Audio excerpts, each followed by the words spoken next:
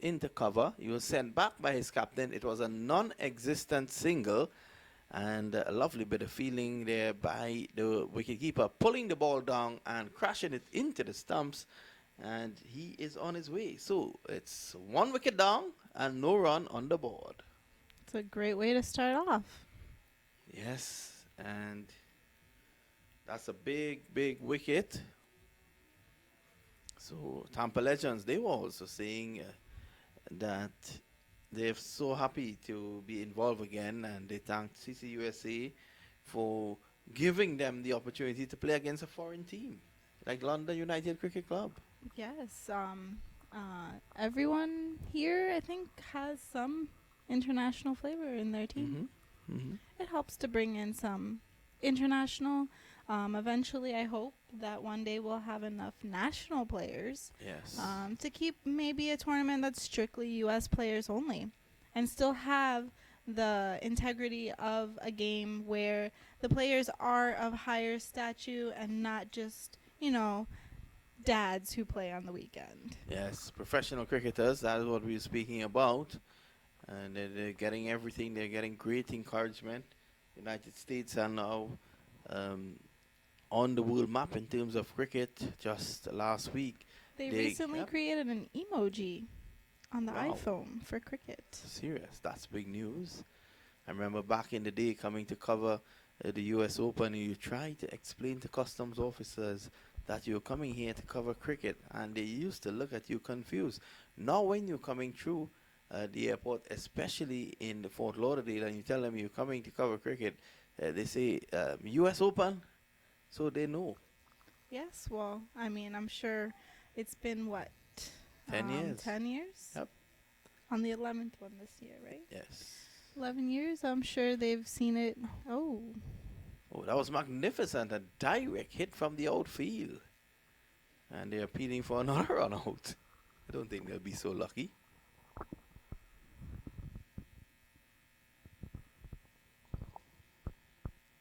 So it's 1-1. batters talking about their next play. Yes, and this tournament has grown from strength to strength. Last year, the Washington Tigers won it. It's a very peculiar thing because Washington Tigers won the first US Open as well. They won the first MaqT20, they won the first US Open T20, and they won the first MaqT10. Mm. I honestly can't recall who won, Yep. but I definitely know. Was that a 4? Yes, whilst we're speaking, it's a 4, so this... Bring the score Yep. up. 5 with 1 out. So 5-1. Just a bit of history on the tournament, on cricket here at CCUSA. And with America now being granted ODI status, Cricket Council USA has a big, big part of that. Credit must be given to them and Mahammad Qureshi for unstinted service to cricket here in this country. This is played away down to long on for 1, and that brings us to the end of the first over. So London Cricket Club asked to take first strike. They've lost a wicket in the first over. Yunus run out without scoring. The score is 6-1. It's not a bad score to start off with. Definitely not. Having lost a wicket early on in the over. So they'll be looking to consolidate a bit. They would definitely need to keep this pace up. If not, definitely raise it up. So I think over the next over or two, they're not going to take on due risk, having lost Yunus, who is their best batsman. Now, have either of these teams picked up any players from the previous round? Well, London they have not, and I understand why. Because if you're traveling into United States, you don't want to be dropping players to take up other players. Players would have obviously invested money in coming to this tournament from outside, so you want to give them maximum opportunities. And Tampa Legends will find out that pretty soon, as we get that information from our tournament director, Shah Zafar, who I'm sure has that information because he had to approve them.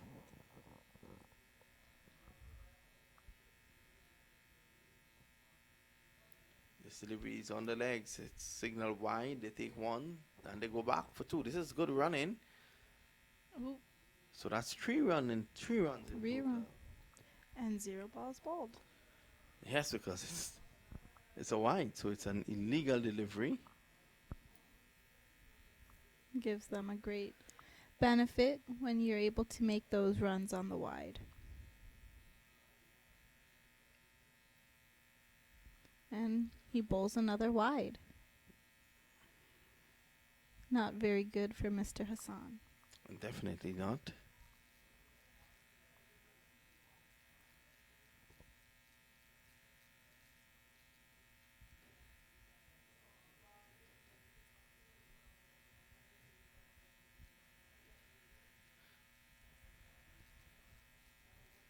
That delivery spins just short of the boundary. The opposition is saying that it's 4. So we wait on the umpire's decision. No, it's not. The score is now 10-1.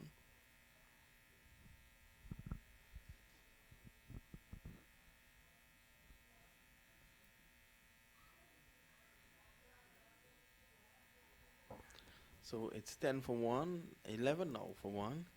As here is Mr. Khan up to yes. bat. So the captain, Khan, got 40 odd yesterday. He's looking to hit this through the offside. He misses.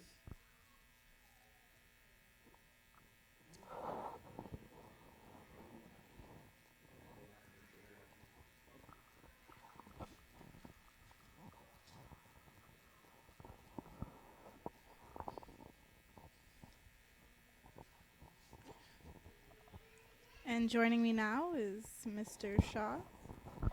Thank you, Sam. Yeah, we know it has to rush out. As you know, he's one-man army. Has to be there at many places all at the same time. So, as we're watching Yadav, dot ball, quiet start for the London United Cricket Club. They're 11-1. They've lost their star batter, Kamran. Yadav once again fizzes that one through. Khan was trying to go off the back foot and force it.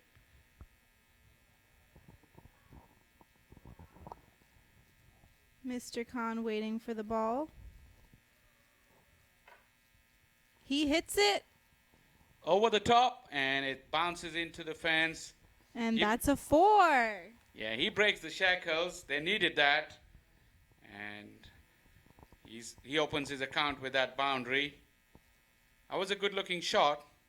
Yadav has been bowling quite tight, but this time he gave the opportunity.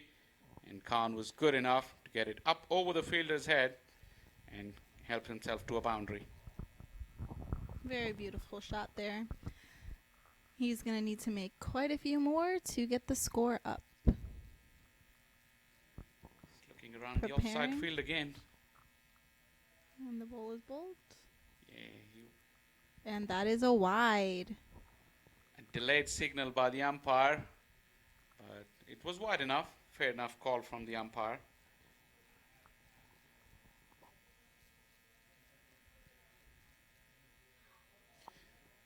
He's hit through the offside again. That's where he was looking at, and that's where he's hit that one. And we have a 4 from Mr. Khan. He's getting his team numbers up. Yeah, 24-1 after 2 overs. So 2 boundaries coming in that Yadav over. 14 runs in total. So very good one for London United. And Khan moves to 8. Hassan is batting on 6. This is the second quarterfinal of the USA National Championship, MaqT10 2019. And a beautiful day, glorious sunshine, wonderful settings. Definitely. The wind is still picking up, but it does create a beautiful breeze. It's very comforting for the players. That breeze, I can tell you that it really helps when you're out there in the heat of the battle. 84 today. It's a little bit down from yesterday. I believe it hit the 90s. It seemed quite humid yesterday at times. There was wind, but There today was it a lot feels, of clouds, so I think the clouds, thankfully it didn't rain. That helped. So watching around, beautiful pictures coming courtesy through our production team. Mac TV. Enjoying the broadcast on MAQ TV right around the world as we watch Indawala to take up the attack from the far end. Starts with a dot delivery. So tell me, Sam, how about your playing experience, if you ever have played a little bit of cricket along the way? Yes, I have, and I've played before. I've been in the Women's U.S. Open. I have done the tryouts for the U.S. women's team. Was selected, however, then injured and didn't have the opportunity to play. It's been years, though. Ooh. That's a good throw, but the batter was in safely. Quick single. Quite over so far from Indawala. London United having a very good last over. This once again would like to make use of this over as well as Khan. He hit 2 boundaries. He's back on strike.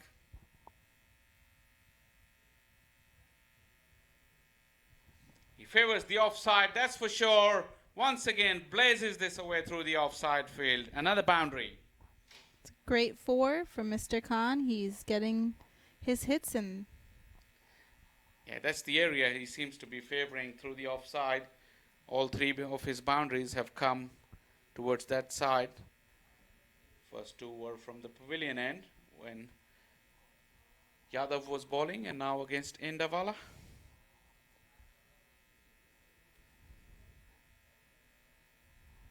Still in the power play, so no deep fielders on the offside. Once And again. there it goes. We have a 4 from Mr. Khan. He's just keeping those 4s going. He's going to have to get those a little bit higher in the semifinals if their team reaches, because we have those max 6 prizes out there. Yeah, for now, but he's dealing in boundaries. 16 runs, all 4 boundaries for him. And he's once again looking around. He's got that intent in his eyes. I see the fielders have sent someone out there to prevent that from happening. Yeah, that's a very good point. They've got play. the sweeper. Oh, Yep. and the ball's up, and he's there to prevent that 4. It's a good play on the fielding team, putting that player out there to prevent those 4s that he's been making in the same spot. Yeah, good field placement by the skipper. And the bowler obliged by bowling in the same place. So the 3rd over is done and dusted. It's 30 for 1 as we watch the replay. Smashed it through the offside field, but as Sam was telling you, the fielder was there, strategically placed to prevent the boundary. So, good.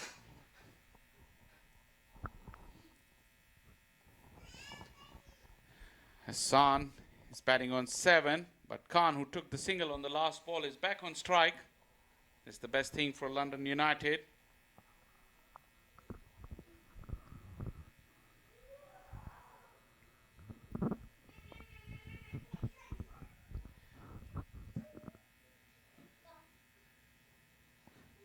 New bowler from the pavilion end. Or is it still Yadav, I think? Now it's MaqT. He's bowled 1 over and went for 6 runs.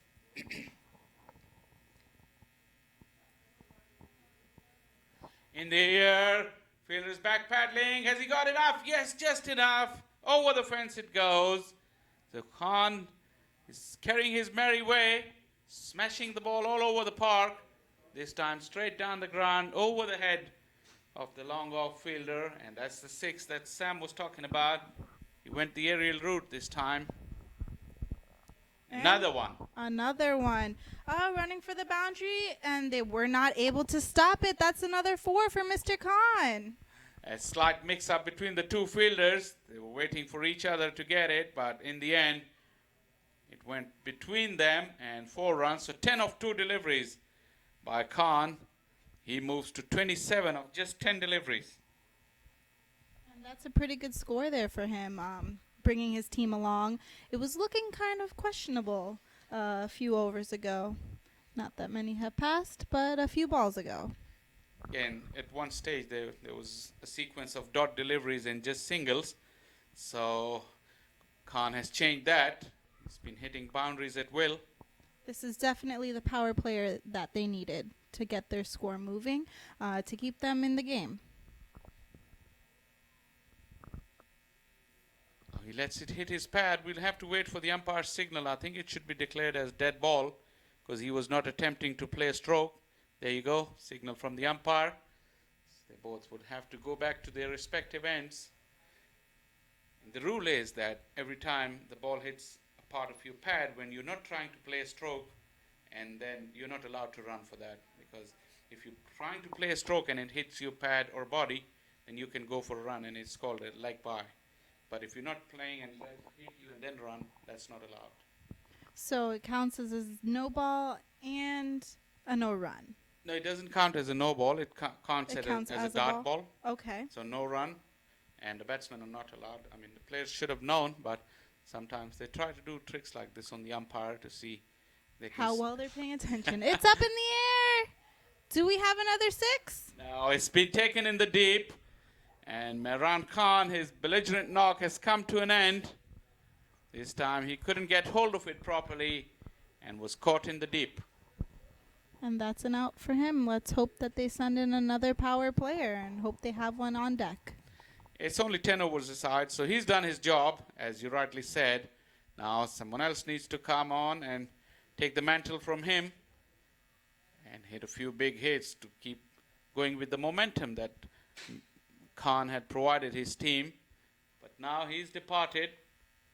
He's made Mr. Adil comes to take his place. Fielders just had a little meeting to see.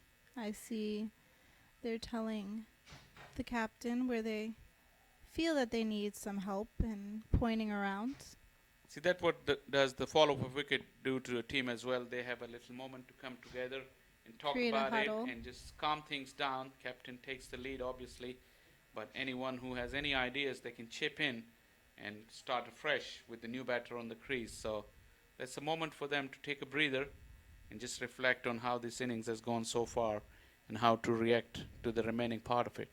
That's definitely an important thing to have the chance to say, hey guys, we need to work on this. Hey guys, we should have a player over here.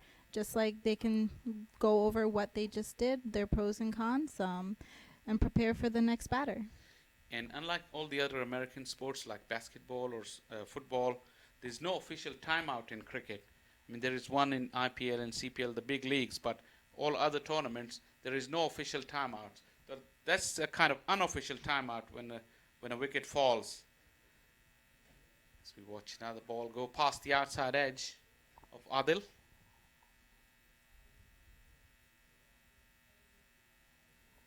So 4 overs gone, 40 for 2, London United. Not doing too badly. The last 6 overs to go. Will be looking to post in excess of 100 runs to give their bowlers some chance. Yes. Well, if they keep going at this rate, they should have a pretty decent score. Give something the legends to chase after. 40 for 4 overs is pretty decent. If they continue at this rate, they should make it to close to 100, if not over 100. Yeah, absolutely. You're right. And in this form, you know that a couple of good overs can change the complexion of the game very, very quickly. An over or two yielding 18 or 20 runs certainly change the momentum of the game as well. And as we've seen since yesterday, it does happen quite regularly in this short format. So there's no reason why it can't happen to London United. On the other hand, legends will be quite content as well. They haven't got London United out of hand yet. So it's a good contest. Definitely, that's for sure. Arshad is the new bowler from the far end, and he's got Hassan taking strike.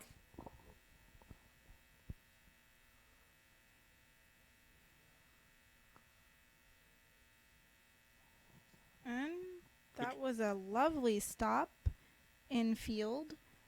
Yeah, it was a good stroke, but straight to the fielder, and the fielder did well because if he had let that one go, it would have cost his team 4 runs. So, good bit of cricket. There you go. It And there went goes through the gap this time. all the way for a 4.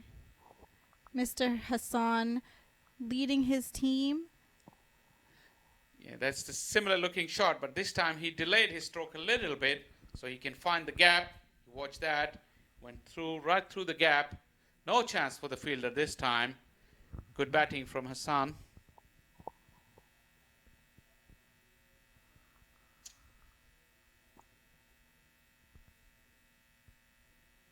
Is the ball being retrieved? Hassan has got only one fielder in the deep on the offside. That's deep cover. He's way in front of square, so has to pitch fuller. It's up. All the way to the fence. He has another 4. It's back-to-back boundaries from Hassan, this time off the front foot. So one of the back foot, one of the front foot. Result was the same on both occasions. This is definitely the power plays I was talking about. They need to keep this up, and they will be close or well into the hundreds. Yeah, it's approaching their 50 mark after 4.3 overs. As this is in the air, but in the gap. And it is retrieved. It is not a 4, but they did get in a single. Yeah, just a single. So 2 boundaries, one single. 9 runs off the first 3 deliveries. Not bad. Actually, the first 4 deliveries. So still 9 runs in the over. Not bad effort so far.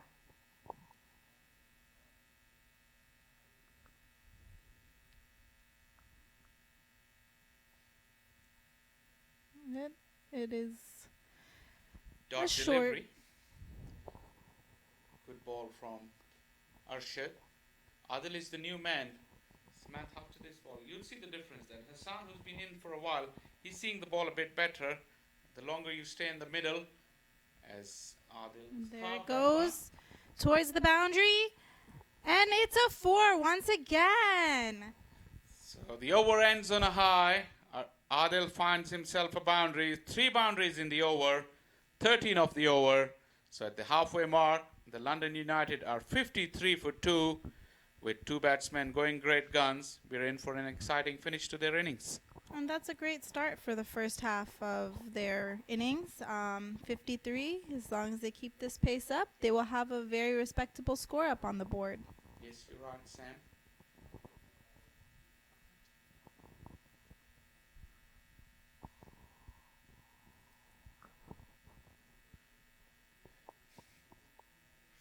$53 for 2. The partnership is 13 runs.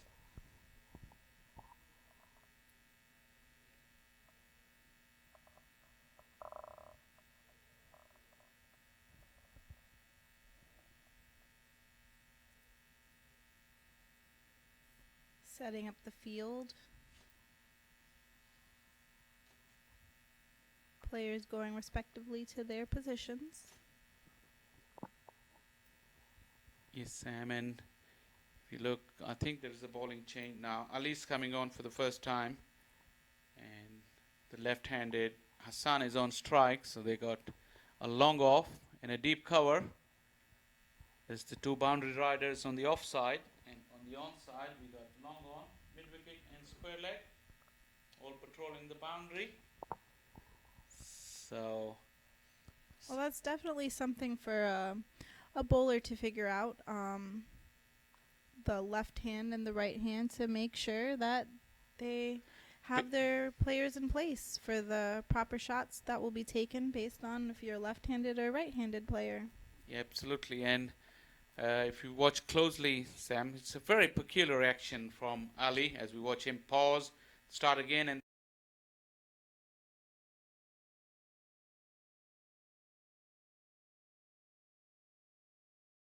absolutely good flighted delivery. And Hassan, who was looking to go big downtown, was beaten in flight and has his timber disturbed.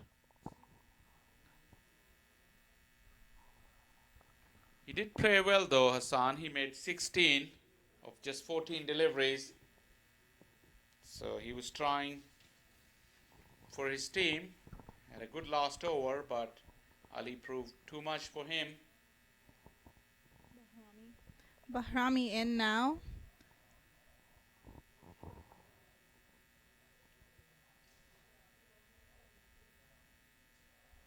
Let's hope he has some big power shots in him. Make this game a little bit more exciting. I would say it's already pretty exciting, but those big shots, the 4s and the 6s, keep you on your toes. Keep the game exciting. Absolutely right, and that's the shorter the format of the game, that's the beauty of the game. The 4s and the 6s, and the thrill of that. So Well, with this shorter format, definitely makes those more common because, you only have 10 overs to make it through. yeah, that's a very good point, because if you watch test match where you put so much value on your wicket that it's a 5-day game, and if you get out on the first ball, you got to play the others play for days. I'll come back to that, as this one is straight to the point fielder, no run. So yeah, you're right. The longer the format of the game, the more value to the wicket, and you protect it daily. You don't go for shots like that you would play in a 20-over or a 10-over game. The risk. They take more risks in these 10 overs. That kept low. Bahrami went for the cut shot, went underneath his bat. You could see the disappointment. Yeah, absolutely. And Ali has bowled 4 dot deliveries and 1 wicket, so he hasn't given away not a single run so far. Definitely does have a peculiar bowling style. With that pause, I did notice that. Yeah, but he has... I've seen bowlers who has 1 pause before they deliver, the likes of the Pakistani off-spinner Muhammad Hafiz or Indian Ravi Ashwin. But if you look closely, he has 2 or 3 pauses. Does Ali? It's working for him, though. He's doing well. Yeah, that's what they say in cricket. You do whatever works for you. You don't have to play by the book all the time with all the techniques and everything. So if that works for him, it's good on him.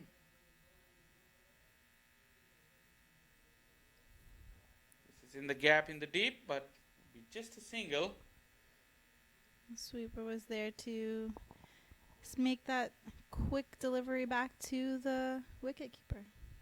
Yeah, so very good over from Ali has come to an end. He's just given away 2 runs. And took 1 wicket as well. So 6 overs gone, 55 for 3, London United. And this game, it may seem, just changes by the over. After last over, 53 off 5, we were thinking London United were on a roll. But 1 good over from the legends has put them right back in the contest. Yes, for sure. That is the thing about these T10s. You never know. They're very hard to predict. Absolutely, and 1 good over changes the momentum, and that's why it's so entertaining. And the contest, when it's as good as this, is gripping to watch.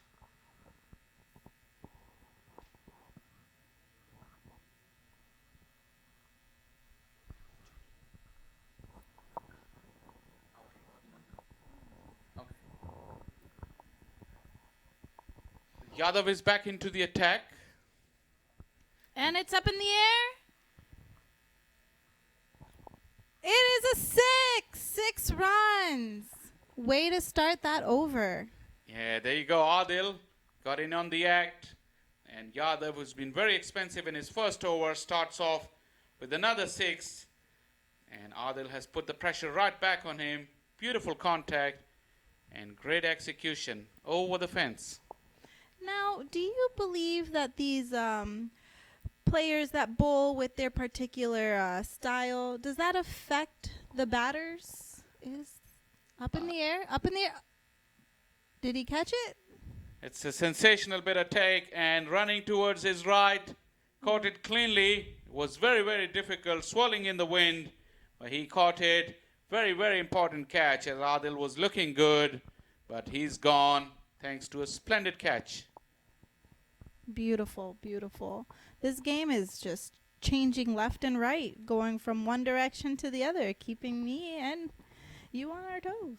Yeah, that's why we love this game. You're looking him running at full tilt, almost 15-20 yards before he got to the ball and caught it as clean as a whistle. Superb effort. And as they say, catches win matches, and catches do changes certain games very quickly. And that could be the turning point here. 61 for 3.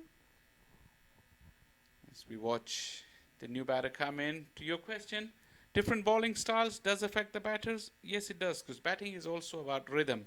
So certain bowlers, like Ali's peculiar action, wouldn't allow a batter to get into a rhythm of facing a ball, because come back to that after this ball as it's been swept away. It's a 4. Good beginning there. Boundary of the first delivery. And the score moves to 65. And different actions, yes. And you'd be interested to know that they've come up with bowling machines that would show the images of certain bowlers in the world, and they would imitate those bowlers coming in to bowl at you, and the ball would just come out of the machine. So that is a practice for the top players to prepare against their opponents, the world famous opponents, because that machine is fitted with programs with all the bowling action from the top bowlers of the world. Well, that's definitely something high tech. That's like really fine detail for the top professionals. As we watch another delivery, couple of runs added, very good piece of running. That ball hardly crossed over the 30-yard circle, but the batter is called early. And 2 runs to the total as Yadav is into his second over. He got a wicket, but he's gone for plenty. Block hole Yorker. Fielder catches that, sends it back over.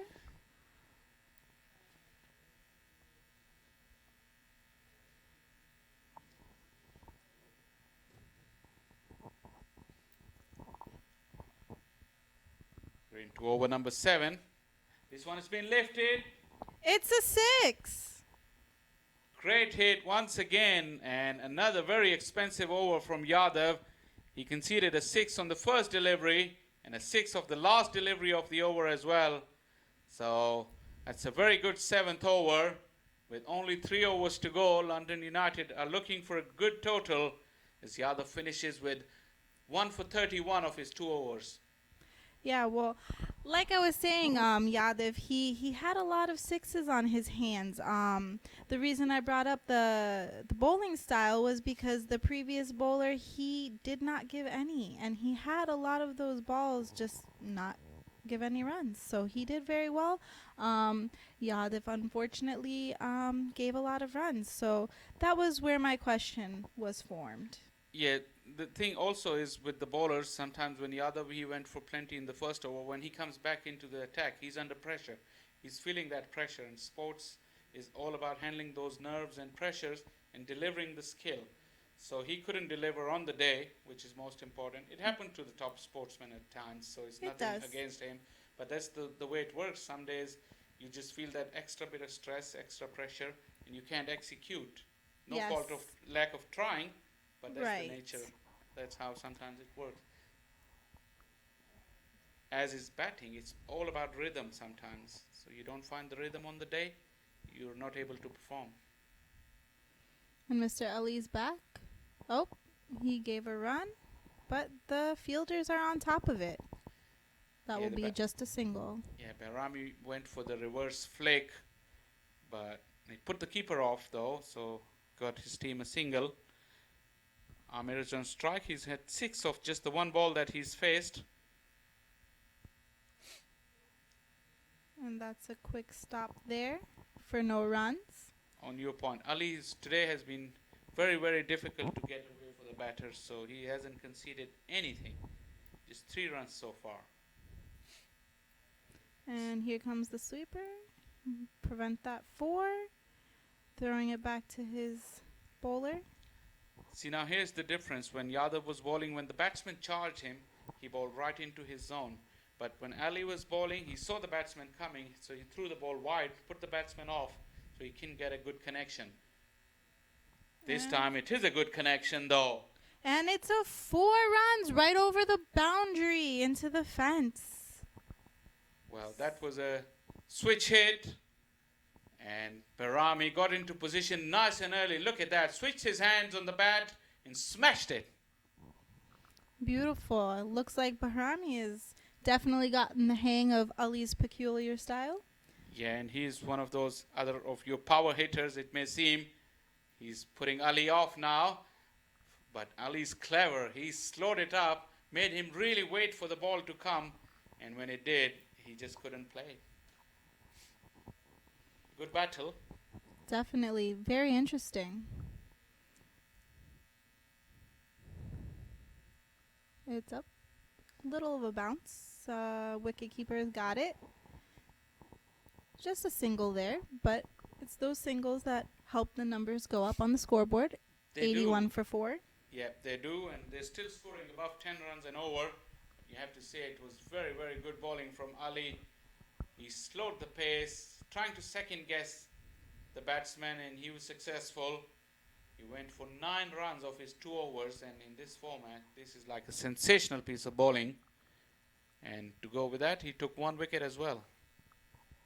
Yes, indeed. I definitely do still predict that 100 runs that we were talking about earlier. There was touch and goes where I was starting to doubt myself. But you know what? I'm going to stick with it. We have 2 more overs to go. I believe they'll make it to 100. It looks like it because Amir is in belligerent mood. He's already hit a 6. And Bahrami, he had that beautiful boundary in the last over. And he had a 6 of Yadav as well. So 2 set batsmen and a brand new bowler, Singh, who hasn't bowled in this innings so far. So he's been given the responsibility to bowl the 9th over. We'll see how this goes. 2 relatively set batsmen, so it's not going to be easy for him. And bowls. It's going towards the boundary, but I see the fielders coming around for it. And Bad piece of running unless Barami's got a cramp or something because, I beg your pardon, it's Amir. There were 2 runs, but when they were about to turn, Amir just stopped Barami from coming. I think he's got a cramp in his calf. Seems all right to take the bowling now. So if he can't run, it only means that he's going to go for the big hits, 4s and 6s.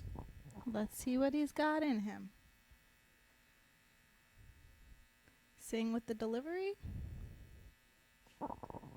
And that's not going to be a 4. Not enough power in that shot. You watch Amir hobble to the other end. He's clearly in some distress. That's not good sign for London United because these last 10 balls could be very crucial and each and every run matter at this stage. He's already cost his team, I think, a couple of runs by not running fast enough. We'll have to wait and see though. It's up in the air. The fielders caught it, but too far.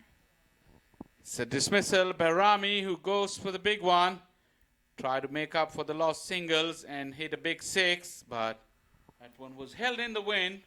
Once again, the catching has been very good. It's never easy, those high balls in this wind. But the fielder, you watch him, he steadies himself under the ball, kept his eye on the ball all the way. Excellent technique. You watch him caught with the fingers pointing up. Great catch. Great catch. In my opinion, though, I tend to like those high balls. I feel like they're much easier to catch because the height of the ball slows down the speed, in my opinion, than when it's pegged straight at you. It's much easier to catch it as it falls into your hands. See, you're absolutely right, but this is a technical point. You have to judge it perfectly because it goes high in the air. It gives you that time. But if you judge it good, then you get into the position nice and early, and all you're doing is waiting for the ball to come. But if you can't judge it and you're running all the way until the ball arrives in your hand with your head not steady, that's the difficult one. So that part he did good, but he judged it perfectly. Up in the air, and they stopped the 4. Great fielding on their half. Yeah, and Amir is clearly struggling. It was another clear 2 runs on that, but because he can't run, hardly made it to the other end. So I would say another single run lost, and they may add up towards the end in this format, as they always do. But Singh is the new man. Stopped right there in the pitch. No It runs. was a catch, wasn't it? He depends on his hands. We have to wait and see the replay as we watch Singh to Singh, and Singh is king, as they say. Yes. In their run up and follow through, they're never easy. So give him some margin. You're right about that. Those single-handed catches, they can be pretty tough. That hard ball is pretty hard. Pretty hard. All my American friends ask me, like when I talk to them about cricket, as the 9th overs end, so 84 for 5 after 9 overs, and they're so intrigued and ask me why the fielders don't wear the gloves like they do in baseball. I said, and they ask me, is it a hard ball? And I tell them, it's very hard. So Yes. you don't mess with a cricket ball unless you got good technique. That is definitely something I can remember. There's been quite a few catches that I've caught, and it definitely hurt afterwards. Yeah, it does. That hard cricket ball, that's why technique is very important, as they say in fielding and catching. So, Yes. Well, I would say I've seen plenty of people with their fingers blowing up after catching the ball because their finger was just quite in the wrong position. yeah, it can happen very easily. If you just a moment of loss in concentration, not watching the ball all the way into the hand, you can get it on the edge of your fingers, and it's very painful. As we watch the first ball of the last over, Amir is clearly struggling and just singles all he could muster unless he hits the ball out of the fence, which unfortunately he hasn't been able to do in the last over or so. Let's hope Singh can help him out here. Get something out into the outfield.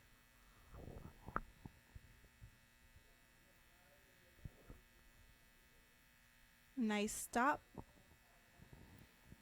But for single, that single. the legends wouldn't mind giving away 1 run at this stage of the innings with only 4 deliveries to go. Indawala up for bowling. It's up in the air. This They're time running. it may run away. That is a 4. I'm sure Amir is very grateful for that. Finally, you're right, Amir found the gap. He's been hitting some hard balls, but straight to the fielder in the deep. This time he found the gap. A much needed boundary. We're getting closer to that 100 that you were talking about, Sam. Couple of big hits, probably a 6 and a 4, and we're almost there. That's all they need, a 6 and a 4 to make that 100 I predicted. Let's see if they have it in them. And Indawala for the bowling. Up in the air. 6! We have our 6. Very beautiful shot. Power stroke there, up into the air. Yeah. You have to say brave effort from Amir. He's not fit, clearly in distress, but he's not giving up. He's trying his best, and he got 10 runs of the last 2 deliveries, propelling his team's total to 96 with 2 more deliveries to go. I can see them making that 100. 2 deliveries, that's 2 runs each ball, or 1 4.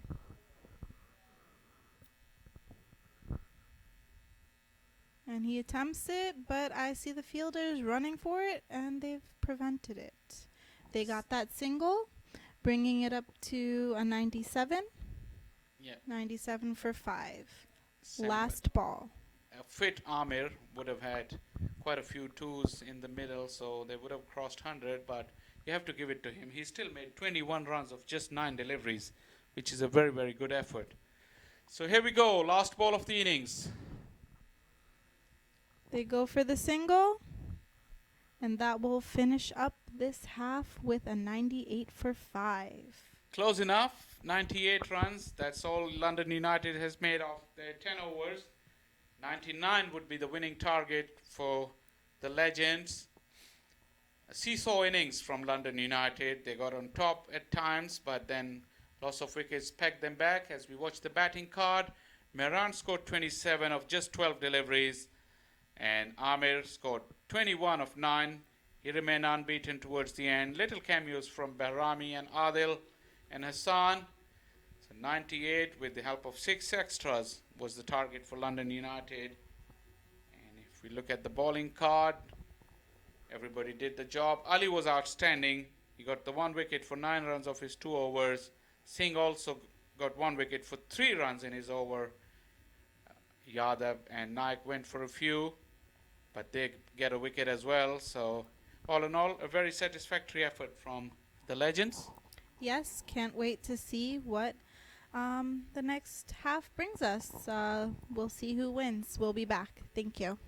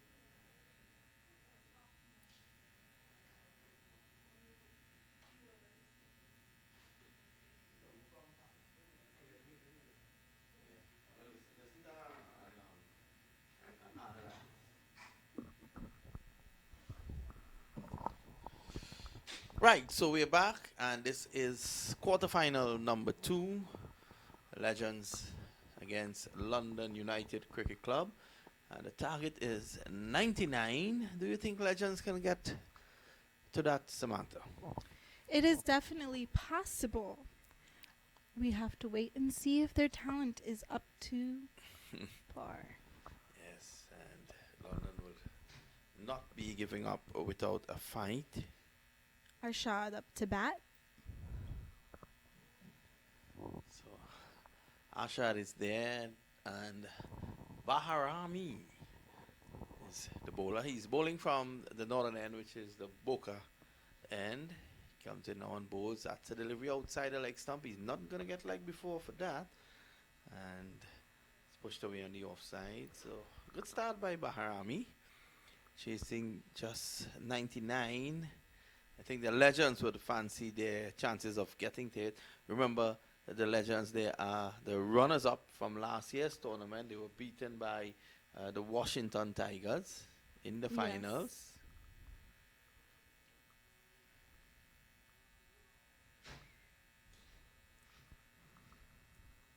Straight into the fielder's hands. Yep, so they're off and running. 1 without loss.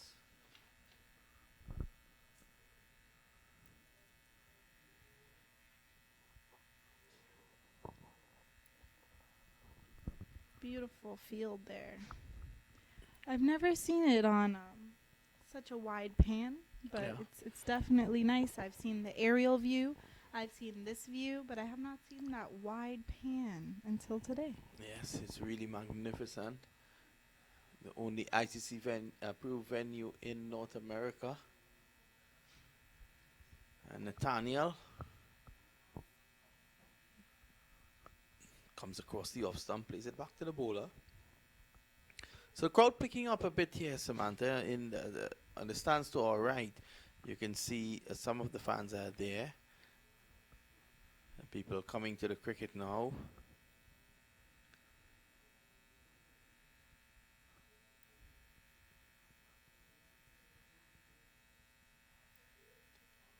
It's a lovely shot by Nathaniel. He'll get 1.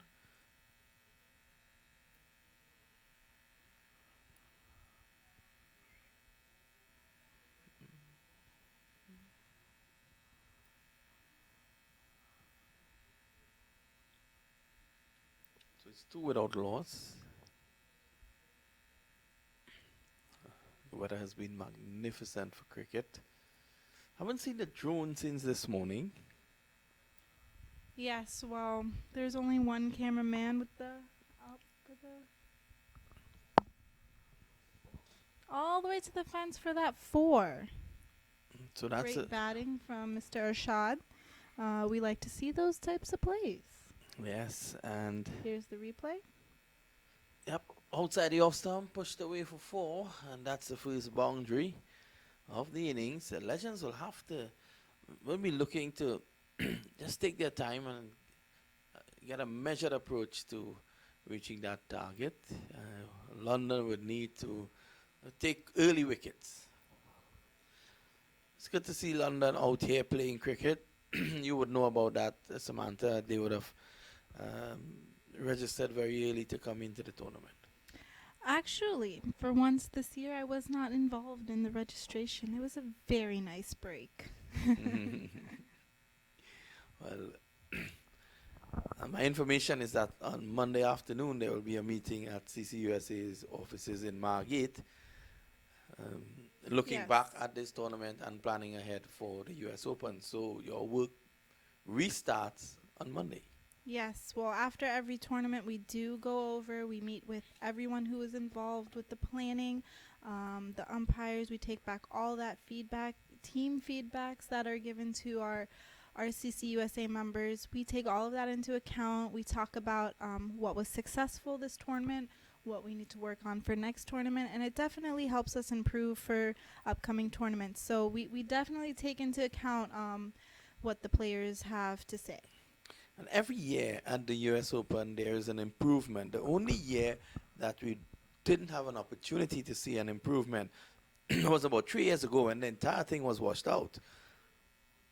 Well, that was definitely a tough decision, tough call on our half. We tried our best to make the players happy, and we ended up just splitting the prize money between all the teams because there wasn't anything we can do. The rain is the rain.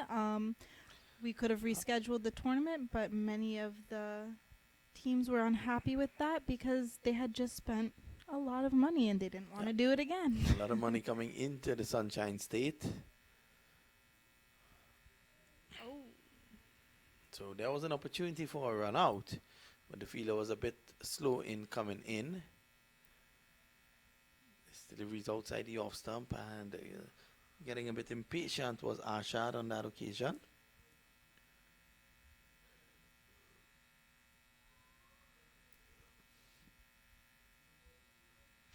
Big day tomorrow. 2 semifinals and the finals. Tomorrow is the day when Samantha will be as the financial controller at CCUSA. She'll be spending the big bucks for sixes, MAQ sixes. Yes, it's a very busy day for me.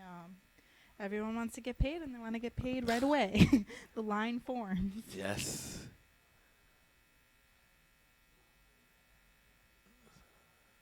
Slow delivery, just wide outside the off stump. No run. So, not a bad over so far from Eunice. Remember, he got run out without scoring, so he will want to make up with the ball.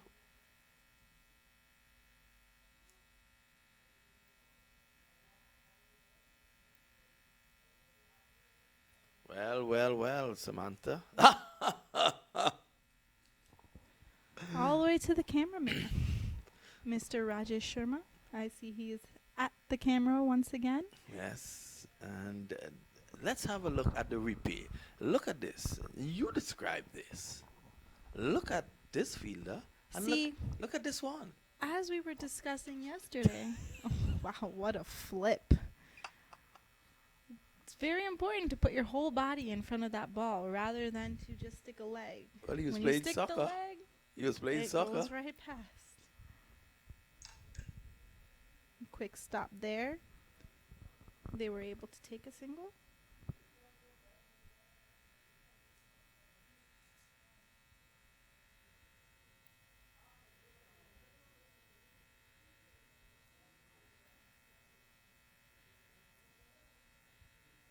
So it's all happening here. End of the over, end of 2. The score is 12 without loss. Even Stevens at this point in time, 8 overs to go. And what's the required target? The required target is 10.9. Well, 10.9 and over. It's definitely doable, but they need to pick up the pace. Yes, because if they don't pick up the pace, that required rate will continue to climb. Well, as I was saying to Mr. Shaw, every over is different, and with this short format, you could definitely take some risks. So let's hope they start making those bigger shots, catching up. We never know what's going to happen. So it's 12 without loss.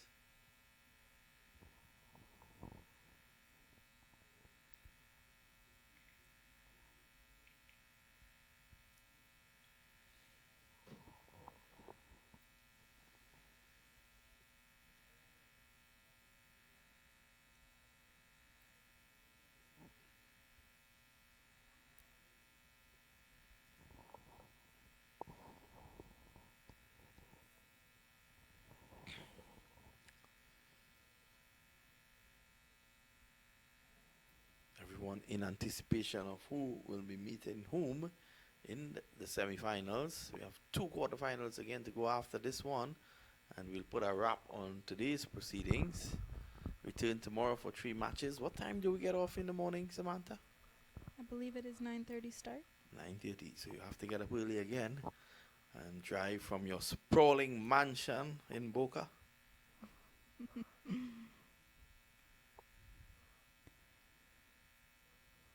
Of course, CCUSA headquarters is in Margate. Down the leg side, another wide. Not very good for Mr. Hassan. Well, he seems to have lost his radar. It's plays like this, giving away runs, making opportunities that gives legends just a little bit more of a leg up to catch back up. Yes, that's quite right. The first two overs they were not that bad. They need to keep it tight. Here's the delivery. Out. It's going for the 4. It's a 4. He completed that 4. What a lovely shot. Yes, lovely shot indeed.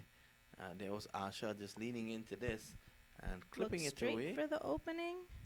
Right in between the two fielders. All the way to the boundary.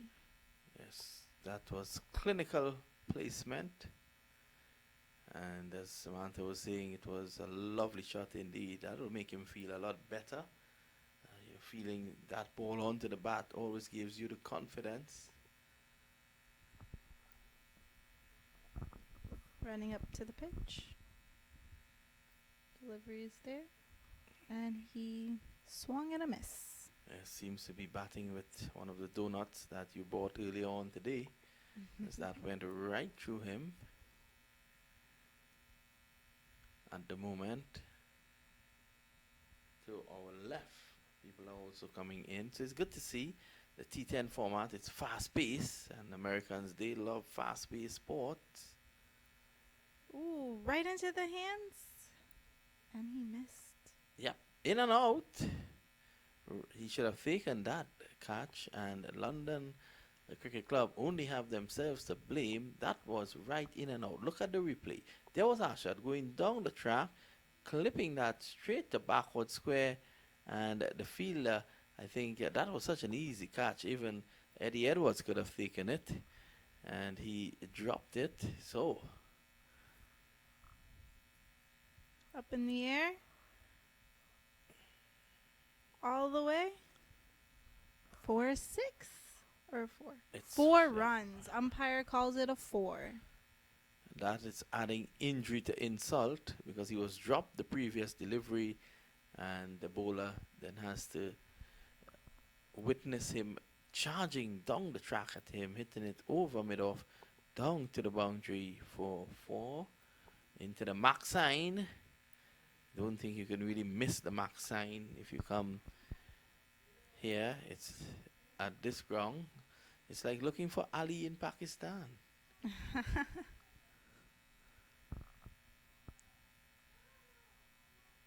And yet another miss. Wicketkeeper missed that as well. They still made a run off of that. Yes, it's very unfortunate that the wicketkeeper missed that. It's called a bye. So the score moves on now to 22, is it? Without loss? 23 for no loss. They're batting a little bit slow, but they have no wickets yet. That would be great in maybe a 2020 over, but not in a T10. Well, once they keep wickets, they can give a charge at the end. So London needs to take wicket, but they need to also take their catches, and they're not doing that. Straight to the fielder's hands. He missed. Butterfingers over here. But I like that. Butterfingers. Have you had a Butterfinger? They're actually a quite tasty candy. Yes, we have that in Trinidad and Tobago. Maybe we should leave some in the locker room for him. Yes, and this morning when Mahammad Qureshi's team, the Chicago Catchers, were playing, they put down a number of catches. Would you believe? So someone downstairs related to Mac that they should probably have a change of name to the Chicago Droppers. I don't think the name catch on with Mac. He didn't find it amusing.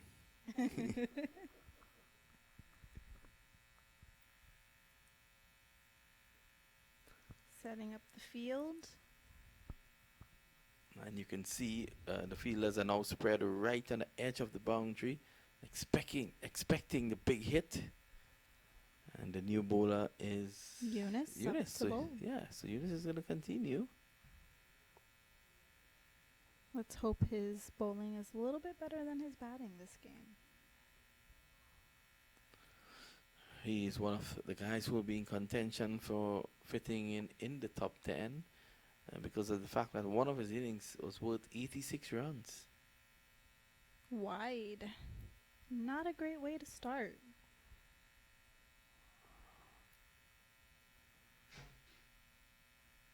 Score pushes on now to 25.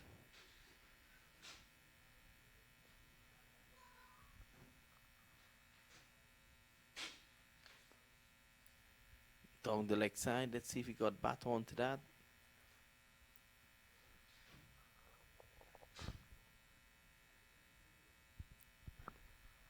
This is over number 4 in progress.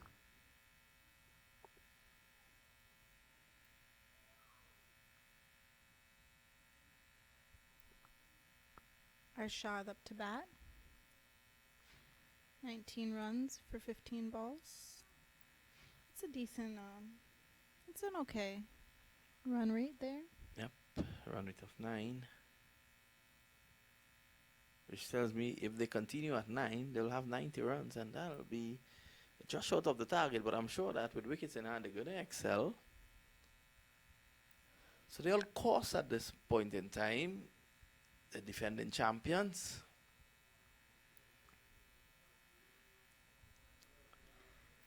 And the fielder's up to get it. Didn't miss. Passed it right on back to the bowler.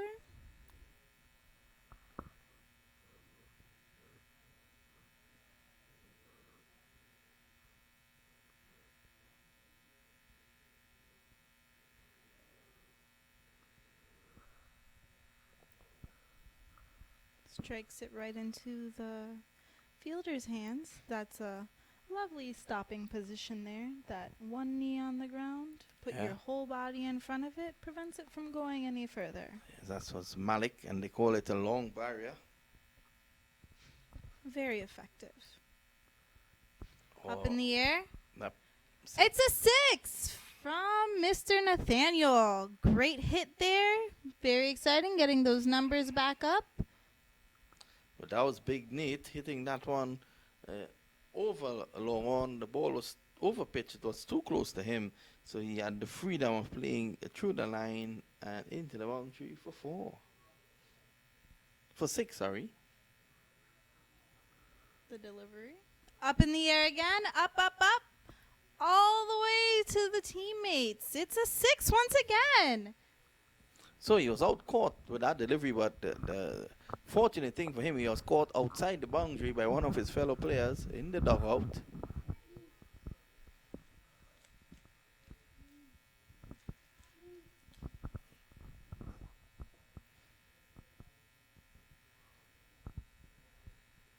So we're in over number 4. They're going at nearly 10 and over.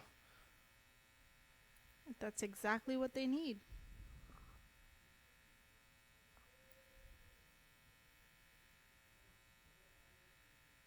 The legend showing why they are the runners-up from last year.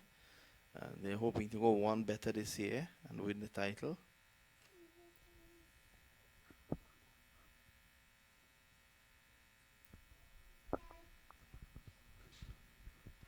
A short hit there for a quick one. One more to Arshad. He's on 21. He's holding the innings together. It's the end of the over, the end of over number 4. The score is 42 without loss. Remember the target, the magical figure is 99.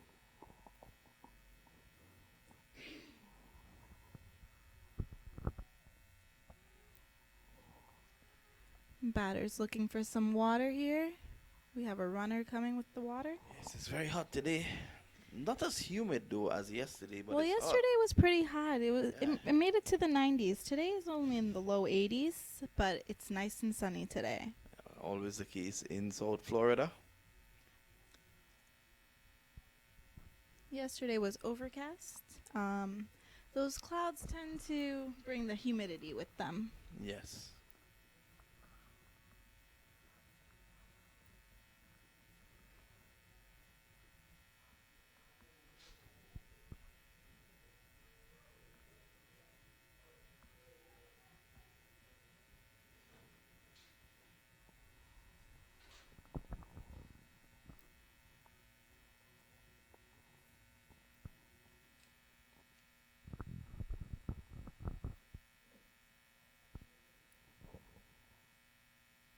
So changing the field, they're taking the time about the field placement.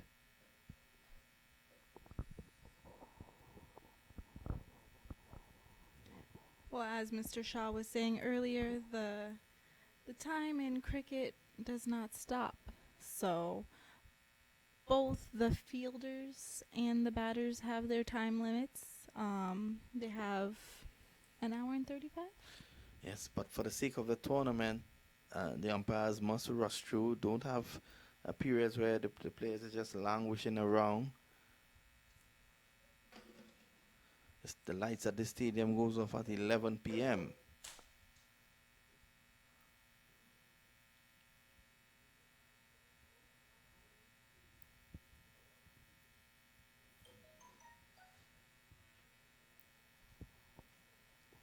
So 21 to Arshad. Nathaniel is on 15.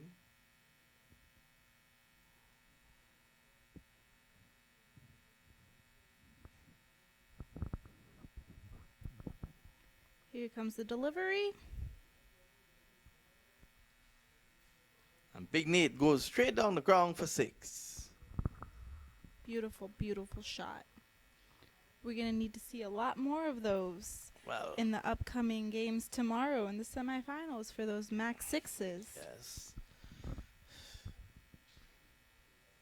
So 50 US on offer for every Mark 6. Makes you almost want to go back and play the game. Wide right there for Mr. Bahrami, giving away another run.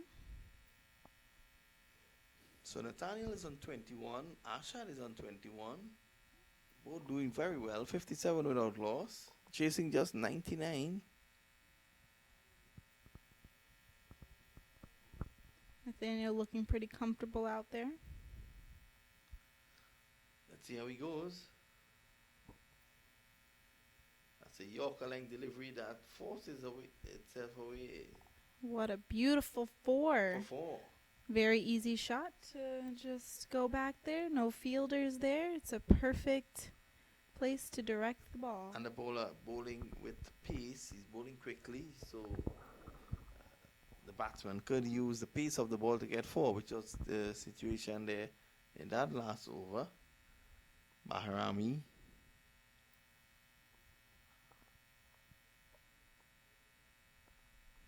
So it's 55 without loss. They're looking pretty good to win at this point. Not even halfway through, but they have made half the score. And it's a free hit because the last ball was a no ball.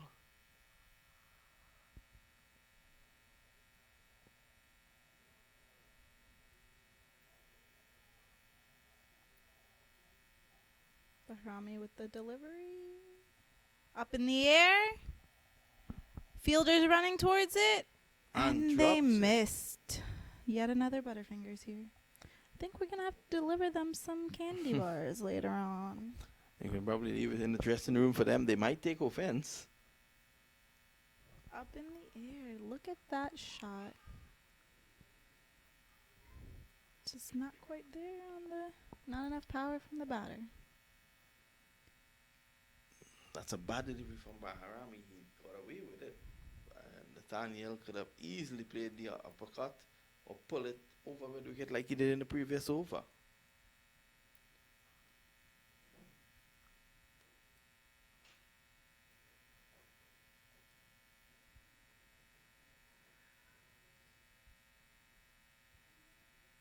$57 without loss.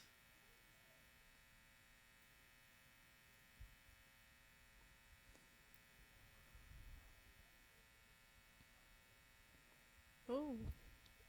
Easy one run right there.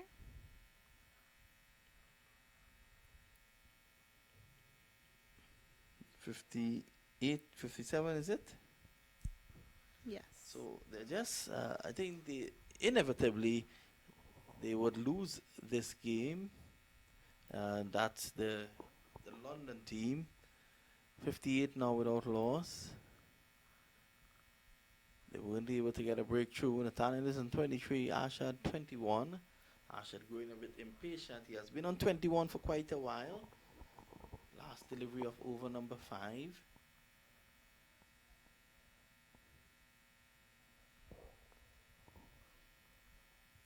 is driven away by Arshad for one. Bringing their score up to 59. Yeah, so it's For no 59. Yep, after five, so it's close to 10 runs and over. And after more comments from Samantha, we're gonna have a double change with Eddie Edwards coming in with Shah Faisal for the next 5 overs.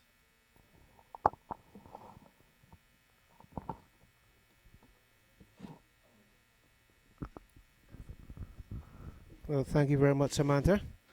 I think that you would have done an excellent job.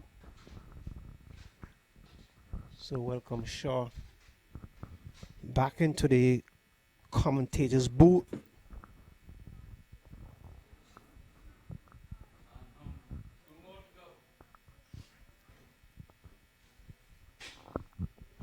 So with some 59 runs on the board, Shaw, we have seen the Tampa Bay legends going at a great canter. They start off very slowly, but Nathaniel and Ashad has picked up the pace somewhat. They're now, after some 5 overs, they're 59 without loss.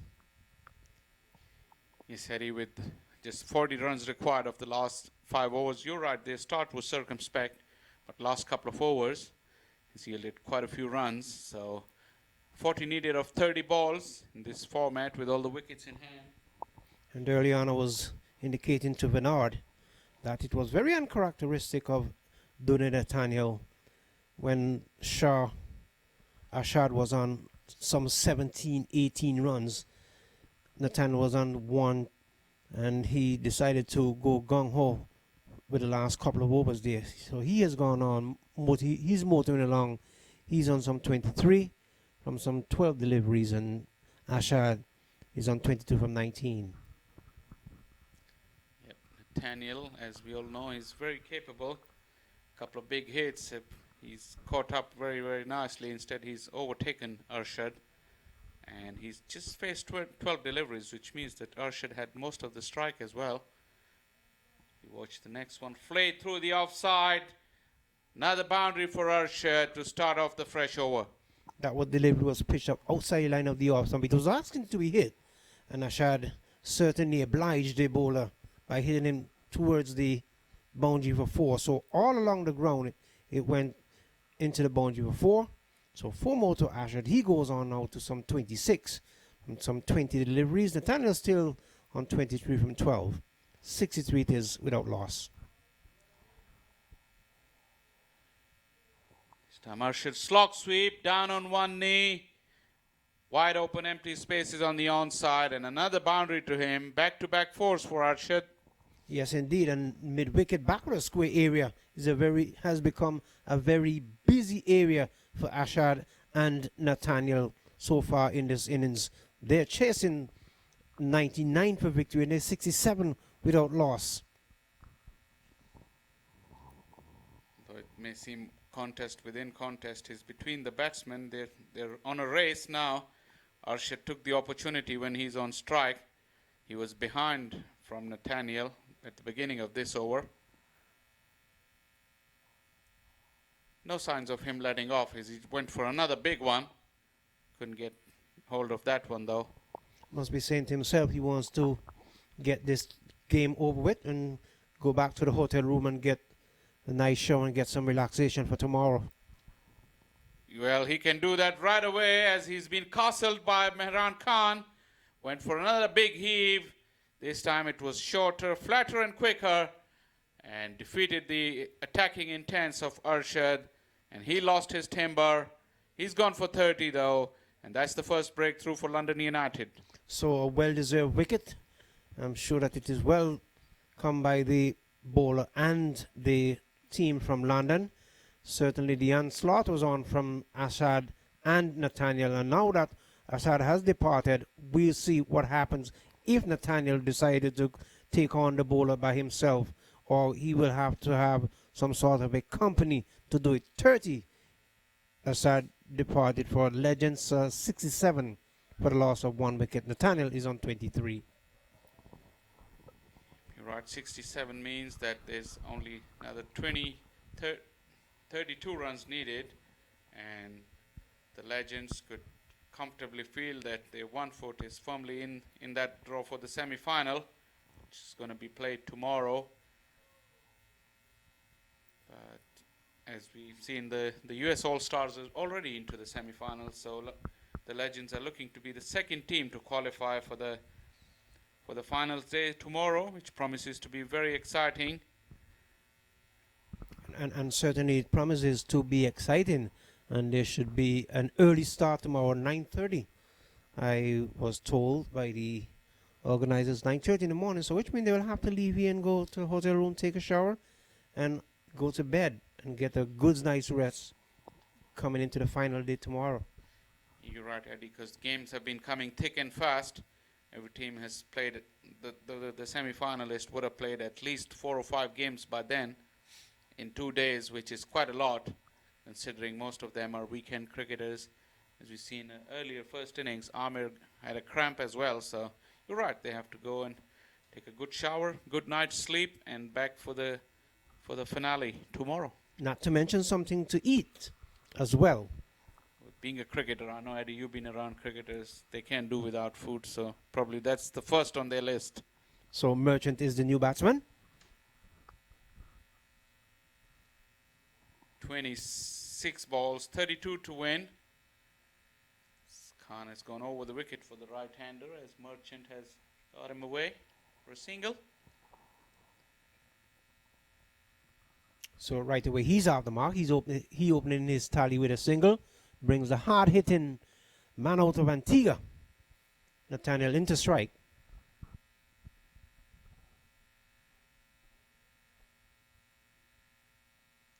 Goes for the big one and clears the fence very, very easily. One of the biggest hits of the day. And it sailed over the long-on fielder and fell almost 30 meters outside of the fence. Big hit. That's a huge shot. Tossed up.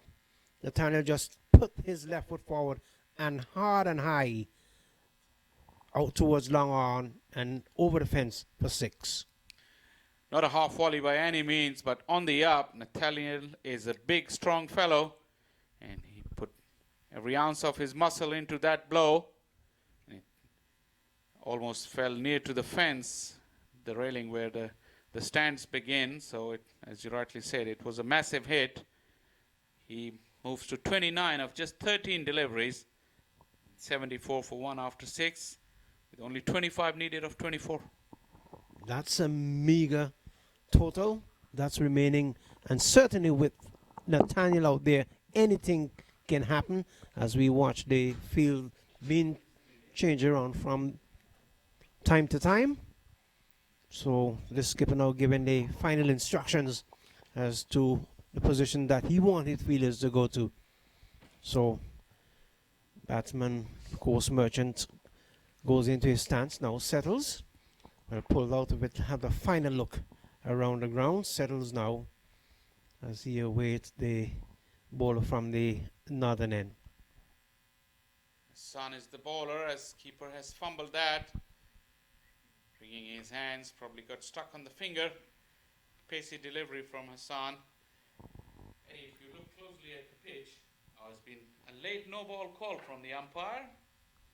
I wonder if it was because of the field restriction area. The umpire is making a signal. And it's a free hit. Too many fielders outside the ring. Out of the circle, correction. So now the captain is forced to make some changes or adjustment, whichever you prefer. Still slight deliberation as I see the mid-off point cover and square leg fielders seem to be at the ring, in the ring right now, but one of them must have been outside when the delivery was bowled, and I think it may be the extra cover who's still standing outside the circle. Yes, Our cameraman indeed. can pick that one up. And as they walk in closely for the free hit, well bowled by Hassan. Slow delivery, back of the arm, back of a length, realizing that anything could have happened. He didn't want to go for the maximum anyway. Yep, that was the new man. Nathaniel would have been wishing if he was on strike for that free hit. Not that he needed a second invitation anyway. But what I was about to mention is that, Eddie, if you look closely to the pitch, there's quite a lot of wear and tear happening because second day of cricket. You watch the picture now. See quite a lot of wear and tear. Indeed it is. One of the things that has been allowed, not really criticizing the umpires, that the players should not be allowed to run on the pitch because, of course, you just mentioned, and rightfully so, we're into the second day. Another team has to go and bat on it as well. I'm sure they will have a look at that tomorrow and make some adjustments.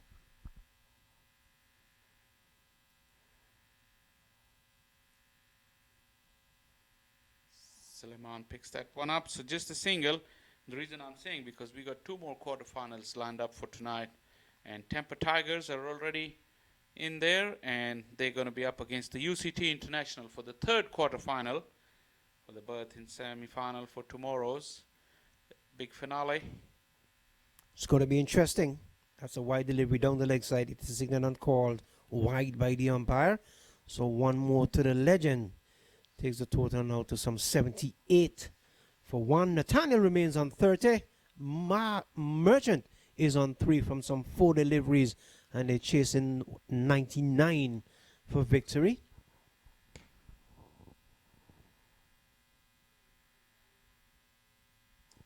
Good looking stroke over the top. Didn't try to hit it too hard. Good save as well. So good bit of cricket all round. Yes, it is over the top of the extra cover field. Just caresses it and got it just enough over the fielder at extra cover. And it was going towards the boundary. He was looking for 4, but eventually had to settle for 2. Nathaniel goes up to 32 from 15 deliveries. It's a massive hit. That's dismissive from him. Length on offer. And he just absolutely climbed into that. So that was a big shot by a big man. And certainly that delivery, even though it was a back of the arm delivery, tried to deceive Nathaniel, but he wasn't fooled in any way, shape, or form. And I think that the bowler himself, he was fooled. It went for 6. Nathaniel goes up to 38. The score now tally is up to 86 for 1. Good bit of cricket here from Nathaniel. Good batting, I must say, from the Tampa Bay Legends. You're right, Eddie, and that was one of the shots of the day. He really smashed that. Not to forget, Hassan was bowling quite well. Decent pace as well. That's one thing with pace. The quicker they come, the quicker they go, you know. And once Nathaniel got hold of that, it landed way back on the grassy banks towards our left. So what's the equation? It's pretty simple now. 13 to win of 18 balls. Yes, indeed. And the bowler seemed like he had just run into a Mack truck. That was a massive hit. Huge hit out towards deep and wide mid-wicket and in over the fence for 6. Lovely shot from Nathaniel. And one cannot overemphasize the importance of him staying there and getting some big runs for the Legends. Yep, you're right. And Nathaniel has peaked his form at the right time. The big games are coming thick and fast, as we've been mentioning. Tomorrow is the semi-final and final day. And the Legends can feel that they're already in the last 4 with just 13 needed. We watch the fields being set for the next over, but what a beautiful evening it is. It's been glorious all day and still carrying on, turning into a very, very pleasant evening here in Florida. Yes, indeed. And just hope that we have this kind of weather taking us into tomorrow. See, you know, that we're in sunny South Florida and we welcome the sun all year round, but unfortunately sometimes it doesn't happen that way. We get a little sprinkles ever so often. Not that we're not grateful for the rain, but a lot of cricketers will tell you when it is cricketing time, they prefer to have all the sun. Well, sometimes you get it that way and sometimes you don't. You're right, Eddie. As Mehran starts the fresh over, it's been spanked to long off, just for single though. Full toss, lucky to get away with that. Indeed, it should have gone for 4, gone over the top, but that was not to be. Gets a single. 87 it is. The hard hit into the Nathaniel comes into strike. And he's gone. It's in the air and taken, and Mehran takes his second wicket. The dangerous Nathaniel, he's very upset with himself. I think he saw the opportunity, but couldn't execute it properly. And a little bit of consolation for the London United boys, who've toiled hard, but have come second best so far against the likes of Nathaniel and Arshad. But Nathaniel walks back now. He's got 38 of just 17 deliveries. Well played. Must be saying to himself that he gave his hand away. But he has nothing to be ashamed of, nothing to hold his head down for. He played a massive innings, a huge innings, a tremendous innings for the Legends. And I'm sure that once he gets off the field and goes back into the dugout or the dressing room, he'll be getting not only hugs and high fives, but they will be saying to him, "Congratulations, you have brought us over the winning line." You're right. He played his part very well. We all know it's a team game, but the opening batters, they did play their part well and set up the foundation for that big victory and a place in the semi-final of this USA National Championship MaqT10 2019. We walk along. Indawala is the next man walking in. Indeed. And he certainly will try to take up from where Nathaniel left off. And let's see what he is capable of doing. 87 it is for the loss of 2 into the 8th over. Quicker delivery, big shout. The umpire has just made a signal. It was missing leg stump. Very interesting to see the replay. Good delivery. Yes, indeed it was. And the umpire is in the best position to make that decision. Whether you may not like it, but it is a decision that you have to accept. And he, as I said, he was in the right position. He made a call, not out. Yeah, this is something that's slightly gone out of the game. The umpires making after this ball. As we watch a single to long off. Used to be quite a common practice in the days gone by where the umpires will used to indicate to players what was the reason for the decision. But since the technology's come in, that has gone out of the game, and you don't even see very hardly that the umpires give a reason, because there's any slightest of doubt, they go and use the technology. As we watch another big hit, fielders coming around, but just the single. And as you rightfully said it, the umpires, they don't feel that they're obligated to the players anymore. Some perhaps still do. Tell you that the ball was going to beat the leg stump or it went a bit high. But in the grand scheme of things, they don't really explain it as they used to back in the days. Yes. One more is added to the total. The end of 8 overs, Legend 91 for 2 with just 8 runs to go in the last 2 overs. Think they will get it from this over? Or you think they will end up and get it anyhow? Well, 2 overs left? There are 2 new batsmen on the crease right now, but I think they should be able to get it in this over, because Merchant, as we've seen in the previous games, can hit the long ball. So does Indawala. But it will be only a matter of time before they get that 8 runs, whether in this over or the next. But I think they would like to finish it early, as you said, and head to the hotel. Indawala is a very small man by all accounts. Takes his guard from the umpire. And now I'm pretty much sure that the boys from England must be saying, "Oh, how we wish this was the last over and not one more after this," because they realize that anything would have been possible with this, could have been the final over. You know, if you go back to the game, there's very small little things that add up towards this situation. Amir, who was injured, clearly hampered by a cramp for the last part of his innings, 2.5 overs, he could not even run doubles, and there was quite a few opportunities where he missed at least 4 to 5 runs. And you take that into the account, and then if you take into the account the extras, that add up to another 10, 11 runs or 12 runs. And the margins of victory and defeat are so fine in this competition that it comes back to these small little things. Yeah, and that could have easily add up to a total of 115, so to speak.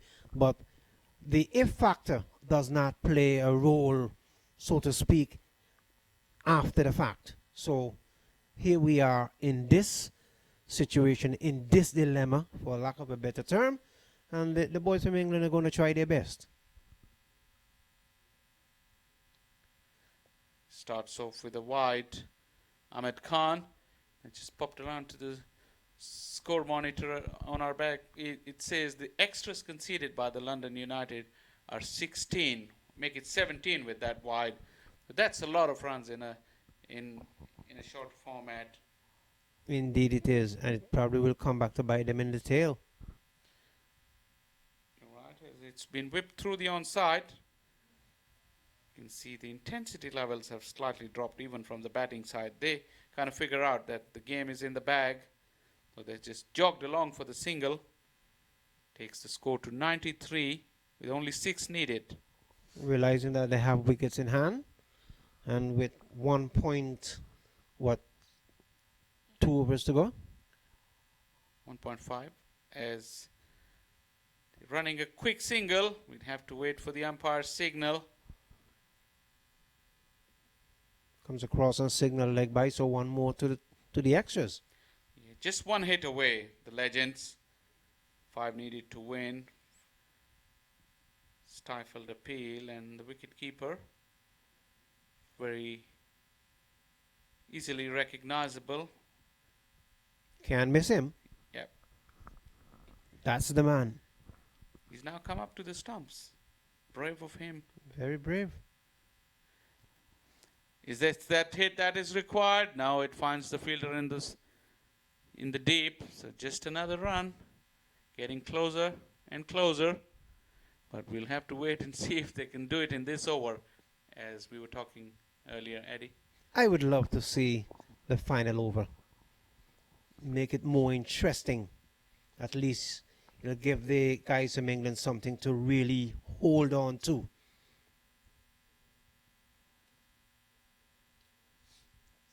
Dab to the offside. Slight fumble, but no run added. 95 it remains for 2. In the wall is on 4 and Merchant is on 5.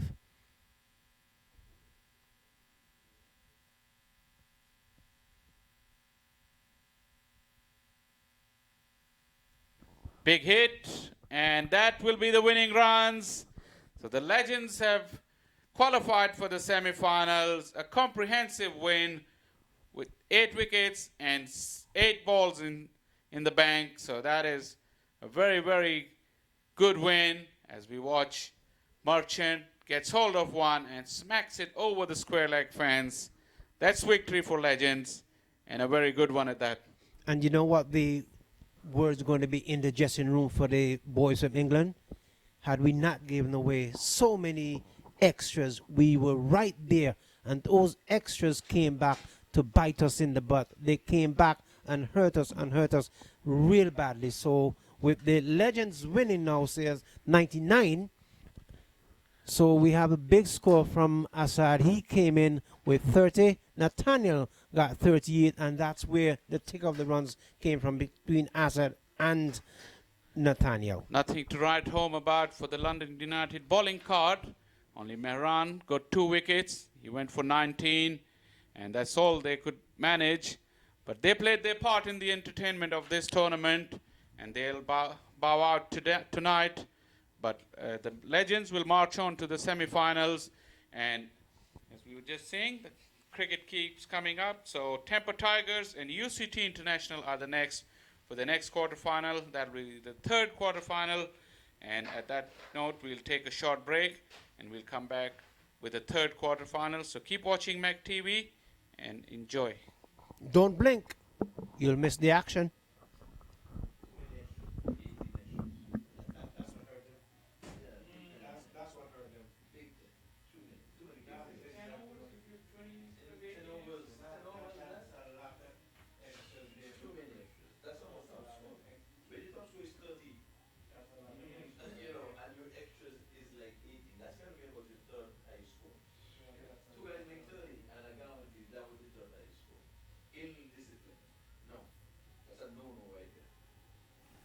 The toss is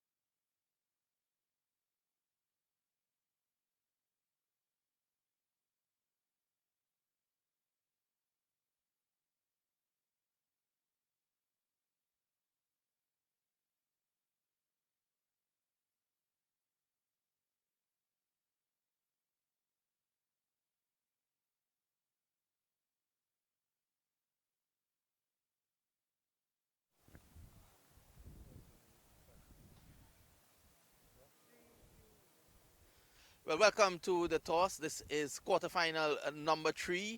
Remember, so far we've had 2 quarterfinals. U.S. All Stars, one of the pre-tournament favorites, they're into the semifinals, and they're taking with them the defending, the runners-up from last year, Tampa Legends. They're also in. They got rid of the new boys on the block, and that's London Cricket Club. So Prahalad is here. He is from the Tampa Tigers, and with him is Akram from UAE. We of course we have with us Shah Zafar, tournament director and one of the officiating umpires as well. And Prahalad has the coin. He's going to do the toss. Tails is the call, and tails it is. So UAE has won the toss, and Akram, what you going to do? Bat first. And what's the thinking behind that? I have the target. I give then. So you have a preset target that you would like to go at and hopefully defend that. I had a good bowler. Okay, well, good luck and all the best. Thank you. Well, Prahlad is here with me, an experienced man, a man who has been in and around the U.S. Open as well. And you're now going to bowl first. What's your strategy going into it now? I would have actually bowled first, even if I won the toss. We have good bowling, and we did well this morning as well when we bowled. So we are confident that we can defend. We can limit them to a small total. Well, you know, with the new system now where you can draft players into the knockout, who are the players that you drafted? We just have one person in, Amit Khatri. He will be playing for us.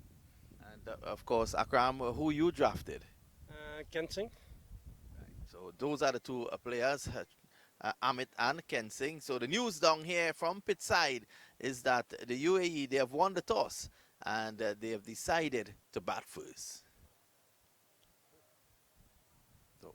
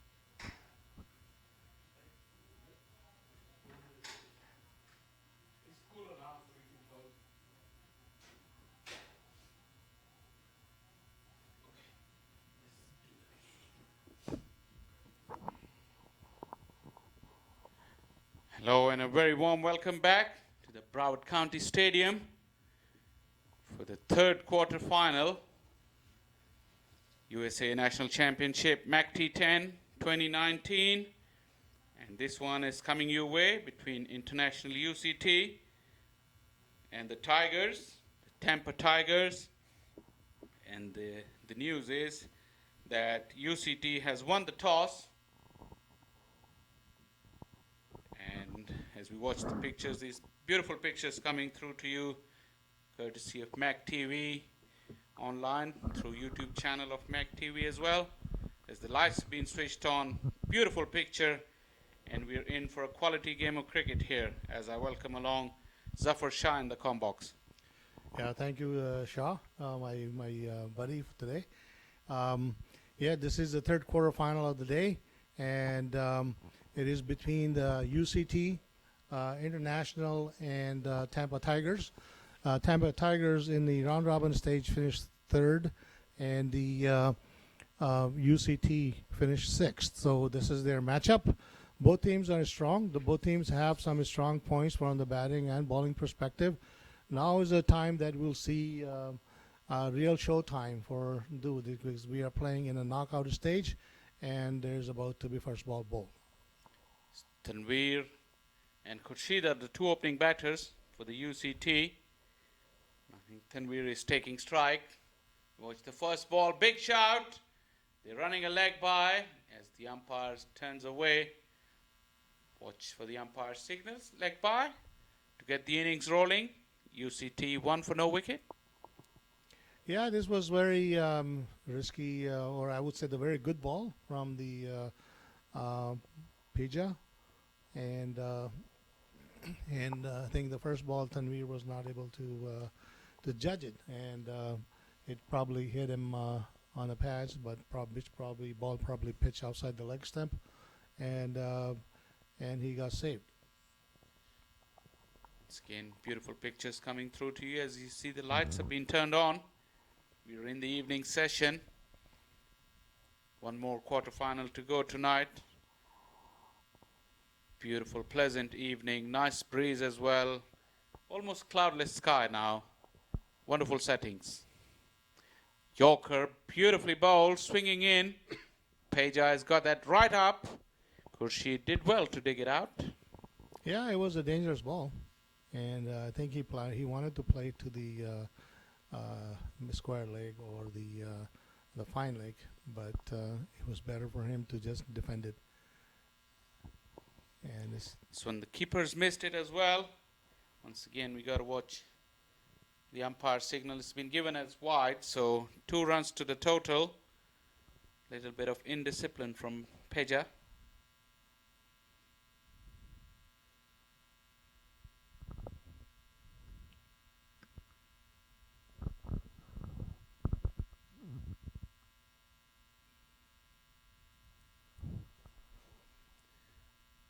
Left arm over the wicket.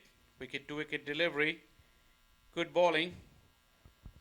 Yeah, good bowling, and I think it's not giving any loose ball to Tanvir to push for a single or switch the strike, because bowler tend to pressurize the batsman by putting a dot balls. Slow delivery this time. Well disguised, but Tanvir tapped it to the offside. Quick run. 4 without a wicket in the first over.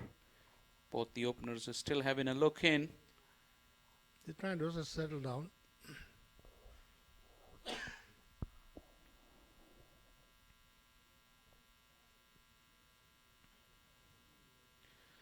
Outside edge, caught brilliantly. There's a big shout. Umpire has to make a call if it was a bump ball. The appeal has been vociferous, but umpire has made a decision and it's been given as not out as we watch the replay.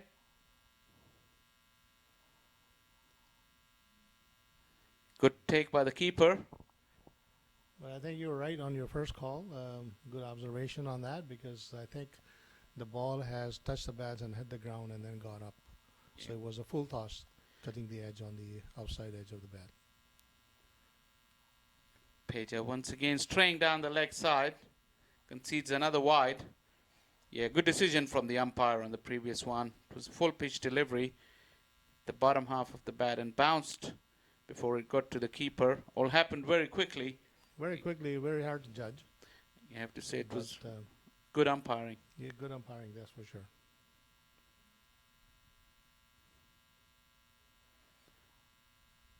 Page is exclusively looking for that Yorker. That finishes the first over. 6 without a loss as we watch the replay of the last delivery. The batsmen are settling down. I think the advantage they have is that they are rotating the strike, which is to their advantage. That bowler cannot just concentrate or pick up one batsman and then put him into trouble.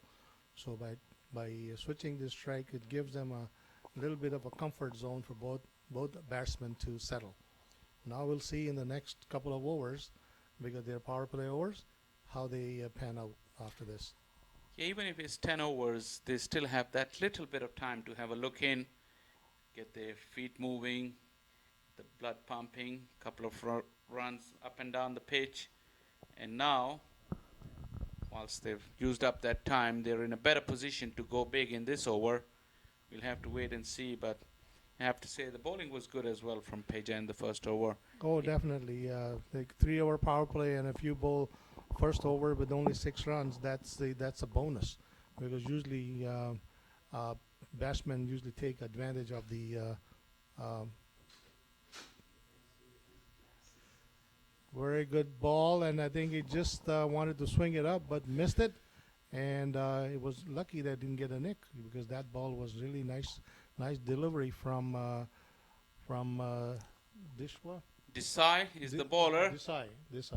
I think it was a chance of the inside edge of the bat. The wicketkeeper fumbled. And we've seen Desai's been bowling very well in this tournament as well. He's very consistent. And if I remember, he was bowling from the top end in the morning. Now he's come back to bowl from the pavilion end. Another swing and a miss. Little bit of shape away from the right-hander for Desai. And Khurshid is struggling. 1 of 5 deliveries. As we were saying in the first over, it's good to have a little bit of a look, but it's only 10 overs. This is a very fast-paced game. Yes, it is a fast-paced game, and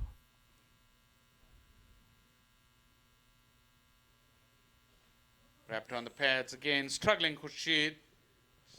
Have to wait for the signal. I think it may well be a leg by. Yes, indeed. yeah, it was in line going towards the, seems to be in swing going towards the offside, and offside the leg, hit him a little bit high on the pads. Tanvir has got the look in his eye. I think he's seen enough. He will You think show the target. he's going to break out now? It's the right time to do it now. Yeah. 1.5 over gone out of 10.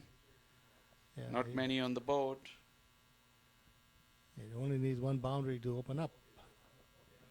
Like change in the field, and he's surveying the offside field. No sweepers on the offside. Third man and long on are the two fielders. He went for it but couldn't connect. Good call from Khurshid, who rotates the strike and adds a single to the total nonetheless. Yeah, rotating your strike is really is good in 10-10 because you don't really want to give any dot balls, and you want to make a run on every ball. You prefer to have a boundaries and maximum 6, but whatever you get, singles are as good as or valuable as good at 4s and 6s.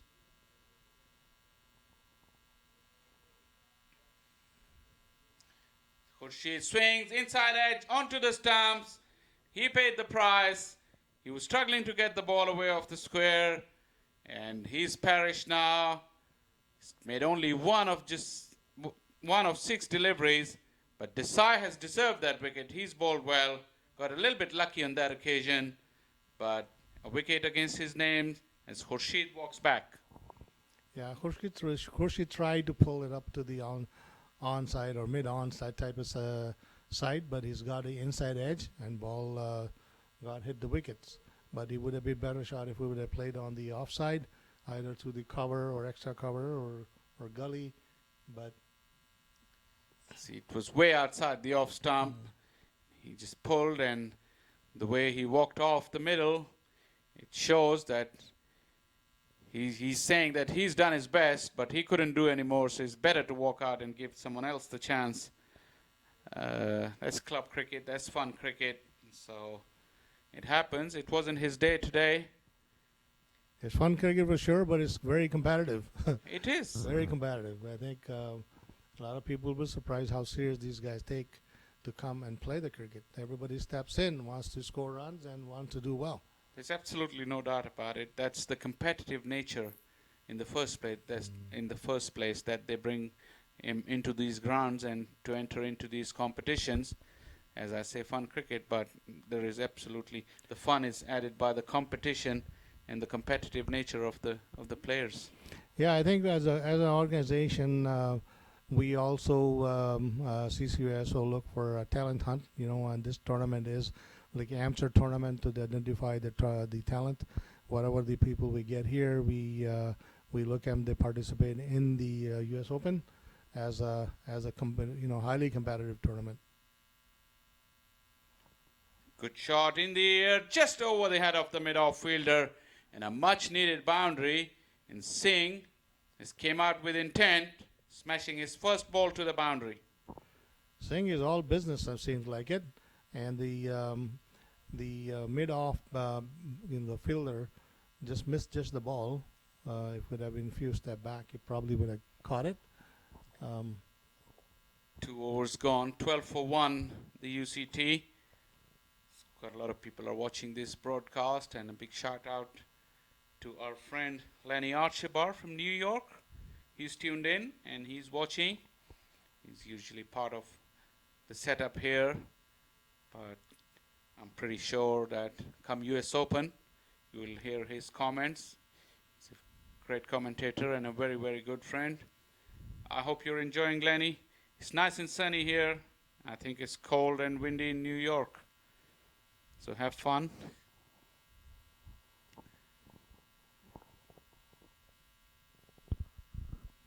All you friends, Vinod, Tehseen, Rashid, and Zafar Shah, we all saying hi to you. We cannot forget that Tehseen. His greetings to our buddy Archie. Yeah, absolutely. It's a good team. I have been fortunate enough to be in part of these events, the last one and this one. And it's an absolute fun working with you guys. It's a pleasure. And always looking to learn things from very, very capable professionals in their fields. So, and great company off the field as well. Yeah, they got a bowler change. Big swing and a miss from Tanveer. Big shout. Sheikh is the new bowler. Once again, he's one of those bowlers who's done really well in this tournament. been very important part of his team. Yeah, and I think it was a little bit high over the shoulder, and umpire gave him allowance for the one over the shoulder in the over.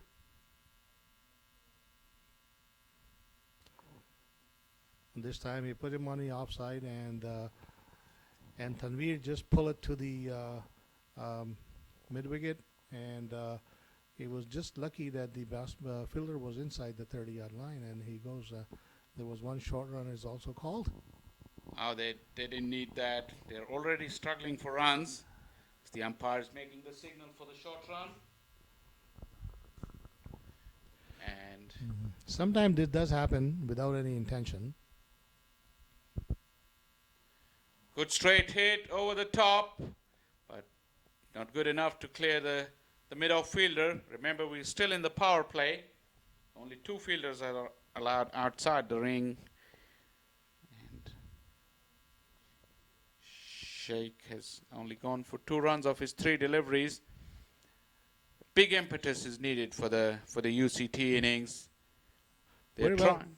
Very well control of the ball, control bowling in the first 3 overs of the power. For 3 over the power play, they only conceded 14 runs so far, and out of those 14 runs, 6 runs are extra. So you only conceded 7 runs in sense from the batsman, which is very impressive. Yeah, that's not good enough, I'm afraid. I have to say this. 10 over cricket. Power play is very important. Singh is batting on 4 of 1 delivery. He's done his best. He smashed the only ball he received from the boundary. But Tanveer and Khurshid struggled. This one is good Yorker. Excellent delivery. Went underneath the bat of Singh. Dot ball. Man, it's 14 for 1. This is a replay.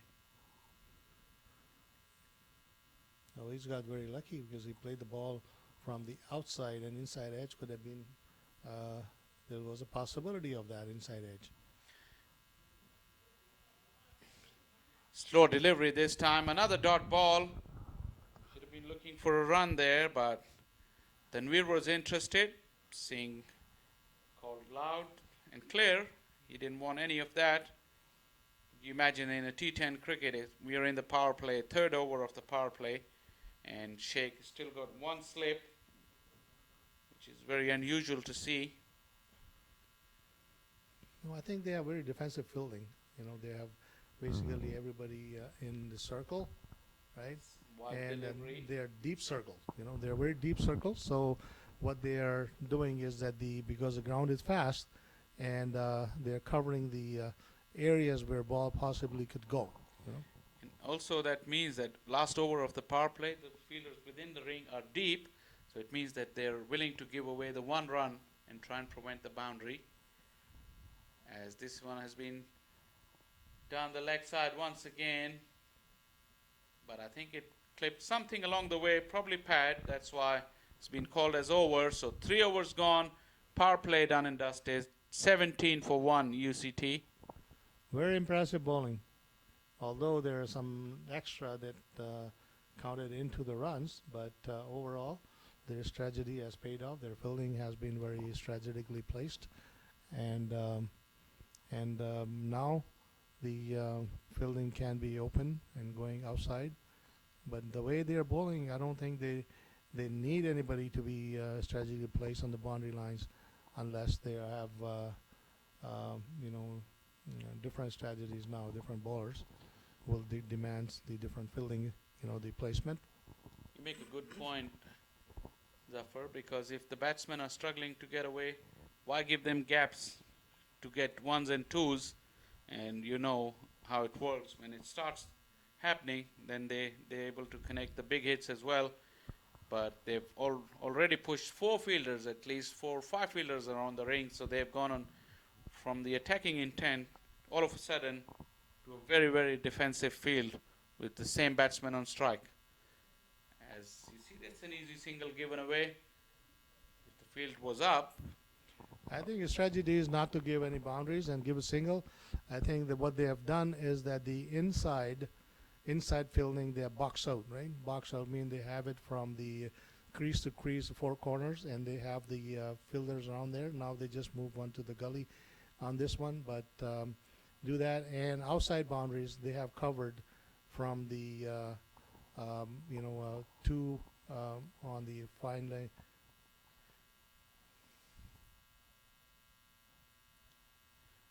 This one's been hit away from the fine leg fielder that you were mentioning, Zafar, and it's found the boundary fence. Krishna Singh, his second boundary. He's not done too badly. He reaches into the double figure of just 5 deliveries. Absolutely, and I think they have made a little bit change on the fielding. The fine from the third man bring it down to the fine leg, and for the left-hander, and they put another guys on the offside. Now I think he's going to try to bowl on the offside.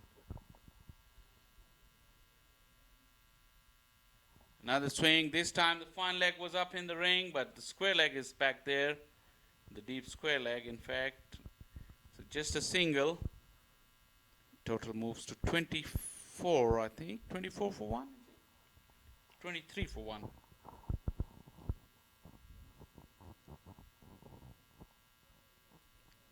Constantly bowling short, Coke, giving plenty of opportunity for Singh. Tanvir has been there from the beginning.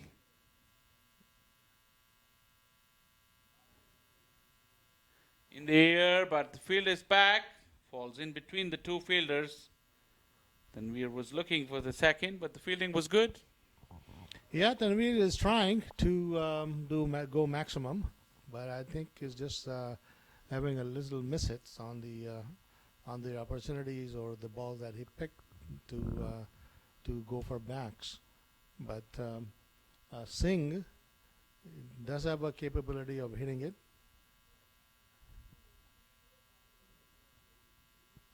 Slow delivery, well bowled. Swung too early, Singh. That was a good slow delivery. Good slow delivery, right above the wicket. I think it was just bounced up a little bit. It could have taken the bails off. Just bounced right on top, over the top of the middle stump. Good execution from Cook. Well discussed, slow delivery.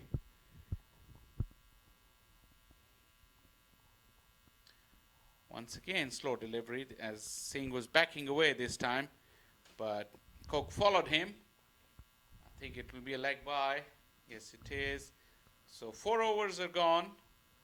25 for 1 wicket. UCT in serious need of some momentum to propel their total to above 100 and at a competitive level.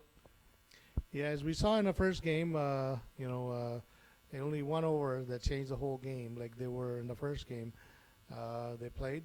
I think at one point the team Ottawa Bulls were 48 for 1, and then all of a sudden one over came in and it was 25, and the next thing we know is 60 for 1. So it can change.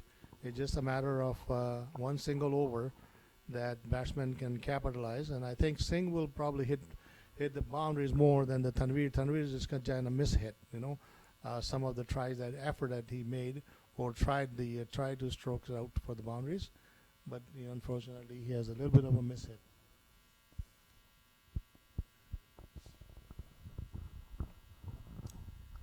Sheikh is going to bowl out his spell. He's gone only for 5 runs in his first over. And Singh is on strike. You watch the field. There's a short fine leg and there's a long leg. It's a very strange field. Singh swings at it to no avail. Inside edge. Cannons on to his pads. No run at it. Another dot. Pressure's building. Definitely pressure building, and one thing concerning to me is the there he goes. Oh boy, you're very, very, very lucky that the ball hit the inside edge and didn't hit the wicket, because the wickets were wide open and hit him on the pads. We'd already seen a played on, as this one is another slow delivery, saying swings at thin air, no contact. Yeah, outside the. Very close to the yeah, off stump. very close to the off stump.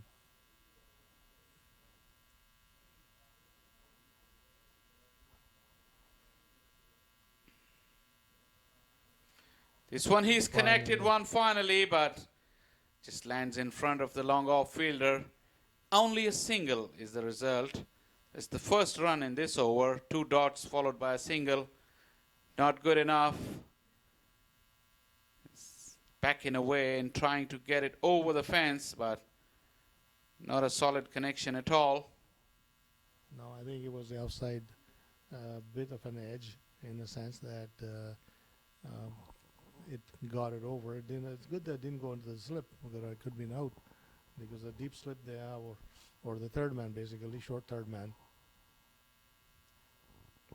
for him.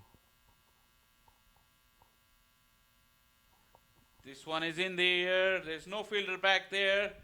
It bounces and it's held in by the fielder, just inside the field of play.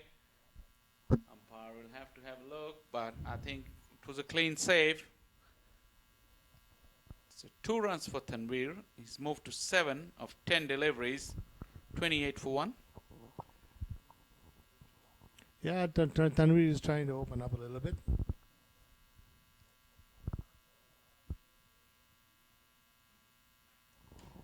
Through the offside, but straight to mid-off. A direct hit would have had him, but as a result, an overthrow has been conceded. The score moves to 30. What's concerning to me is the score is 30. Their partnership is 22. They got 8 extras, and it's working well for the Tampa Tigers. Yeah, they've got a stranglehold over the UCT batsman. As once again, Tanvir backing away, looking to strike it big, but to no avail. So the 5 overs are gone. Halfway stage has been reached. 31 for 1. UCT struggling. We watch the last ball once again. But it's about time for a double change in the com box. And our friends are here. Me and Mr. Ivy Henry and Audley Watson.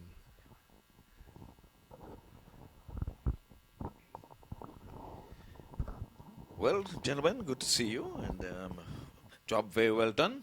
We come into the com box on 31 for 1, UCT, trying to set a target here. We have at the halfway mark at 5 overs out of 10. Good afternoon. Good evening, Audley. Good evening, Ivor. Here we are this evening, once again at the Broward County Stadium, watching some beautiful cricket. We are in the third quarterfinals. Third quarterfinals, yes, and we're on the lights here. And this time the batsman is coming after it. It's in the air, and is taken. Is he? Yep. Yes, so that was umpire dreaded finger went up. Yeah, that was a beautiful catch. So as soon as we come into the com box, no, this not we, Ivor, not we, you. As soon as I come into the com box, more often time than not in this tournament, which would have started yesterday. Yeah, you did that yesterday as well. Yes, this is about the 3rd or 4th time. As soon as I walk into the com box, first delivery, I would bring a wicket. So I think I'm in the bowler's column. But UCT, they're struggling. So Tanvir is the batsman out. He's gone for 10. Ken Singh is there struggling as well. He is on 12 from 11. And the mere fact is saying he's struggling. You do not have enough time in a 10-10 cricket match to recover easily. So he has got to go for much more than that. This is a quarterfinals, and here's where I get to say the winner stays and the loser goes home. Okay, new batsman is Usman Ali. Will he be facing? So it's 31 for 2. Just a ball past the halfway stage of his innings.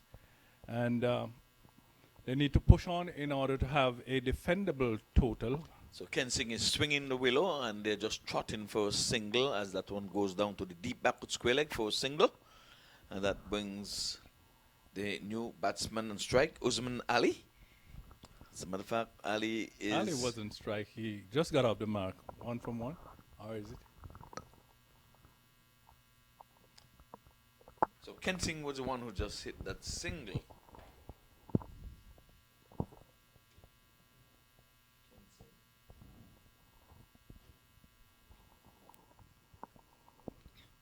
So Ali's now is getting off the mark. Whoa. Would it be overthrows? No, it's backed up.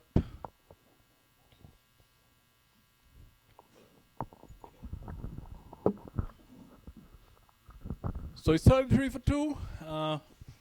As UTC is trying to build a formidable total, from here on they will have to be scoring at about at least 8 to 10 per over to have a defendable total. Let's see where they'll go from here. But of course, the opposition would like to restrict them to less than 50 if possible. Yes, so we've got it correct now. Kensing is on 13, and Ali has just been off the mark, 1 from 1, and almost got some overthrows with that one. So, folks, we're on the lights here at the at Broward County Stadium. I have to get used to the change of the name. It used to be the Central Broward Regional Park, but now it's the Broward County Stadium inside of the Broward Park. And of course, for those who have just joined in, maybe, you know, some people are joining from time to time for the first time. You are watching MaqT10 cricket here at the Broward County Stadium in the beautiful city of Lauderdale, Yes. in Florida, USA. Right, so UCT, they're somewhat struggling here. They're hoovering on 33 for 2. And although you see the name Usman Ali, he's known here as Malik. He's the vice president of one of the leagues here. But he's summoned to do some batting here. And he's got to wheel the willow. As Kenting goes at one outside the off stump, leaving him. And he's looking to see if the umpire would have called that one wide. But he does not get the approval from the umpire. And that's all that matters. So Ali is one of the local heroes here. Yes, and Kensing also. And see, and the replay you can see he's asking the umpire, how come that was not wide? He was leaving me going further and further away. Umpire's call. Slow delivery. And Kensing is swinging this one and he's going to be out caught. That was catching practice. Yes, so when you see all threes on the board, it reminds you of a Chris Gale number on the back of his shirt. Hitting 333 runs in the test match. One man making all of that. So you're looking at the replay. Kensing was in no position to be playing that slog sweep. His feet was anchored in cement, and he just stretched out and just lobbed it to the silly mid-on. So he walks back, a dejected man. But of course, there's no time to, you know, stay around. You have to keep the scoreboard going. And he was doing his best to get it over the head of the fieldsman, but it was not to be. And that 3-3 was made against Sri Lanka when Gale made it 3-3. Yes. So we had 2 wickets in that over. As a matter of fact, the first delivery was a wicket, and the very last delivery was a wicket. So good going Good there. observation, Mr. Henry. Oh, yeah, you know, we have to give it to the folks. So just 2 runs coming from that over. So very, very tidy. So they're keeping the UCT in a vice grip at this time. So folks, for you folks who are streaming, if you're now, who are looking at the stream, if you're getting up, we just want to say good morning. Happy Sunday. Yes, indeed.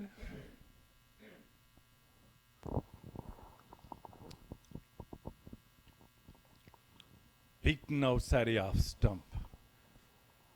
Yes, in the last over, we're talking about a ball that was touch and go, could be considered wide. Of course, on the leg side, there's no argument. Just train a little down the leg side. It's no longer left to the umpire. You know, it's not how umpire's called. You're called a wide. All right, so Ali's in strike. The first one was a dot. This time he's going in the air. He's not going to have the They're going to be taking 2, and it's going to be a good throw. Would have been very interesting. But nonetheless, the scampers through for 2. But they need boundaries. The 2, yes, welcome 2. But at the same time, it's going to be where they're going to need 4s and 6s to get a respectable total. 35 for the loss of some 3 wickets. Ali is on 3. Ahmed is yet to score. 2 relatively new batsmen at the crease. Yes. And that one is outside the off stump, a slow delivery. Just trying to nudge that one through the offside, but misses. Went through to the wicket keeper. So Usman Malik Ali is putting the number 1 on his back. But if he wants to get to the number 1 position, he's got to stay in this game because the loser is going to be going home. This time he's going after this one, not timing it. It rolls out to the wide long on and it ambles through for a single. Oddly, they're going to need much more than that. Oh, single is not going to help from, I mean, very little. It will help, but very little. From now on, they need to be watching some balls coming towards us here in a commentator's booth or towards the scoreboard. In other words, over the line. Well, this time the batsman is covering up as if he has all day to play, as he's playing a first-class match. So a dot goes into the scores book. But then again, we have to give the bowlers credit. Sometimes we pay too much attention to the batters, although it should be a batter's game. But in 10-10, we expect them to go, okay, he's going big. He's going big. Side-eye. Yes, this time he has gone over the mid-wicket area. And he would have struck 6, so he's went to the 40s now. It's on 42 for the loss of 3 wickets. The way that fielder jumped that fence seemed that he has been practicing. But not from this game, I can tell you. He didn't have to jump over the fence for too many balls because at 42 for 3 from 7 overs, it's a 10-over match. Unless they're bowling going to be very, very, very strong, I don't think they're in a very, very good position. You see, in your preparation, you do all sort of stuff. Maybe your opponents may not get a lot, but you have to make the necessary preparation. All right. Well, Cook would have been bowled out. He bowled his 2 overs for 9 runs and took 2 wickets. So, very, very good overs there. 2 overs. We're going to see who's going to be bowling here now. Kamu? The name is all jumbled up. Kamonjo is going to be taking up. Oh, Desai is on now, so the scores are. And this time outside the off stump, and he's getting a good hold of this one, and it goes down to the deep backward point for 4. So, Audie, they're listening to you, then they're saying they're going boundary hunting. Yes. Some take some when they roll across the rope, but we need some going over the rope. Well, that one was well timed, and Ali just had to get it placed past the man at point, which he did. There's no coverage beyond him. So that's a good way to start the 8th over. This time he's playing it back along the track. So good comeback by the bowler. He can't score. He fields to his own bowling. Yes, we need virtually that one. As you're mentioning about we tend to overemphasize the batsman, not scoring without giving the credit to the bowler, keeping the batsman quiet. This time he's going in the air, and a man is getting on it at point, and he takes the catch. With a couple of juggle there. But he made it. But yes. He made it. So Usman Malik Ali, he departs, scoring 8 from 7. So after playing such a beautiful shot, he ended up being out with a soft dismissal in the end. So that makes it 46 for 3 after 7 overs and 3 balls. Yep, 46 for 4. Sorry, well, 46 for 4. If you're a supporter of the batting team, UCT, it doesn't read a good score card here this time. I can tell you it's 46 for 4. But then again, Ivor has always said that the score that is on the board is already there. Although that statement is not backed up a lot of time by what the team that is chasing does, because sometimes they make mincemeat of a total when it's too small. Like yesterday, remember a team was knocked off, made 40-yard runs. The next one knocked it off in 3 overs. Yes, so Ahmed, he goes on by 1-7. So this bring Subhani on strike. He's the new batter, sporting those fluorescent, lime green, Lime green pads. pads. And he's going hard at this one. He's getting the outer portion of the bat. He's turning blind, but he's going to make it for 2 quite comfortably. Good run in between the wickets. Especially Subhani. So, yes, well, he plays in the Gold Coast League here locally. So, and he's a hard hitter. So, I know him personally. I would have officiated a few matches for most of these players who are playing. Even Ahmed here, he himself. And I must tell you, This listeners, time outside the leg stump, and he's looking for a leg by, but they're going to need much more than that. But I think he really wanted to farm the strike there, because he should have done more with that one. It was outside the leg stump. He should have just tried to get some bat in it, because the fine leg was up in the circle. Once he would have got it past him, he would have got just reward for that. But we're at 49 for 4, oddly. yes, just to tell the listeners, we are dealing with a local folk hero here, Mr. Ivor Henry. He is a what's the term again? Jack of all trade and master of not none, but he's master of all. I can tell you, he's an sometime we're here, we're saying umpire Ivor Henry, and next time he's a photographer, and next time he's commentating, he's a videographer, and just about everything is, as I said before. So Ivor is the man. Ivor Henry. Well, oddly, I can't say much more than what you would have said there, even though I would try. They're going to take 2 here. Direct hit, and he's gone. He is gone by a long way. A direct throw. That was a non-existent 2. He knew it, Ivor. He just ran and made the circle, and he didn't even wait on the umpire, although he eventually stick that finger up in the air, but Yes, well, he knew it all along. well, that brings the 50. And is it a no ball? I think the umpire is signaling if we hit, we'll watch and wait. But you can get one out of a no ball. Yes. So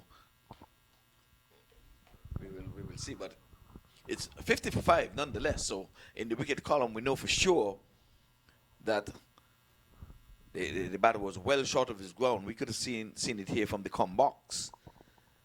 But I will see if it's a free hit. I saw the signal coming in, but this was after the dismissal. Probably he meant to put that dreaded finger in the air to say out, and just made a circle above his head. But nonetheless, we'll watch it. I missed that. Well, I didn't see it on the replay. No, didn't see it either. But we just want to pick up the production crew here. They've been working since Friday. And this one is going to be a wide delivery outside the off stump, taken by the wicket keeper. No question about that one. And the free hit. The free hit.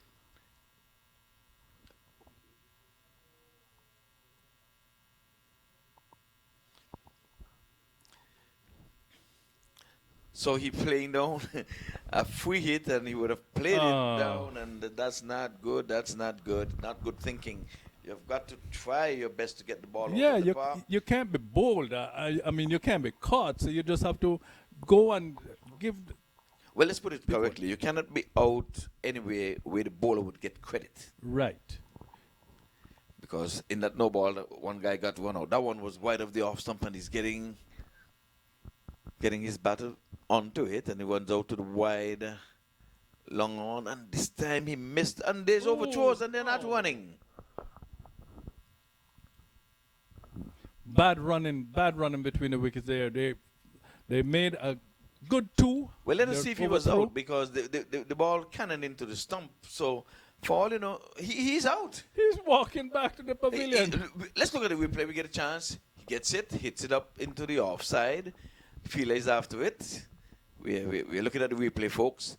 He picks it up just about now. He rifles in the throw. Here comes the throw, and we are going to see it here. into the stumps and would have gone past, and the batter was short. So just 1-1 to the total. Yes, the umpire was sticking his hand way up in the air.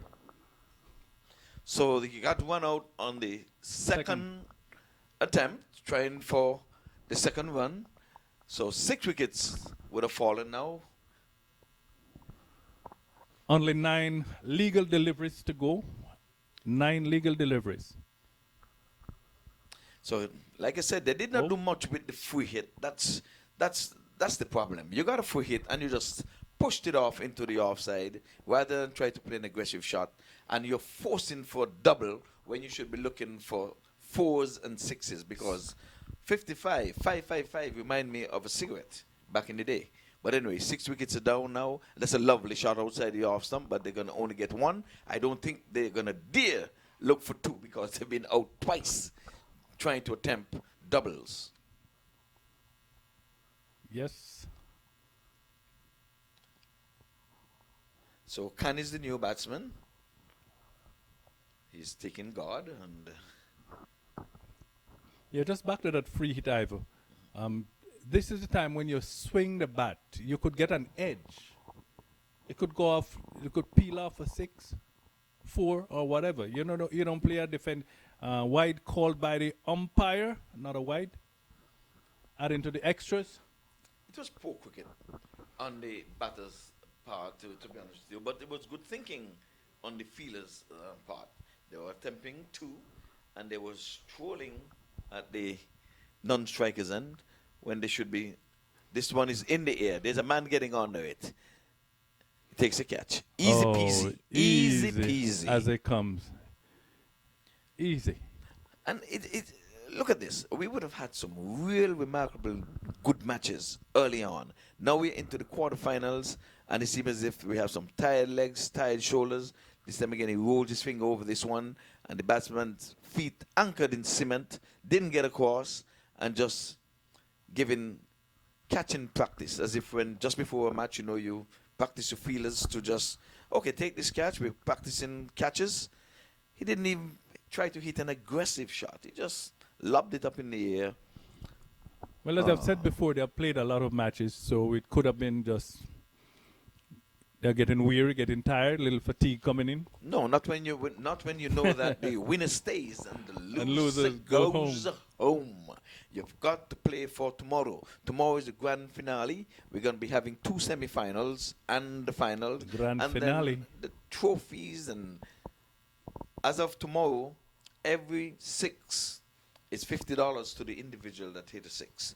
So we're going to see the Cricket Council USA. Well, you know how it goes. Well, what do I say? Went. Another one bites the dust. Bowl them, clean them up. And you can see the stumps with the MAQ stumps. Mm-hmm. Full of MAQs. MAQ. Yes, it's MAQ all over. Yes, and looking at the replay, a swing, which of course he should be swinging at this time, but he misses, and the bail flew in the air, and of course a jubilant bowler from the other end. Exactly, you took the word exactly out of my mouth. So Alma, he is the captain for his local team. He is a bowler, and now he has asked to bat. Well, as Leon always says, everyone bats. One is a batsman. Not everyone bowls. Right. Not everyone bowls, but every bowler is a batsman. And we just want to say good evening to Leon Francis and his lovely wife Eunice. I know Leon is listening up at this time. So we want to say pleasant good evening to you, Leon of the Block Talk Radio Cricket Fame. And you can hear us every Sunday at 6 o'clock until 9 o'clock. And we will be discussing these matches tomorrow. By tomorrow, this time, we will be talking about the winners and the individual accolades of these players. So the left armer comes outside the off stump, wayward delivery. Alma would have none of that. Usually called wide, yes? Yes, so the scoreboard will be showing Akram.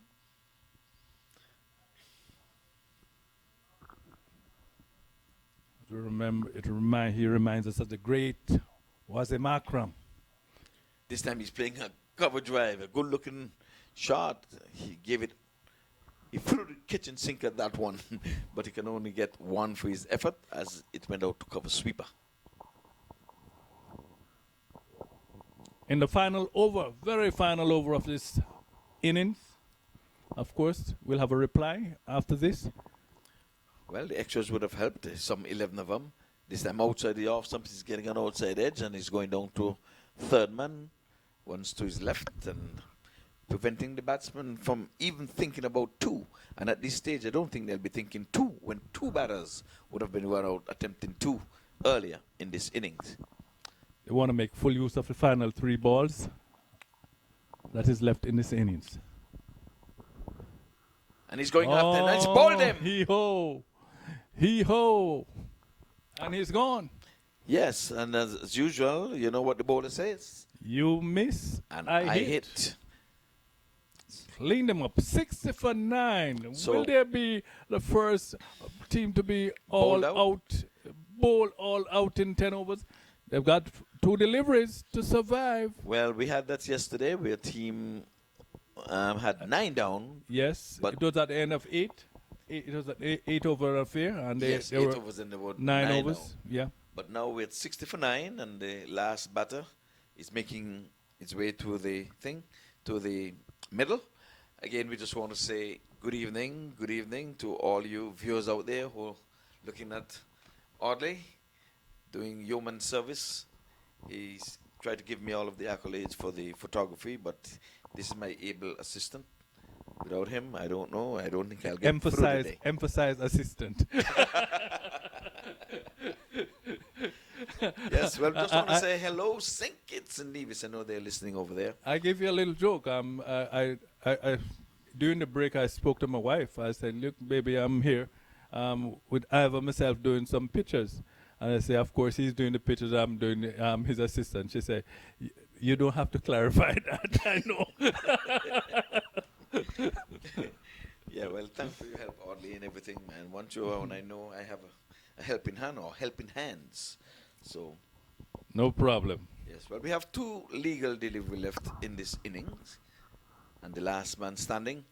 And this time, I just First team knocked to be him bowled over. out completely for under 10 overs. 1 ball to spare. So they were bowled out for 9 overs and 5 balls. 60 all out. 9 overs and 5 balls. History in T10 for 2019. All over. So they are all out for 60. And the top score here would have been 13, and Ken Singh, who would have batted number 3, he was top scorer. And Tanvi at the top of the inning, he got 10 from 13. And now we have a telephone numbers coming up here. Khurshid, he went for 1. We had Uzman Malik Ali, he went for 8. Ahmed, 9. Shabani, 2. Sokat, 4. Khan, 0. He got a golden duck. Akram, 1. Habib, 1. And Rizwan, no score. And of course, the second highest top score is the extras, 11. 11. So, not a good looking scorecard. And they were bowled out in 9.5 overs for 60. Can they defend that oddly? No, no, no. And with that, we're going to leave you now, and we'll be joining you shortly for the run chase, which would be a small matter of 61 runs to get into the one of the semifinals. Keep tomorrow. watching MAQ TV. Stay with us.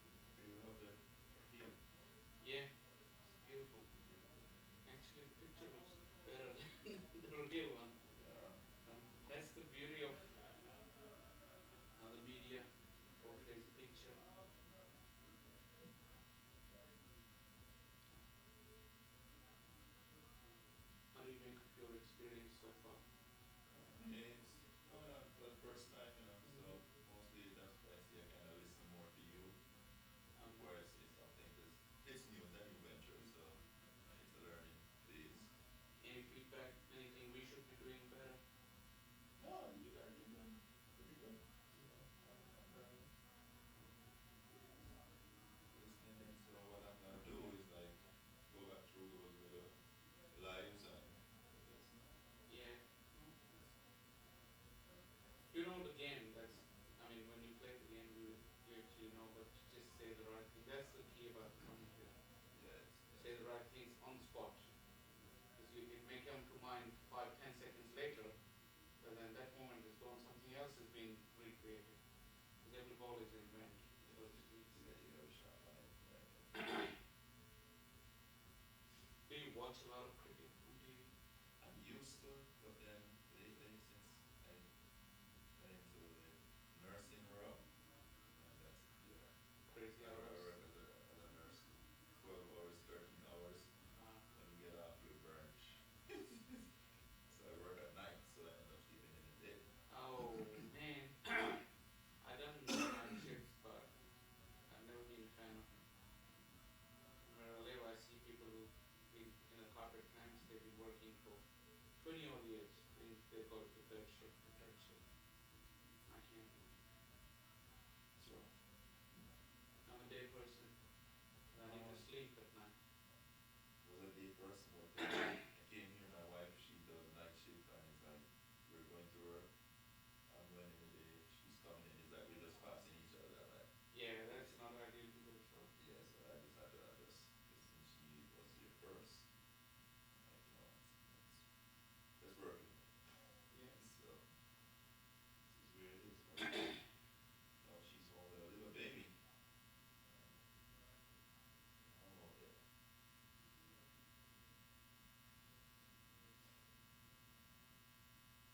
It's like another 11 o'clock finish. I really appreciate what's going on here. Yeah.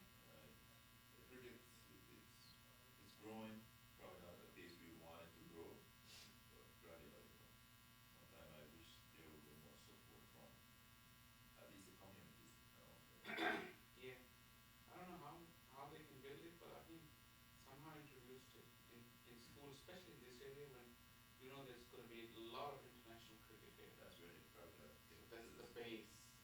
So get into the schools and then bring those kids with their parents, and then they watch it on TV. I know the programs, though we have fields here, you know, even on Saturday morning, have a little, not bring your, you know. I don't know who people are open to ideas. You know, I spent 10 years in England and I worked 6 years for England Cricket Board as a coach.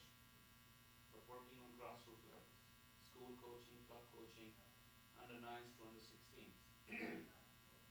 What they do, the 9-year-olds, they put the cones out, plastic stumps, they don't need a roll down pitch.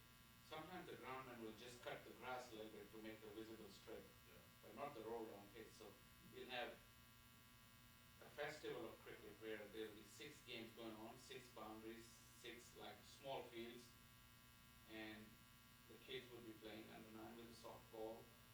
They call it the quick cricket. So a lot of parents will come in. Of course, those little kids, they can't come on their own. So big festival, and then they have the bouncing castles and all the other amenities for the kids. So when they're not playing, they go there. They spend the whole day That's fun. playing 6 overs, and everyone bowls. It's 6 aside, so everybody bowls, and everybody gets to bat. It's last man standing. So even if you're the last man, you get a full turn.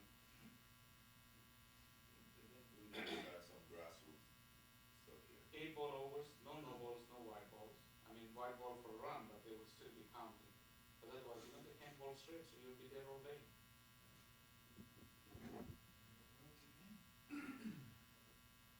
Only 60 runs was the target. Something like this happens for a couple of years regularly with a lot of international cricket. They'll have at least one stand trip with kids from school and their parents, just in one. Sorry.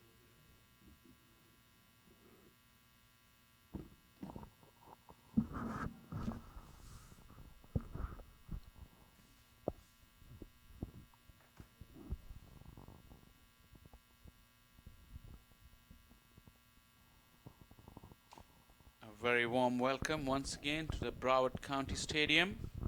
We're into the third quarterfinal of the USA National Championship MaqT10 2019. UCT could only manage 60 in their innings. And the Tampa Tigers, they need 61 to book their place in the semi-final of this year's event. We already have the US All-Stars and the Tampa Legends. They've qualified for the semi-final. So it looks like the Tampa Tigers are firm favorites to book their place as well. Only time will tell. As I welcome along in the combox once again, Ian. Good evening, Ian. It's a pleasure to be here with you again, Fasil. And we're here, the third game on. And as you say earlier, it's 60 runs to get. And I think it should be a pretty easy total to get from what we have seen here in the 10 overs. So let's see if UCT have a different plan in terms of defending that 60 runs. It's runs on the board, so let's see. Yeah, runs on the board, and funnier things have happened in cricket. The game of glorious uncertainties. As Ian has said, looking at the way the tournament has gone, 60 seems a very, very modest total. And the Tampa Tigers, they made 119 in one of their previous games last night, if I could recall correctly. So they got the batting prowess. See if they can deliver the knockout punch tonight and book their place into the semi-finals. Desai and Peja have come out to open. And Singh is the bowler. He's starting off from the northern end of the ground. A gentle loosener. And just batsman came forward and just watch it nicely onto the bat, and there's no runs.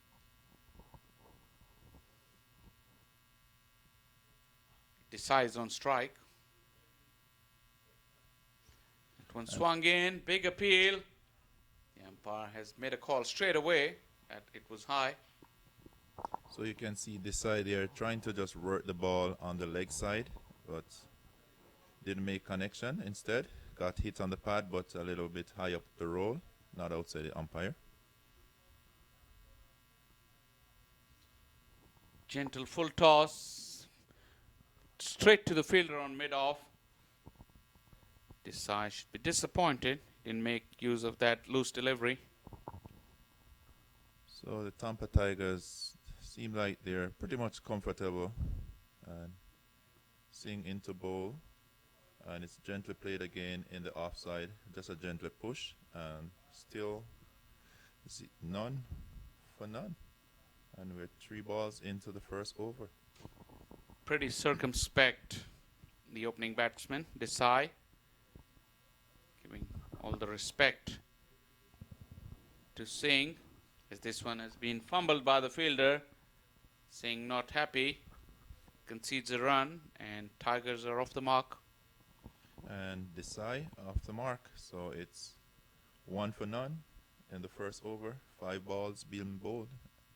So pretty quiet in the first over. No action as yet. Let's see. And seeing bowls, and that one was dug out, and quick return. No run there. So the score remained 1 for none in the first over. Pretty good over. Yeah, good over from Singh. The batsmen, as I said, were circumspect. And the target is modest, so you can think that they would be thinking they've got it under control. Just get their eye in before launching for some big strokes. They can afford to do that, chasing 61. As we saw 5 dot balls in the first over. So a pretty good over there from Singh, just conceding a single, and his team would really love to see more of those overs. Yep, you're right, Ian. Sometimes chasing those small totals, the approach of the batsman can lead them into trouble. We've seen many thrilling encounters. The small scoring games, and they provided some of the most thrilling games over the years. As the batsmen don't know how hard to go, and sometimes they fell in the trap. It'll be interesting to see as we watch Akram to begin the bowling from the pavilion end. Quick run from Desai. So quick single there from Desai, and as I say, he's being cautious early days, and they're watching. But as we all know, this is a game of cricket. Things happen, so you don't want to be just cruising and all of a sudden start getting away from you. But as it is, I'll say they're in the driver's seat. So In the air, mid-off is coming underneath that. Fumble, but he's got it on the second attempt. And that's the breakthrough that UCT were looking. And Peja has paid the price. He's the first one to go. Tigers have lost their first wicket, 2 for 1 in the second over. So Pager tried to go over the top, and he was caught down long off there. Easy catch, even though it was fumbled. But as I say, it could be a game here tonight. As we were mentioning, the approach can let you down sometimes, chasing those totals, and the way Desai played out the first over, missing a couple of gentle looseners and a couple of full tosses as well. But now trying to force the pace. Peja has lost his wicket. Sheikh is the new man in. I think they would have crossed whilst that ball was in the air. So Desai is going to be on strike. And the Tampa Tigers may just find themselves in early trouble here. It's 2 for 1, and it's in the second over. It'll be interesting to see Desai's approach now, having lost his opening partner. Walking straight down at the bowler. Little bit of swing for him and peeled off the outside edge. No run added.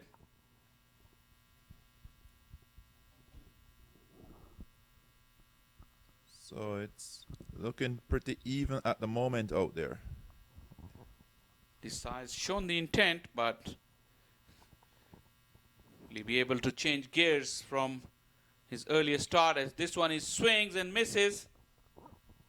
There's a swing and a miss. So see the pressure maybe just building up out there. Desai make a big swing. That's his first swing, and a miss. But he still survives. He's still at the crease.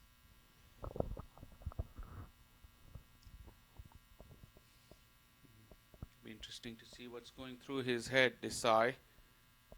Akram has also followed up a good over. Half volley, but Desai once again fails to pierce the field. No urgency in running as well, despite the slight knock on. Good piece of fielding there, not allowing the ball to get through. This outfield is pretty fast. Once you get beaten, you stay beaten. It's in the boundary, so that was a good piece of fielding. Once again, a dot ball. Good delivery from Akram. 2 overs gone. Only 2 runs on the board. Good start for UCT.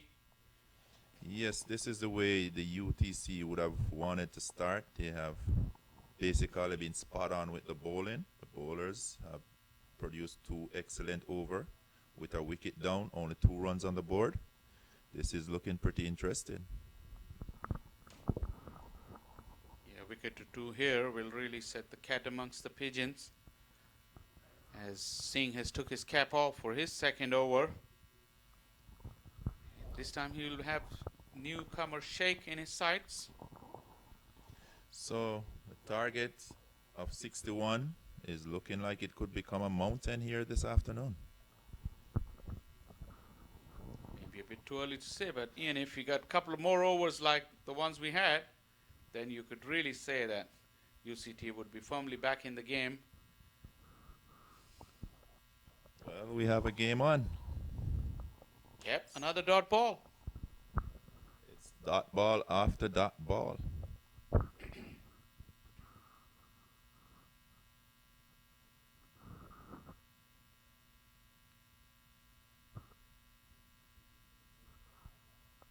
And Singh bowls, and that one is just push in the offside, and there's no run, so another dot ball. Singh is bowling pretty well here.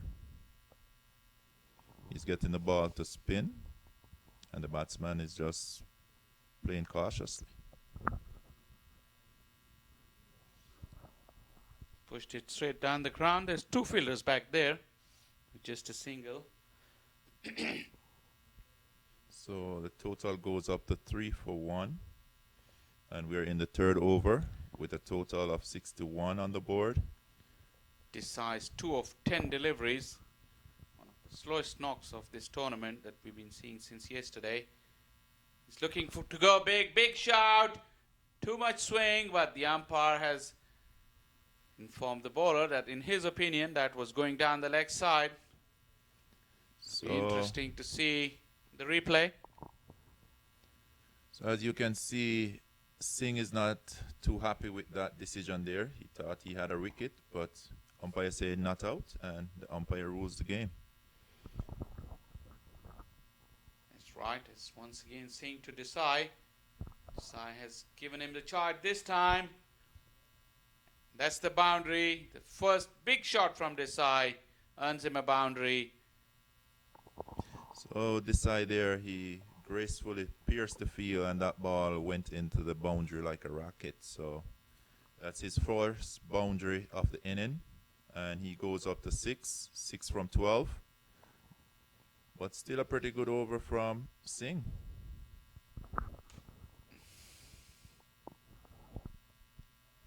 And he's in, and Desai just played back down to the track to Singh, who field, and it's 7 for 1 in the third over. That's Singh's work done for the night. 2 overs, 6 runs. He bowled well. Initially it was Desai who was a bit circumspect, but once he got himself in that hole, he could never get out of it, and the UCT bowlers have capitalized on that and got away with 3 very cheap overs and getting the wicket of Peja at the same time. So the required run rate of 7.7, still not that daunting, but it was 6 runs and over at the beginning of the inning, so it's nudged up to 7.7 now.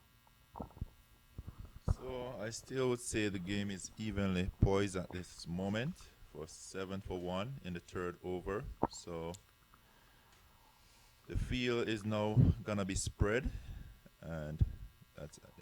Do you think it's the right thing, considering the way the batsmen were struggling? Well, that's a big hit, and over extra cover for 6 runs. 6 runs and in the boundary for 6 there. 6 runs. That's a great shot over extra cover.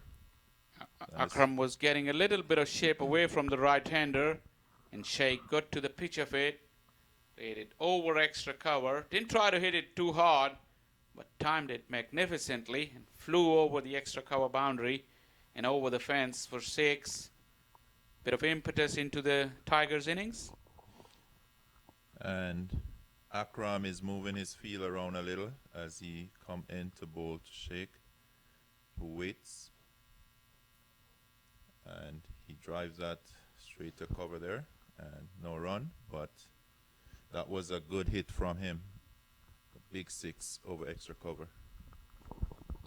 Indeed it was. Akram has been put under pressure with a big hit on the And first there he ball. goes again, and it's going. 1 bounce and into the boundary for 4 runs. So Sheikh is not wasting any time here. He's taking it to the bowler. So Akram have some work to do here, because Sheikh ain't gonna be playing. Sheikh has opening his shoulders. 6 followed by a 4. Longo fielder misjudged it badly, and in the end couldn't even get a hand to it, and it rolled over the fence. It's got a bit of cricket now from Sheikh as he dabbed it into the open spaces on the offside, and a 6 and a 4 followed by a single. Yes, so that's good cricket there by Sheikh. He's getting the boundaries. He's also rotating the strike, getting the single. So that's excellent piece of cricket here. And Akram, it's a dead ball signal there. He break his run. I'm sure what happened there, but he decided to start all over. And here he goes again into the batsman here, who played gentle back to Akram, and that's a dot ball. Tell you, Desai is in a different mode altogether. 6 of 14. That includes 1 boundary, so it means that he's played almost 10 dot deliveries. It's almost 2 overs out of 10. Another dot, but this time the keeper lets his bowler down, and his team as well concedes a bye. I'm not sure what's going on, but Desai not looking as comfortable as he looked in earlier games. So not sure what's the decision here, if he's going to be the one who will be watching while the others come and hit. But he's still at the crease, so we have time to see what his intention is. Yeah, 4 overs gone, 19 for 1. Thanks to Sheikh's belligerence in this over, the Tigers scored 12 runs. And the run rate has all of a sudden dropped down to 7 in the remaining 6 overs. As Singh has completed his spell, so there's a forced bowling change from the northern end of the ground. Well, in this version of the cricket, T10, you'll say, that's good bowling from your opening bowlers. 4 overs, 19 runs on the board. But the only thing that they have against them is that there's not much run on the board. So every bowler will have to come and be spot on. Yep, we watch Usman Ali has been brought into the attack. Still keeping an extra fielder inside the ring, trying to cut off those singles while trying his best to protect the boundaries at the same time. So good bit of captaincy.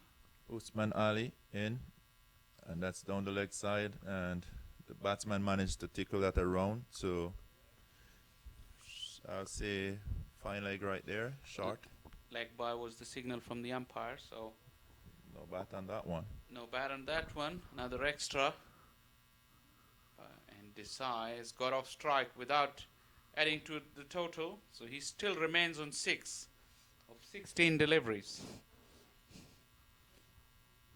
This is not the Desai that we see in earlier games, so struggling a bit.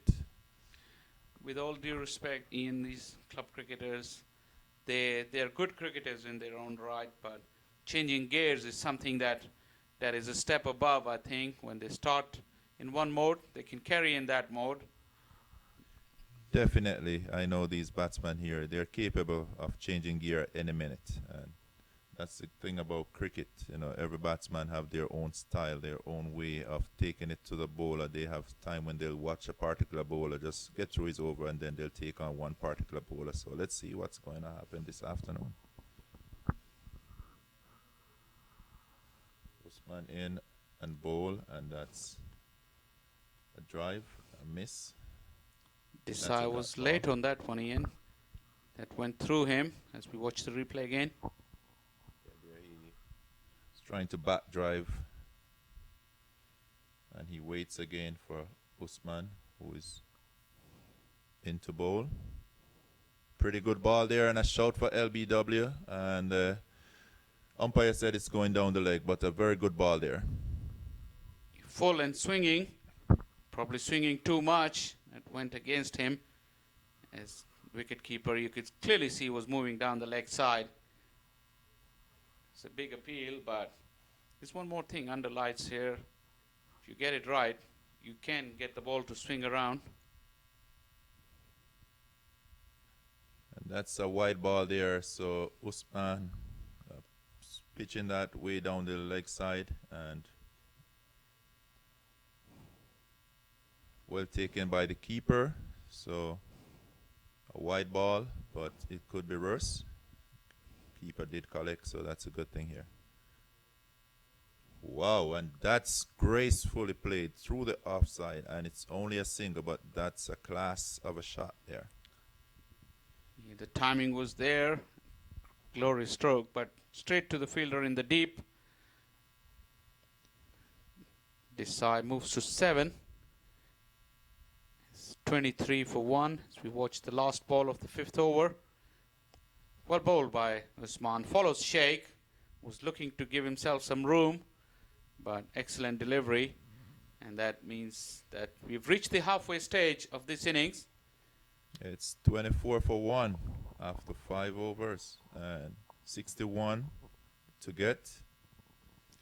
But we still have a partnership here of 22, so it's good going. 7.4 is the required run rate at the halfway stage, as we'll have a double change in the com box. We've got Ivor Henry and Audley joining the hot seat,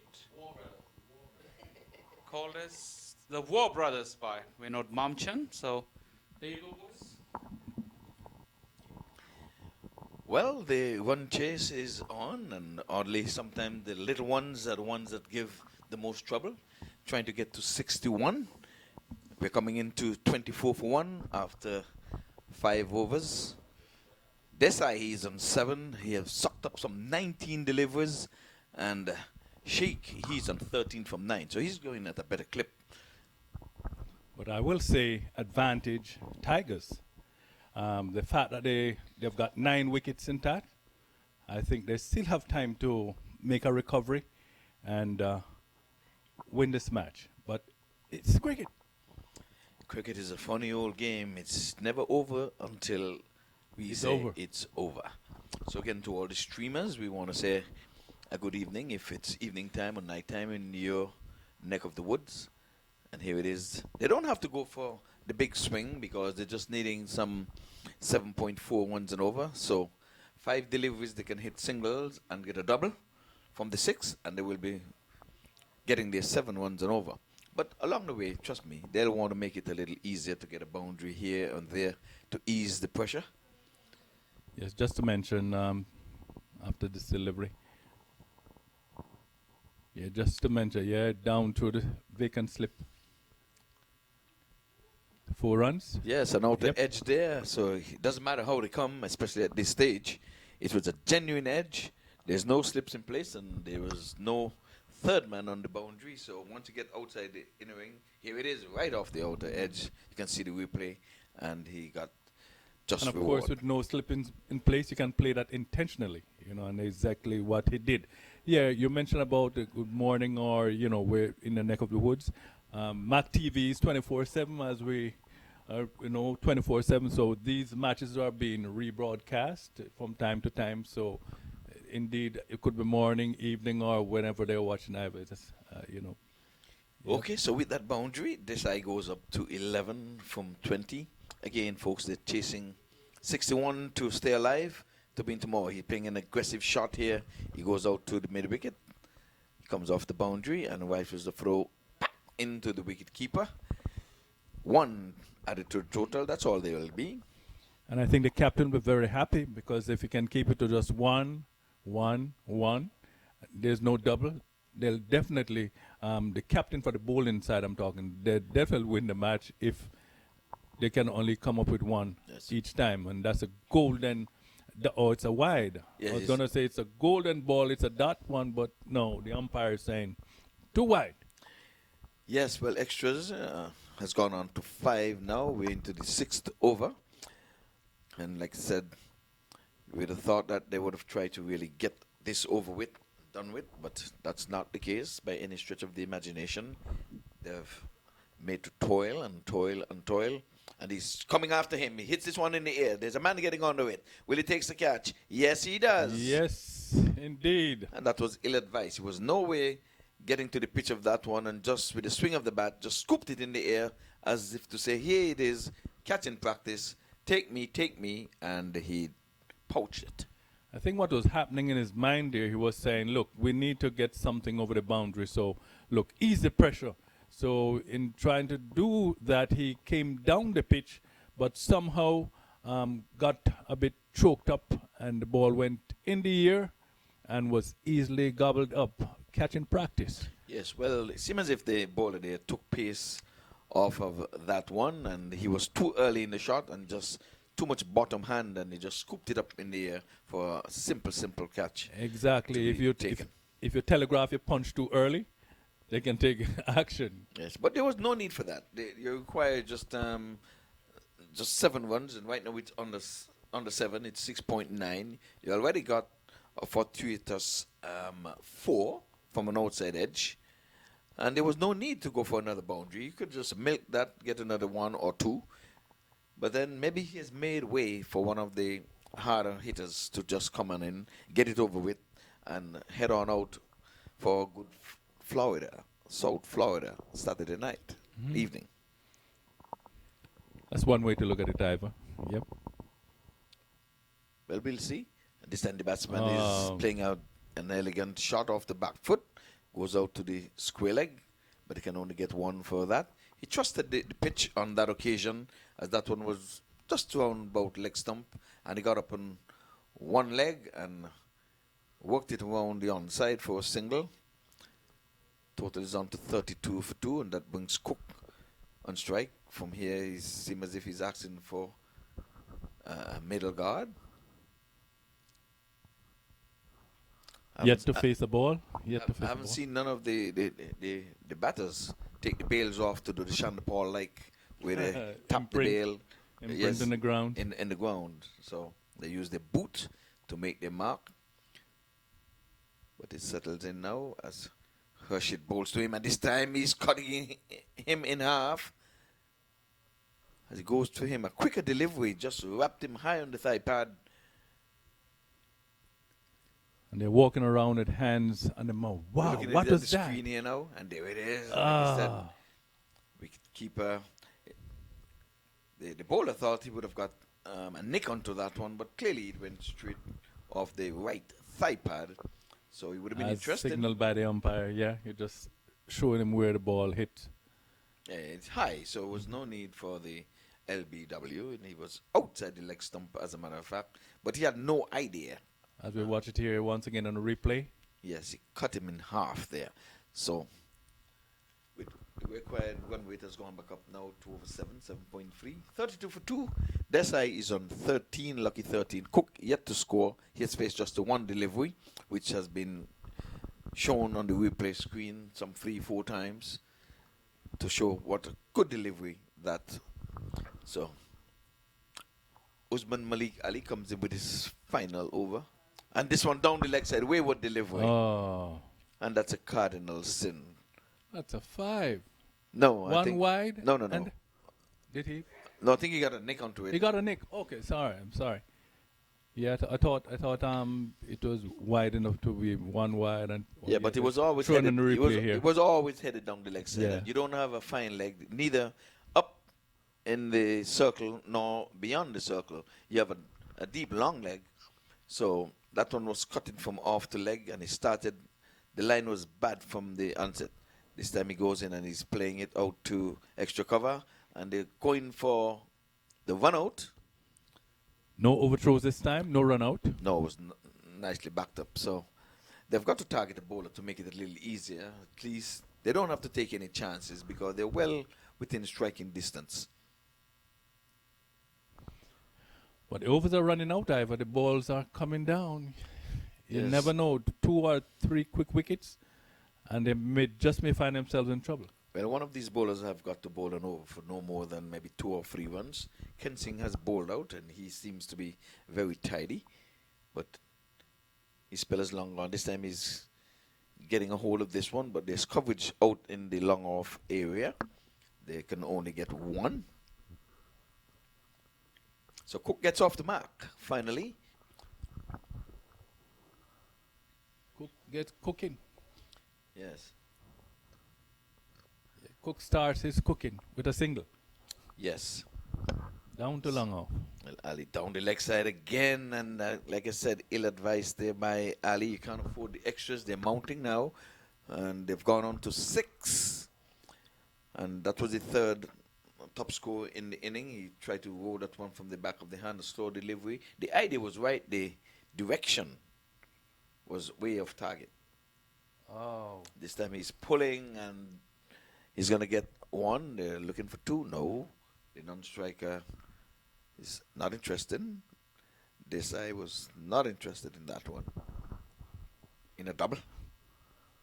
So the score presently, it's 40 for 2 after 6 overs and 4 balls. Still 3 overs and 2 balls. Legal deliveries to go. Yes, so they need 21. Outside the off stump, and he's driving. And that's 4 runs all the way. Signal now by the umpire, but it does a foregone conclusion a long time ago. 4 Yes. runs. So 2 boundaries coming in that over, and the over is still not completed. So this is the over they were looking for, to target a bowler, and they've targeted Ali. So he's given away some 15 runs so far. He has 1 legal delivery. He's got none for 15.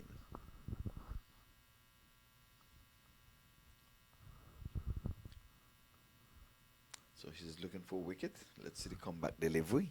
What will it be? Outside the off stump and a swing and a miss. And he was going for broke there. So Cook is a no-nonsense guy. The first delivery cut him in half, but after that, he would have played a lovely extra cover drive. And they're showing a swing and a miss. His The feet ball was cutting back from outside the off stump. Yes, but his feet was Yes. anchored in cement. You know, his feet remained outside the leg stump, his right leg, but he was swinging at the ball outside the off stump. So what are you telling me? There's only one Chris Gale? No, there are others. So he needed to come across oddly. Yeah. Use your feet. It is said that Chris Gale will move his feet much, but he still hit the ball. Well, the he ball's has- away for 6. No, but he has to and 4. move his feet because he Yeah. has to stand Yeah. on his feet. We're in company with Audley Watson and Ivor Henry. We're bringing you live ball-by-ball commentary. As a matter of fact, it's being streamed live. So for you viewers out there, again, if it is morning, we want to say good morning, happy Sunday to you. If it's morning for you, if you're going into the evening, good night. Or if it's high noon somewhere in the world, we just want to say good day. Oddly, tomorrow is the grand finale when the curtain come down. And again, we want to pick up the production crew for bringing you all these pictures that are streaming back to you. Yes, indeed. On our left over here, and we have the cameramen. This one is out. Caught. Taken. So Well taken. I was about to say this one is out off the ground, but after stop out. Was caught. it was a good catch. Good The catch. guy was stationed there in the deep mid wicket. He judged it well. He could have taken a step back, if you ask Here me. we He go. had, On he the had replay. let's see if we're gonna get it. Yes. So he had about another 4 meters behind him, and it yes. took it about shoulder height. So he could have gone back and maybe 2 steps and take it just in front of him. But nonetheless, One thing was very aware of where Desai he has to was, go. right? Not He- going to step on he has on the gone. boundary line. Yes. so Desai has gone for 20. 20 from 26. Yes. They show it once more on the replay as we look at the replay here. It was a good catch. Very good. Yes, I get he lost it somewhat in the light. You can see he's indicating to them that I stayed with it, but somehow he caught me. This time he's going big, straight back over the bowler's head No for doubt about that. 6. There's no doubt about that one. And one of the better places for you to go is down the ground because you cannot put a fielder behind the bowler's bowler. arm. Right. Yes. So this is a long-awaited 6. So it's now 51 for 2. 50 is up. 50 is up.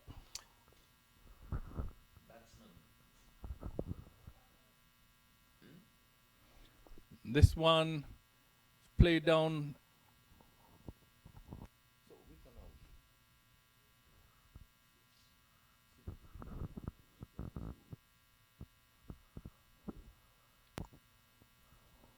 So it's just a matter of time before this match will be over. Oh, And he's this going one is big going again. big Let's once see. again. He's going to go 1 bounce to the deep backward square leg as his throw comes into the bowler's end. Good work down there. But the man in the Been deep. applauded by, I don't know if it's the captain out there and Yes, they're trying to get it over in a hurry.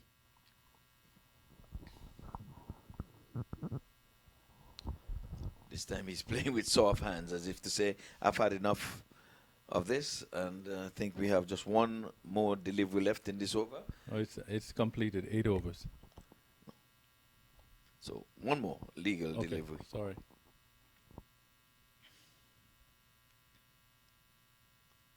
And this time he's going in the air away from the long on, and he goes 1-2 bounces out to him, but they can only get one. And brings the equation a little closer to the 61 required for victory. It's 55 now.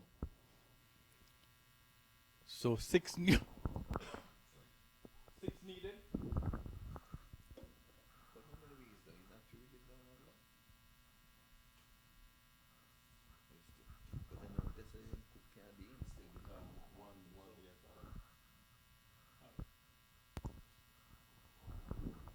All right, so it's 55 for 2 here, and it's just a matter of time before this match will be all wrapped up by the Tigers with 12 deliveries to get 6 runs. It's just a matter of time. Could it be this over?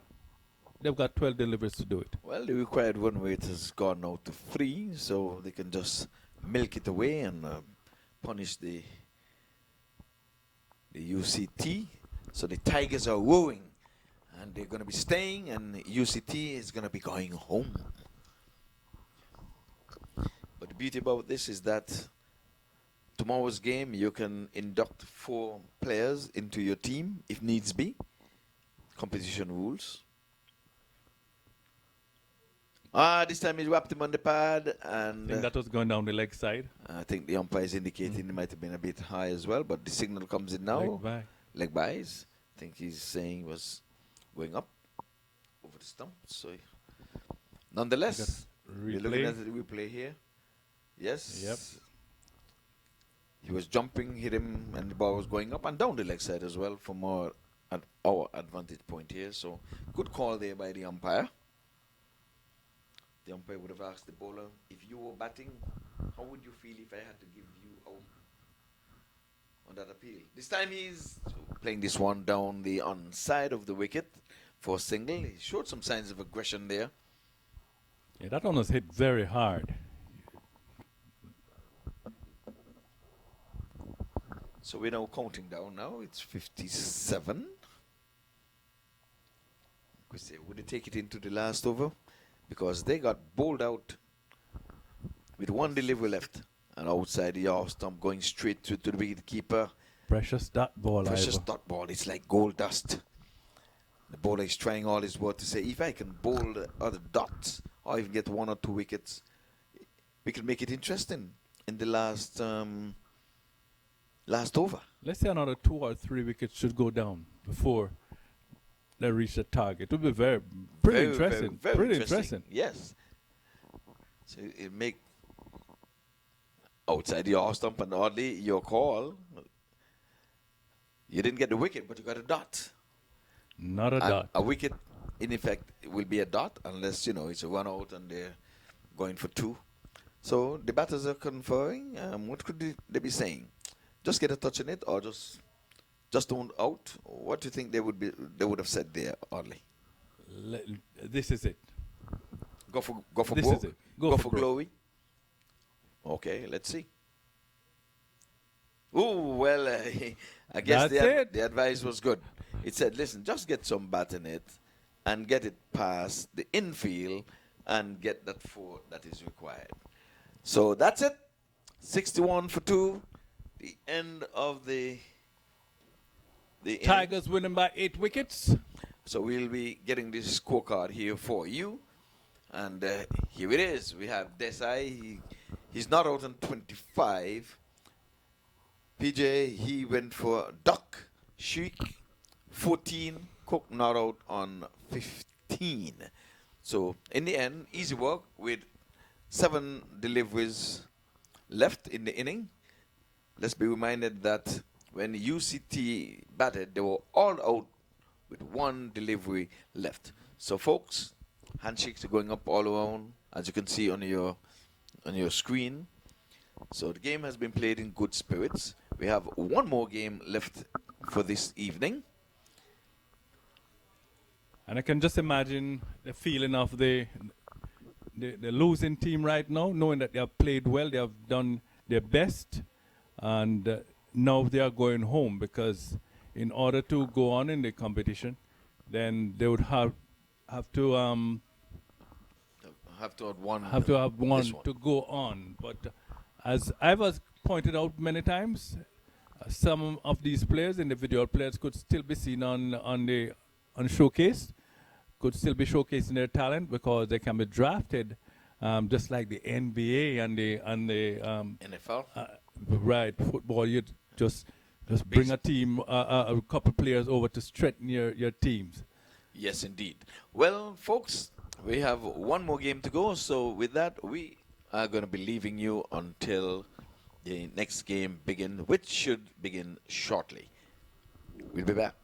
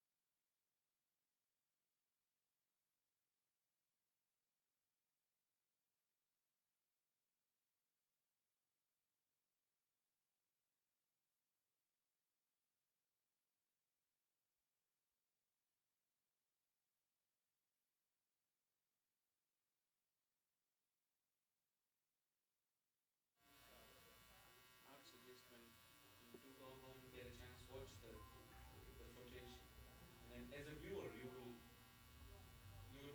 even yourself, you will like particular things, or you will also not like particular things. You will say, as a viewer, I should be doing this. I don't need to listen to that. So that's one way of learning.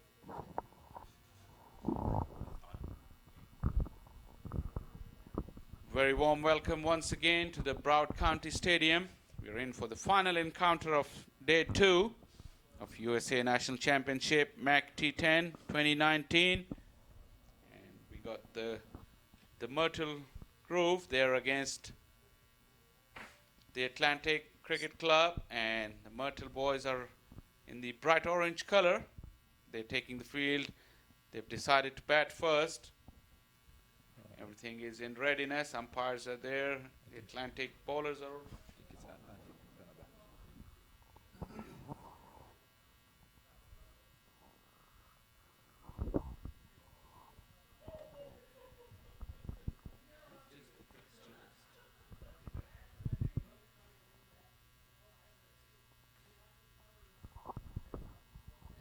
So wherever you're watching from, we just want to welcome you to the Broward Stadium here, where we have the MaqT10 going on, been pretty much exciting all day. And we're just going to add to the excitement in the closing game here, where we have Atlantic CC versus Myrtle Grove. And most of these guys play their cricket right here in South Florida, so they're no stranger to this field. So we should be having an interesting game tonight. Slightly mixed up with the colors. The Atlantic boys are in orange, I believe, and they're batting. So the Myrtle Groves are in the field. And as I was saying earlier, it's the last game of a very, very long day. Started at around 7 o'clock for most of us. The proceedings going to begin from the top end, the northern end of the ground. It's the fourth quarterfinal. As play is the call, and umpire is actually looking at the scorer to get the signal, get the timings right. All in readiness, Ian? Yes, we're ready to begin the final match of the afternoon. And I guarantee you're going to have some excitement here. So stay right by your television if you're watching us on YouTube, if you're watching us on MAQ TV. You will be entertained on this. The 1 ball, 1 run, the first ball, it's a single. So this team is really going to be going hard. They know that the Myrtle Grove team have a lot of hard hitters, so they got to get some runs on the board. So it's a pretty good start. Powell off the mark of the very first delivery. Left-handed batsman. It's a little dab and run to covers. So Thomas is taken up the attack from the northern end, as I said, and now it's James on strike.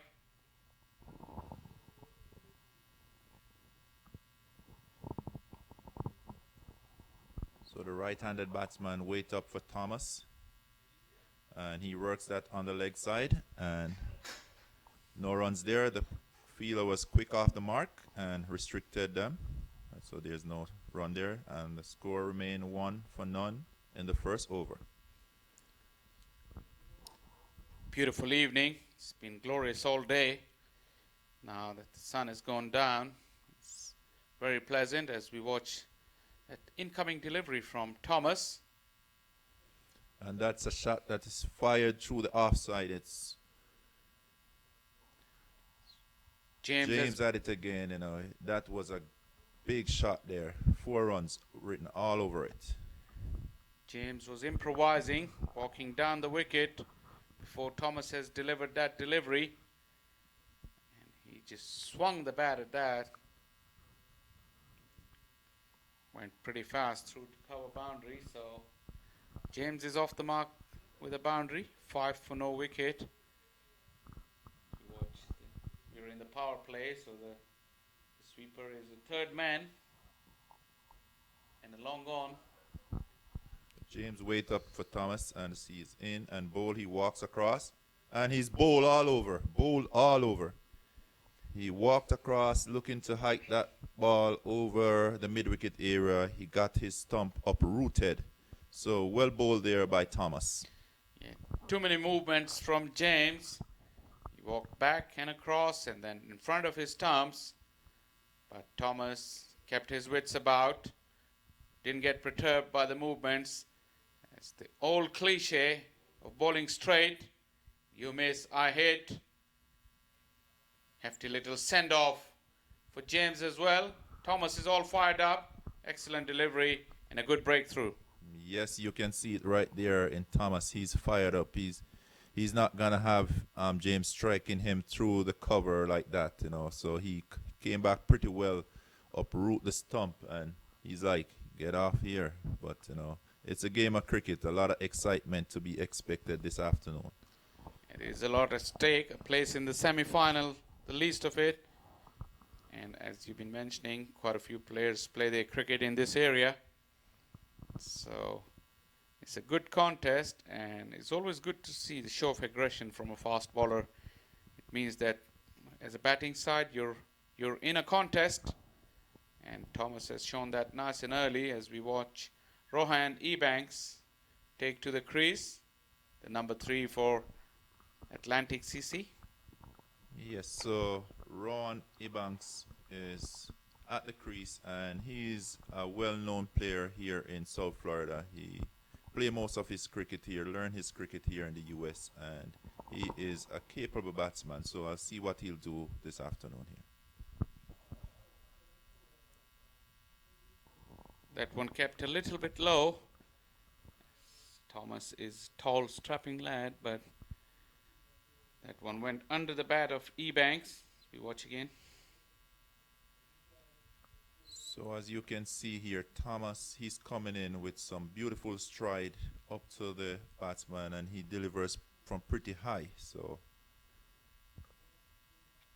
here we have Ebanks awaiting Thomas.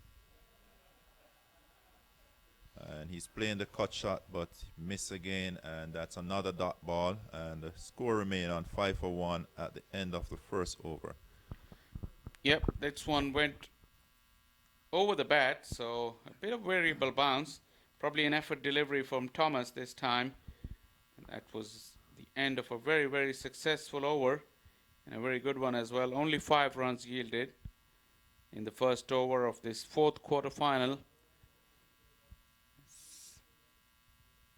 Powell and Ebanks will try to post a competitive total, as we all know, the Myrtle Grove, they have some explosive batsmen in their lineup.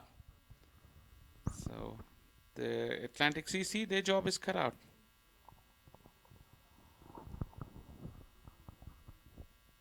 So Powell, he awaits as he intake his guard, a left-handed batsman, and looked pretty well in the preseason here in South Florida.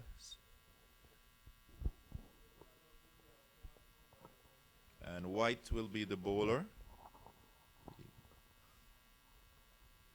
And he's in to bowl to Powell.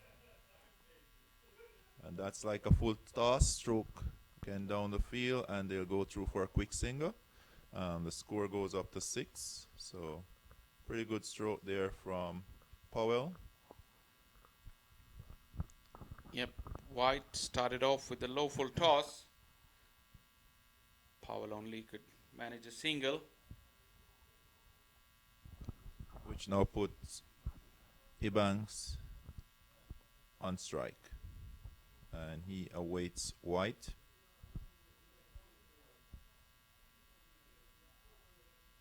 And he's playing defensively into the offside, and no runs. Typical bustling kind of action and run up from White. Slightly short run up. Oh, he's bowled all over the place. So Rohan Ebanks is bowled by White, and these guys know each other, but Rohan Ebanks was done by White with a slower ball there, if you ask me. I was full length in the block hole, and White is all fired up as well. He celebrated As that ball hit the timber, Ebanks was looking for the big hit, but watch White. More to follow. There you go. That was a very good delivery there by White. You know, it was well thought of, right up in the black hole, a little slower than Ebanks would be looking for, and he was bowled all over the place. The delivery and the celebrations is worth another look. Look at the energy. Look at the energy of White. He really energized here. These guys are pumped up. So we have a game on here. Atlantic CC got to do something here. Scott is the new man. He's a very familiar figure as well around the domestic circuit here. He was in action in the US Open just before Christmas as well, the T20 competition. So the tall Scott right-handed batsman is at the crease taking his guard. He's no rabbit with the bat. He can strike the ball pretty well. But as I say, this Myrtle Grove team is full of experience. These guys play a lot of cricket here in South Florida. They know each other pretty well. So it's an interesting competition between these two sides here. Yes, indeed. It'll be very exciting. And of the quarterfinals, barring the one between London United and their opponents, had been close affairs. We could do with a nail-biting finish to finish off the day 2 of this championship. Evenly matched teams, but let's see who performs on the day. So Scott is beaten all over the place by White there. Pretty good delivery there. And Scott, he walks down the track. Look at it.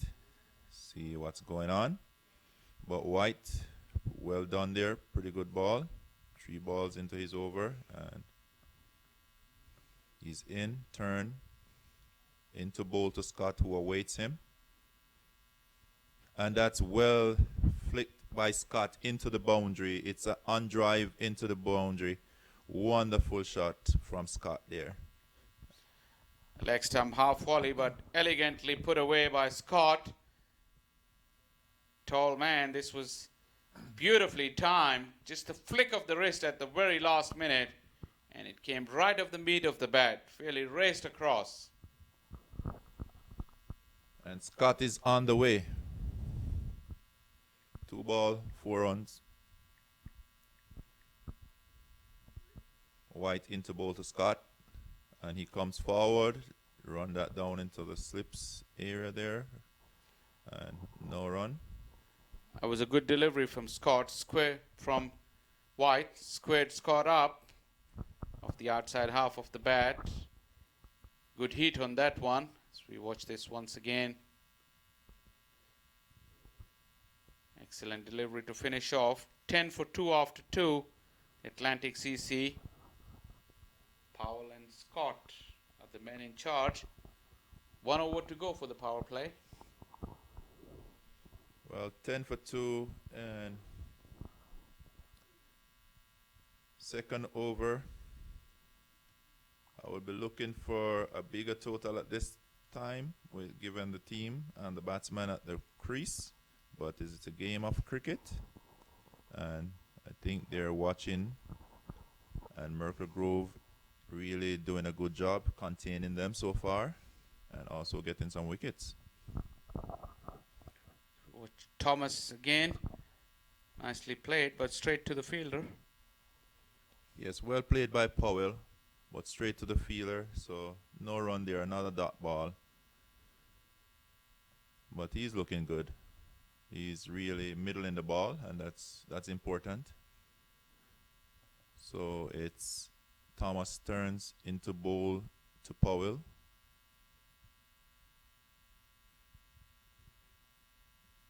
Plays it back down the field. Plenty of energy from the Myrtle Grove boys. Thomas went tumbling to save that ball in his follow-through to prevent any thoughts of a run from Powell. Helped out by the fielder at mid-off.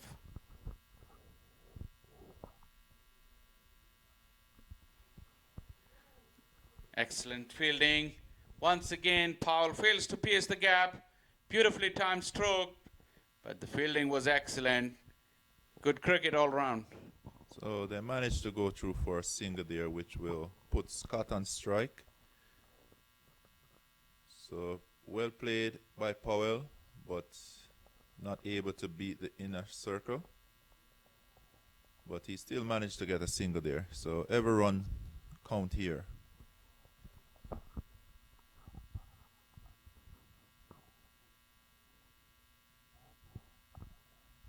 So here is Scott to face Thomas. And Thomas is into bowl to Scott. And he drive him down the field.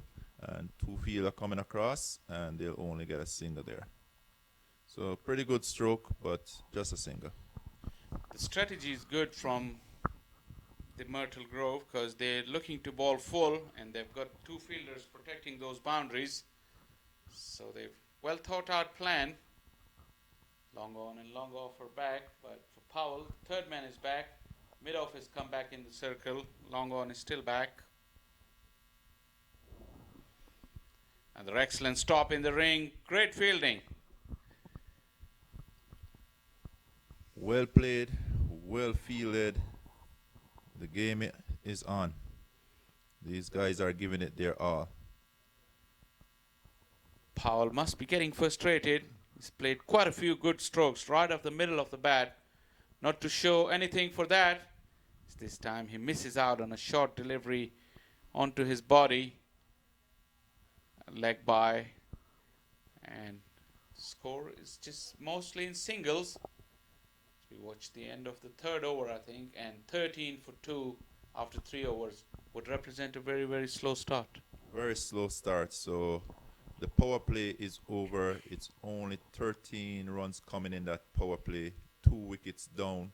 I think the Myrtle Grove team will be pretty confident with this first 3 over inside of that power play, being able to restrict the Atlantic CC to only 13 runs, but yet still 2 vital wickets.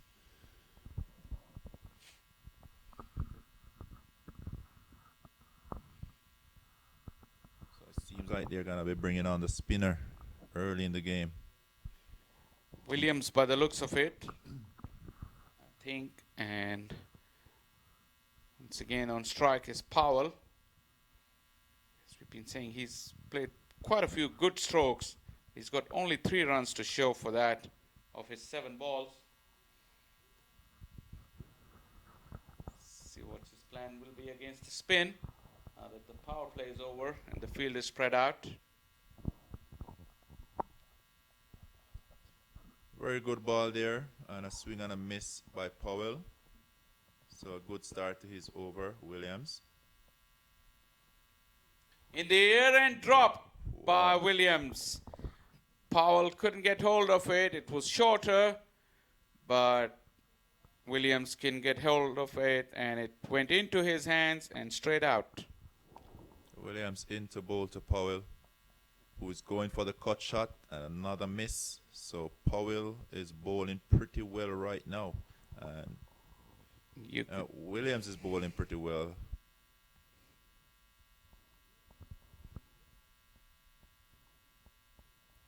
So they managed there to run it down to the, I see, third man there, short third man. Went off the edge and hit the wicketkeeper on the knees. Difficult chance, but normally these catches are very, very hard standing up for the wicketkeeper. But Powell is really struggling, and William has gotten hold of him as Scott is attempting a big hit, but could only muster a single. Yeah, so Scott managed to get that one down to long off just for a single and take the total up to 15 for 2 after 3.5 overs.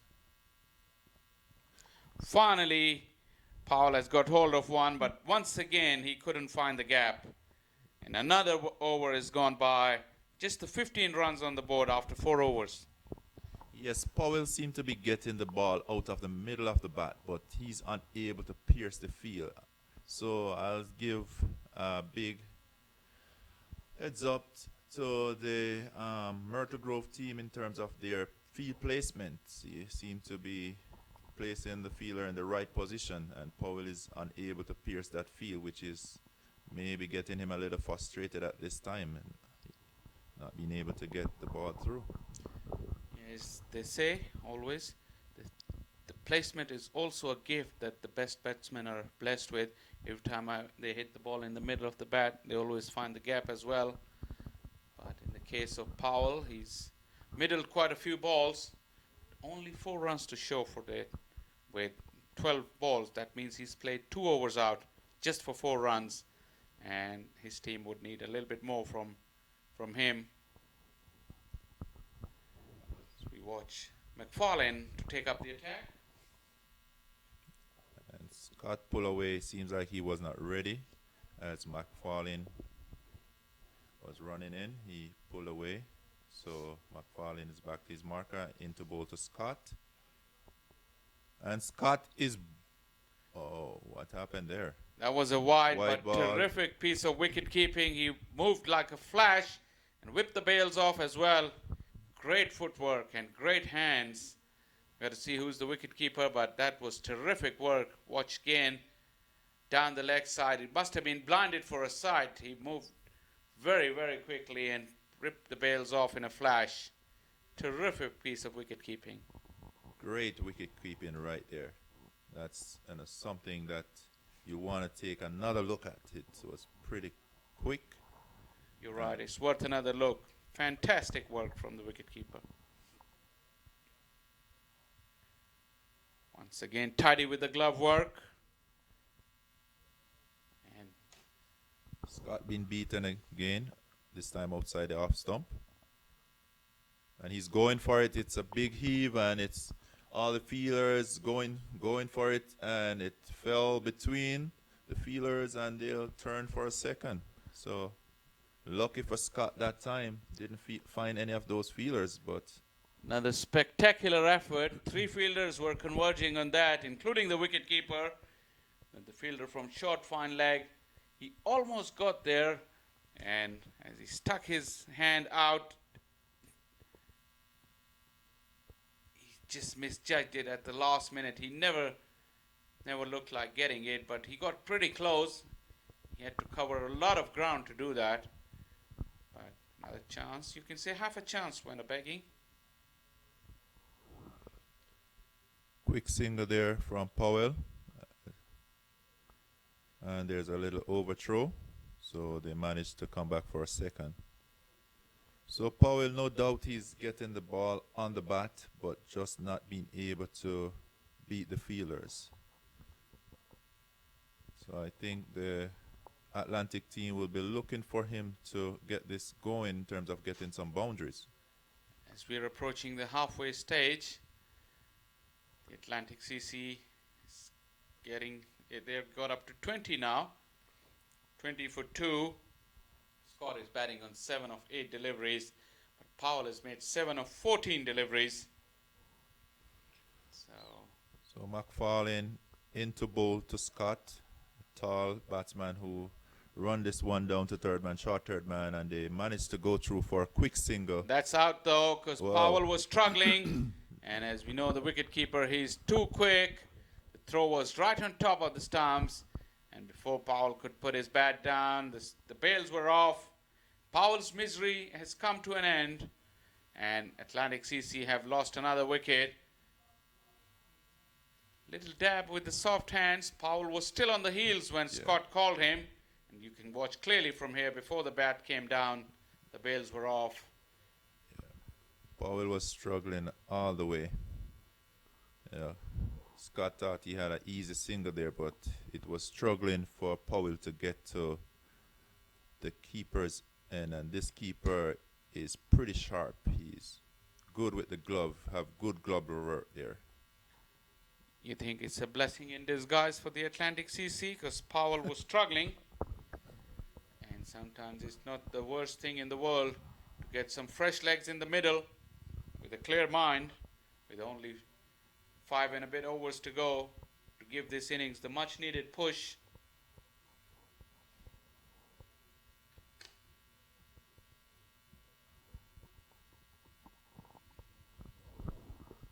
So 20 runs on the board, 3 wickets down, 4.5 over. So we are almost at the halfway mark, and I don't think Atlantic will be satisfied with the score that they have on the board right now.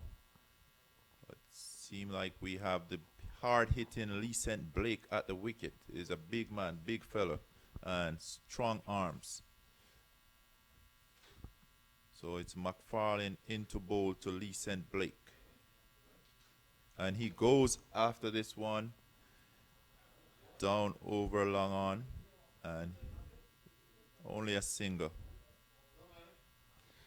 As the halfway stage reached, only 21 for 3, the Atlantic CC.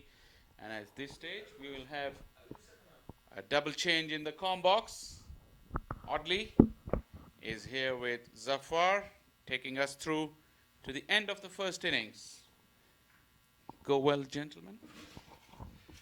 Thank you, Shah, for helping doing the commentary, and we'll see if we can fill up your shoes.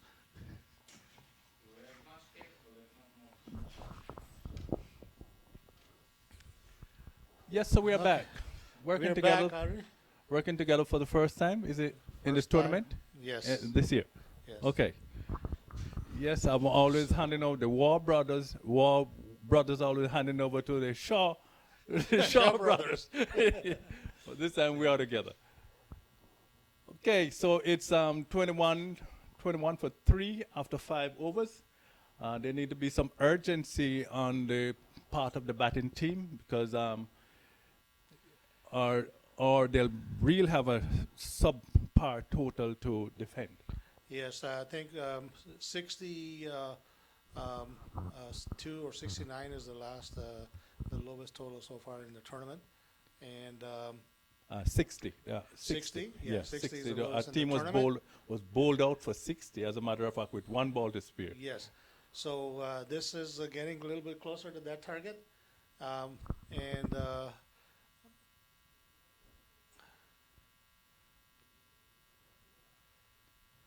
Will only be a single.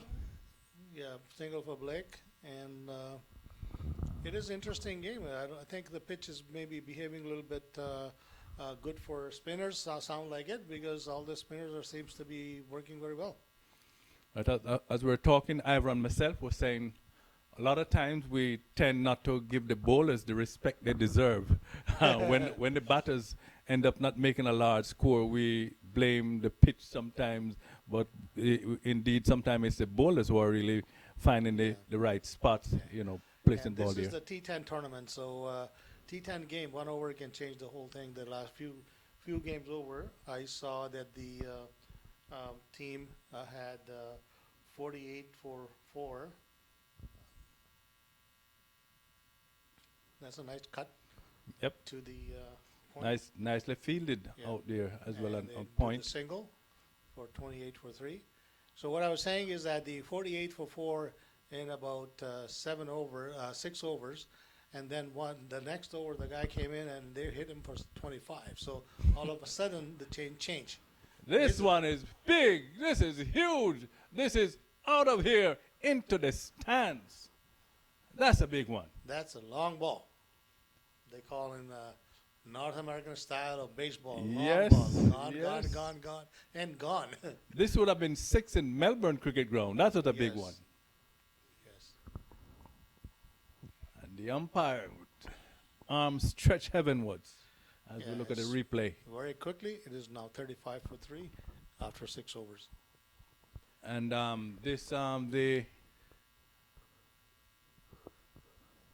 the batting team will have to continue to show some urgency, or else they could be fading.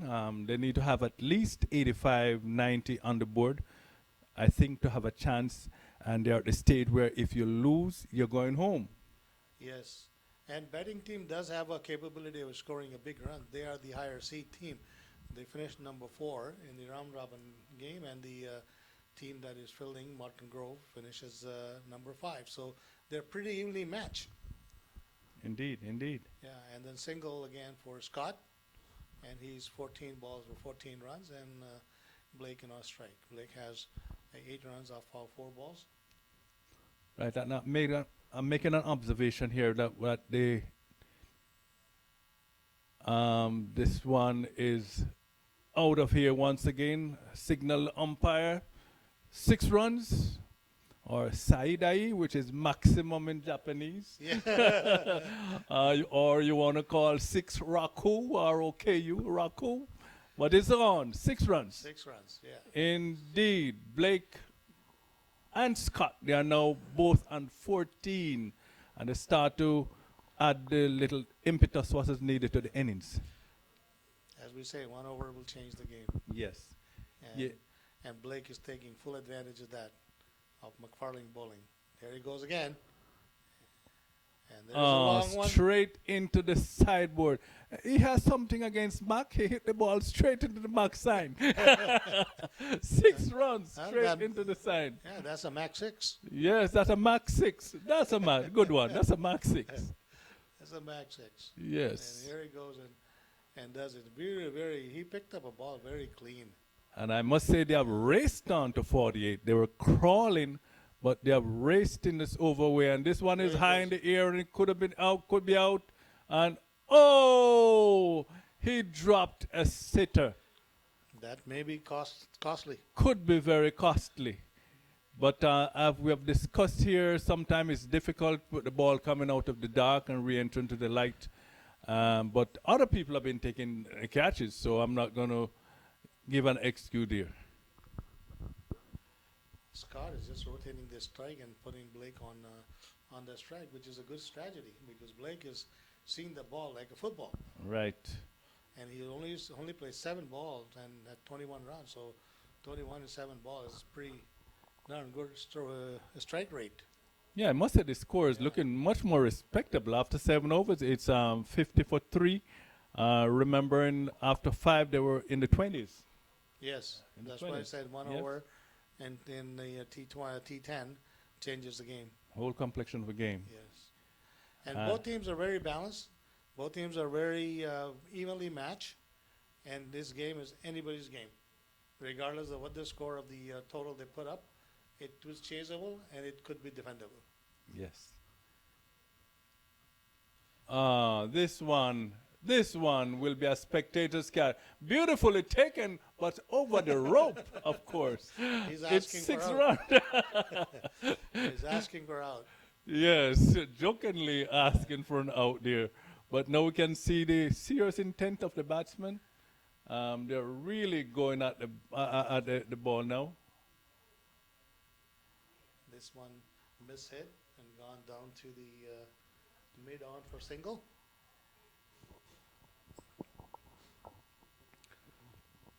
'57 for 3, looking much better. Still with 2 overs and 4 balls to come.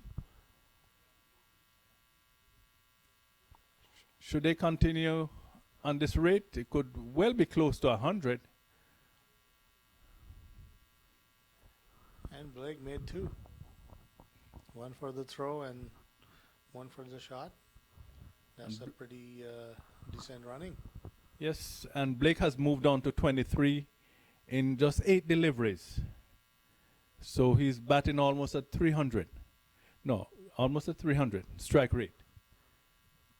And Scott is 22 from 17. And he went down on his knee, but it misses outside the off stump.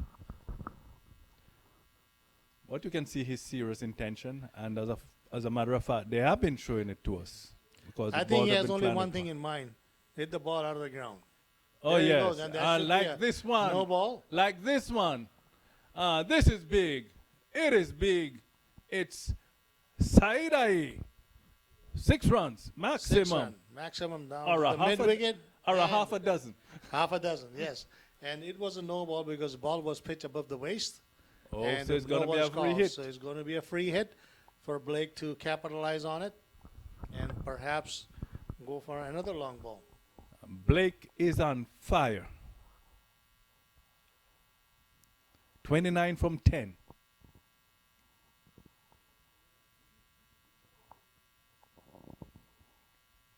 One wide. He missed out on that free hit, but So then still a it's free a hit. wide. It's still to come. Still free. Yes, still free hit to come. This time I swing it, but did not connect well, and went for a single. Down to long off. Get a single. Yes. Yeah, 68 for 3. Yes, I was mentioning something that I've observed is that this one fell into unoccupied real estate. They run a second run. Yeah, they made 2, Yes. and it's over. And it's 70 for 3 after 8 overs, so 2 more overs to go. So Yeah, they have he- scored 50, close to 50 runs in the last 2 overs. Yeah, I think the Scott bat was a little bit wide open or cross up in a sense that it did not came in the middle. It just sliced out to the extra cover. Yes. Yeah, back to my observation now is that much dew doesn't affect the ball as we can see from here. We know when we have the CPL in the Caribbean and even the IPL, they're having the team batting second most of the time. The heavy dew affect the bowler's grip and things like that, but there's no such thing happening here. So far, nothing, because I think we're not too late in the night, so that effects has not come up yet. If you played after 10 o'clock, 11 o'clock, then yes, that probably will effectiving it. Okay. So we are in the early part of the evening, Okay. and that might not be there effect. This one is going up high, maybe taken. Let's see what happened. No, it These are spilled another that cat one. drop. Yeah, it spilled once again. He run a long way, but settles under the ball and spilled the catch. They definitely took advantage of the misfield and the overthrow, miss overthrow, and they went for 3. Yes, as we watch it here in the replay. Yeah. You see, there are 2 going. I think there may be a confusion there. Wide signal by the umpire, a little bit wide outside the off stump. Yeah, batsman had a fair chance to play, but he ball was a little bit way out.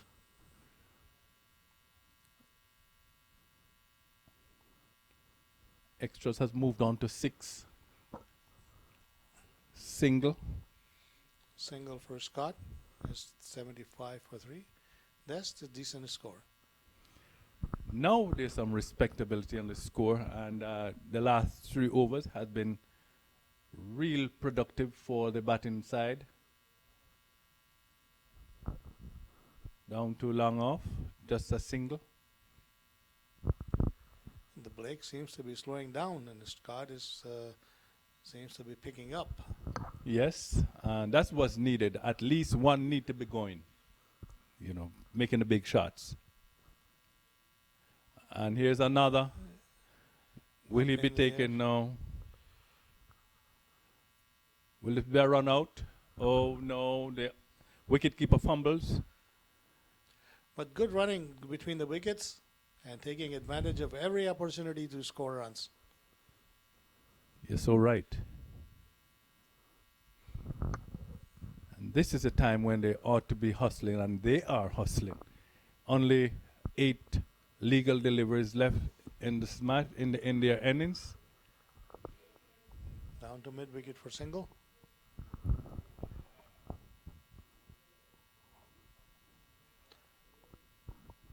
Scott on 28 of 21 balls, and Blake is 34 on of 13 balls.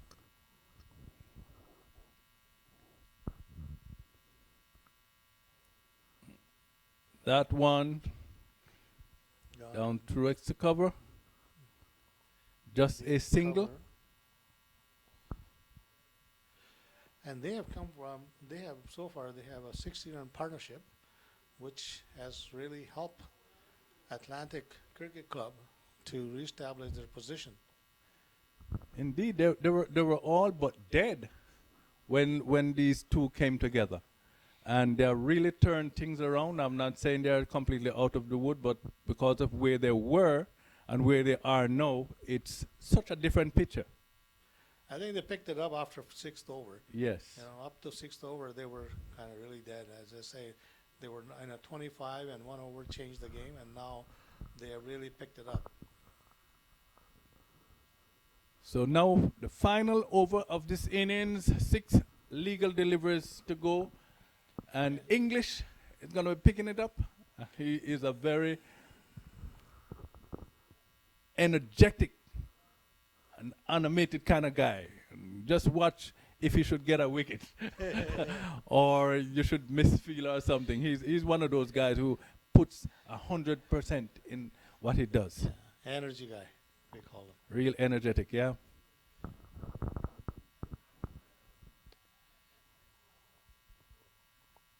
And it's This very is a good hard for him to defensive fielding. They have mid wicket, mid on, mid off, deep extra cover, and the third man. look at the energy. Yep. He was out like a cat, feeling to his own bowling. See, I'm not going to leave it to those guys to run in. I'm going to do it myself. That's for sure. That's my take when you have a fielding. I don't think they have. And it goes to the mid off for single. He's asking, give me the ball. I want to do it. I want to go. I want to go. I want to go. Yeah, I remember in the T20 MAQ tournament, he bowled a very impressive spell for his team and turned the match around. Oh. Another drop catch. Down to the mid on, and that one was a bit hard. He jumped into the real traveling, so I would give him credit for even getting his hands to the ball. Yeah, there's a 30-yard circle, so it went a little bit above. Yes, his above his reach. head. Yeah. It's now 84 for 3.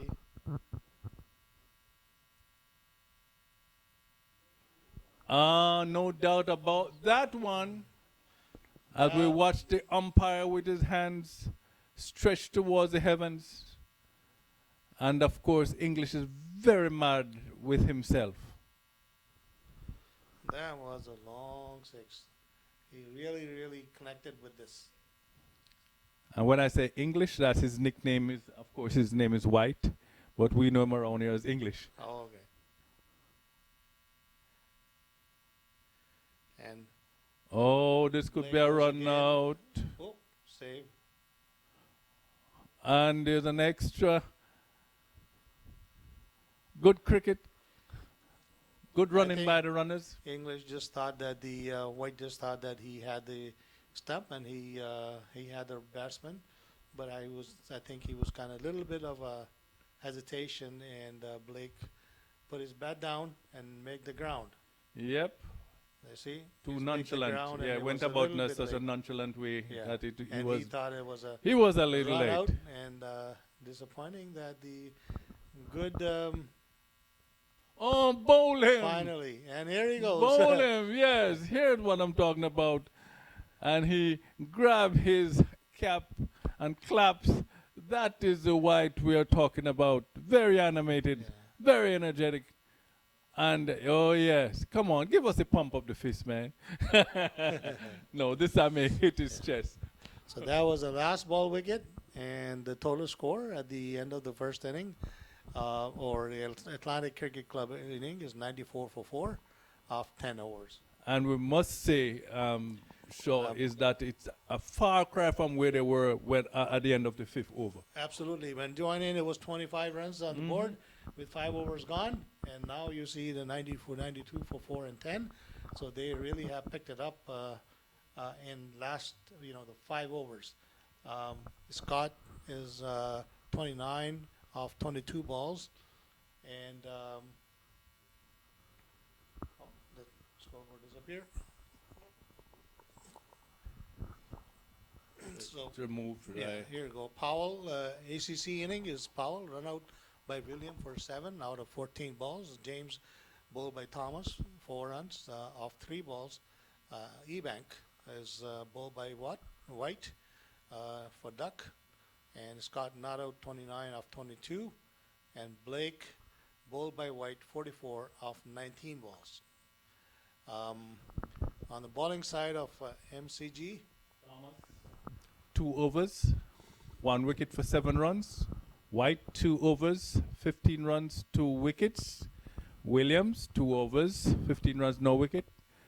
McFarlane 2 overs, 21 runs, no wicket. Thompson 1 over, 20 runs, and Mitu 1 over for 10 runs. And so the final score 92 for 4, and that is more a score that is defendable. so we can say that Thomas was a game changer. He was indeed game changer. Yeah, 25 to 45 in 1 over.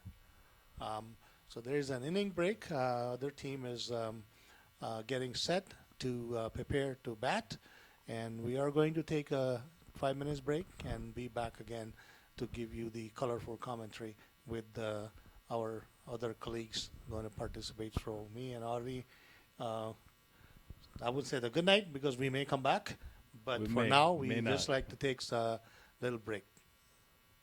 Right, Jonas.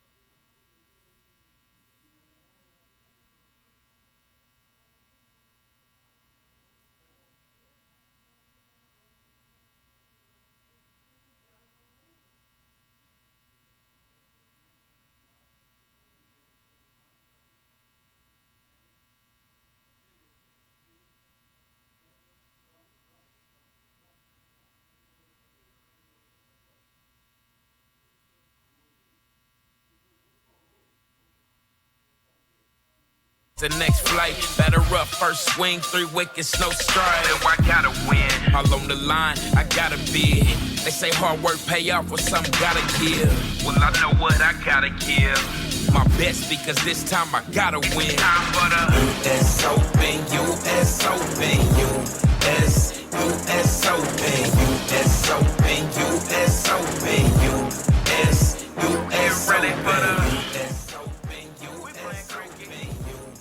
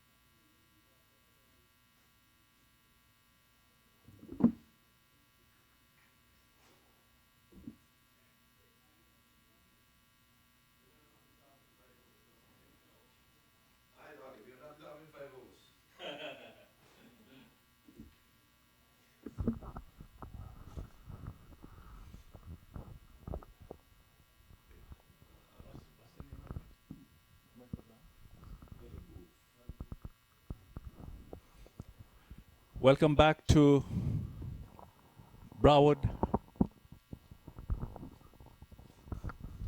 County Stadium,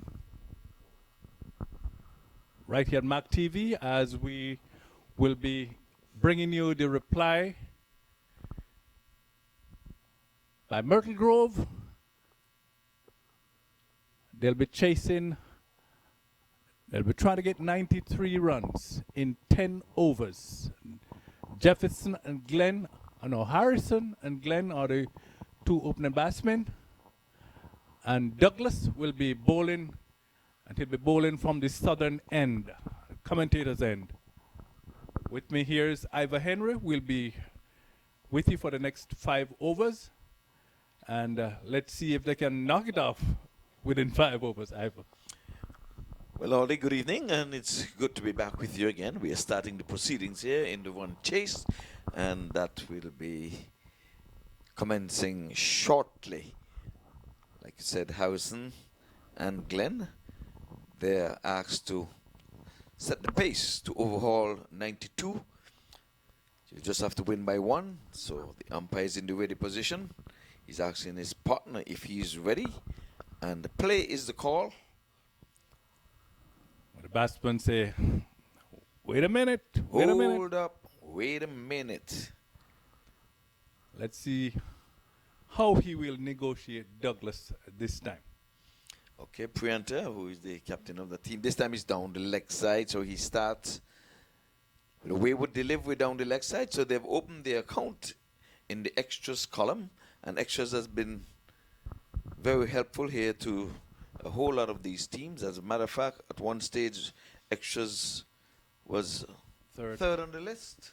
Third high score. Yes. Real generous. And as a matter of fact, no one else got into double figures, only 2 men. And this time he's pivoting very, very nicely, and he goes all the way over the boundary for 6. So Harrison has opened his account with a maximum.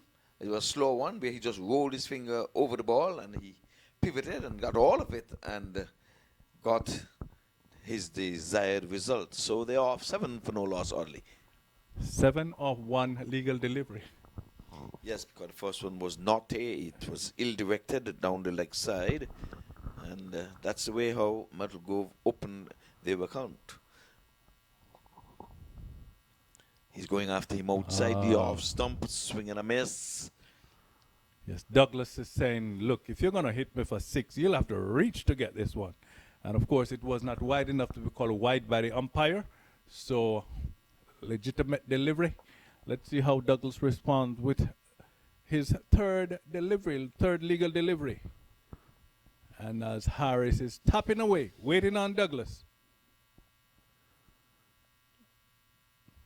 That's a good-looking shot. Batsman standing tall and punching off the back foot, but can't pierce the offside field. It's well cordoned off. You have a ring of fielders. A ring of fielders, yes. A third man, backward point, cover, extra cover, all closing in on the offside, and then there's long off.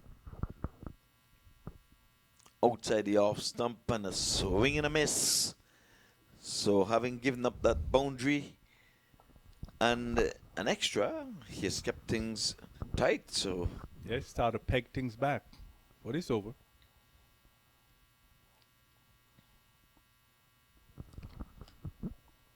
So 4 deliveries has gone, and this is the MaqT10 2019. This is the 4th edition of the T10. This time he's on the back foot again, trying to punch through the onside and missed. Rising delivery, just maybe waist high. Looking at cutting close, yeah. Just close to his body. Yes, pass outside the off stump, and he was trying to put it into the onside, looking for runs. As we said, the offside is packed. Just 2 men in the onside. One thing we must say, Ivor, Douglas is bowling to his field, away from that wayward one down the leg side, the no ball. Yes, well, 3 men in the onside. So this time he's punching on the back foot, still can't score. So that one bad delivery that was struck outside of the boundary rope and the wide. After that, it was all dots. So 8 for no loss at the end of over number 1. Of course, I could hear down on the field somebody saying, "Good over, boy! Good over, boy!" Nice comeback by Douglas. By the way, I brought things back. Yes, well, the required run rate is just about 9. So I think after the first over, I can use the term "it's early days yet." But Prianta, we just have to say, he was once the president of the South Florida Premier League, and once that league was joined with the South Florida Cricket Alliance, but they've now parted, trying their best to, to come back together. Had a nice little talk with Prianta earlier in the day, and he's hoping that these 2 leagues can join forces once again. But now we're on to MaqT10, T10.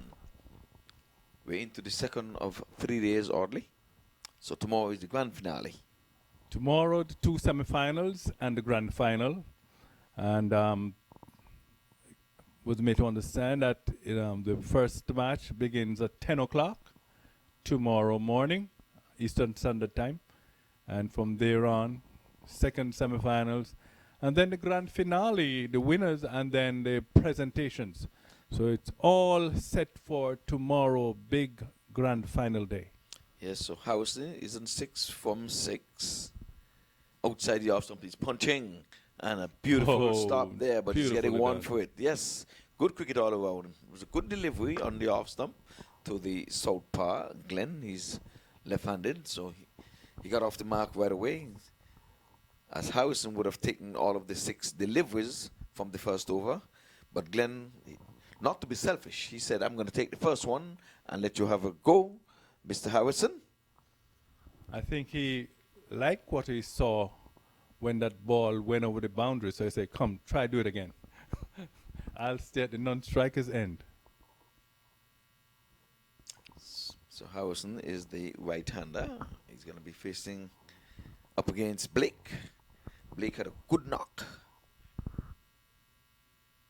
This time he's playing on the onside, and he went through the fielder there. They're looking for 2. They have to hurry, and got it quite easily in the end. So the first double of this inning takes the total on to 10. Now this one misfield could turn out to be very expensive. One misfield, 1 extra run. In the end, we'll see if it will really matter at all, if it matters. Okay. This one is a top edge, and the bowler is going to do it all by himself. And House was thinking that ball was over the waist. And the umpires are not too concerned about that. They're saying it was not above the waist. It came off a leading edge. And wicketkeeper James, he wanted to go for it, but the bowler said it's all mine. All mine. I'll come and I'll take it. So the first wicket has fallen. So Harrison did not get to score from Blake. He scored 2 runs from Blake. He scored the majority of runs from the other end when he would have struck a 6. So he has got to go. Don't know where he has got to go, but the umpire says you've got to leave the square. New batsman, Williams, coming in. New Williams batsman. And it depends on how this match finishes. Maybe that the previous batsman will have to go home. Would that be Omari Williams? Let's see.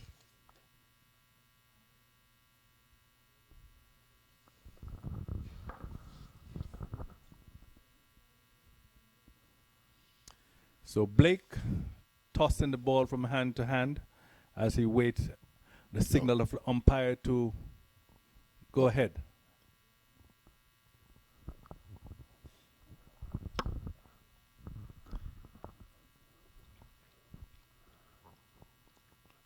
So Blake, and he covers up nicely, and he's getting off the mark right away. Playing with soft hands. Quick single. Yes, indeed. So Mudgrove, champion in their own right. They would have got the winner's trophy in the South Florida Premier League. And as Mr. Patrick Samuel said, that was a piece of cake. It was a cakewalk, a walk in the park. I guess they played against Mr. Nobody. I understand that their opponent would have missed some of their key players. They went off to Jamaica to attend the funeral. So that made it quite easy for the Mudgrove team to... Just outside the off stump, going through the wicketkeeper. And that is what Blake will have to be doing more often, keeping it up. And as I've mentioned before, they are actually bowling to their field. The stronger, the offside is more packed, and they're keeping the ball outside the off stump. Intelligent bowling. Yes, remember the first power play, 3 overs.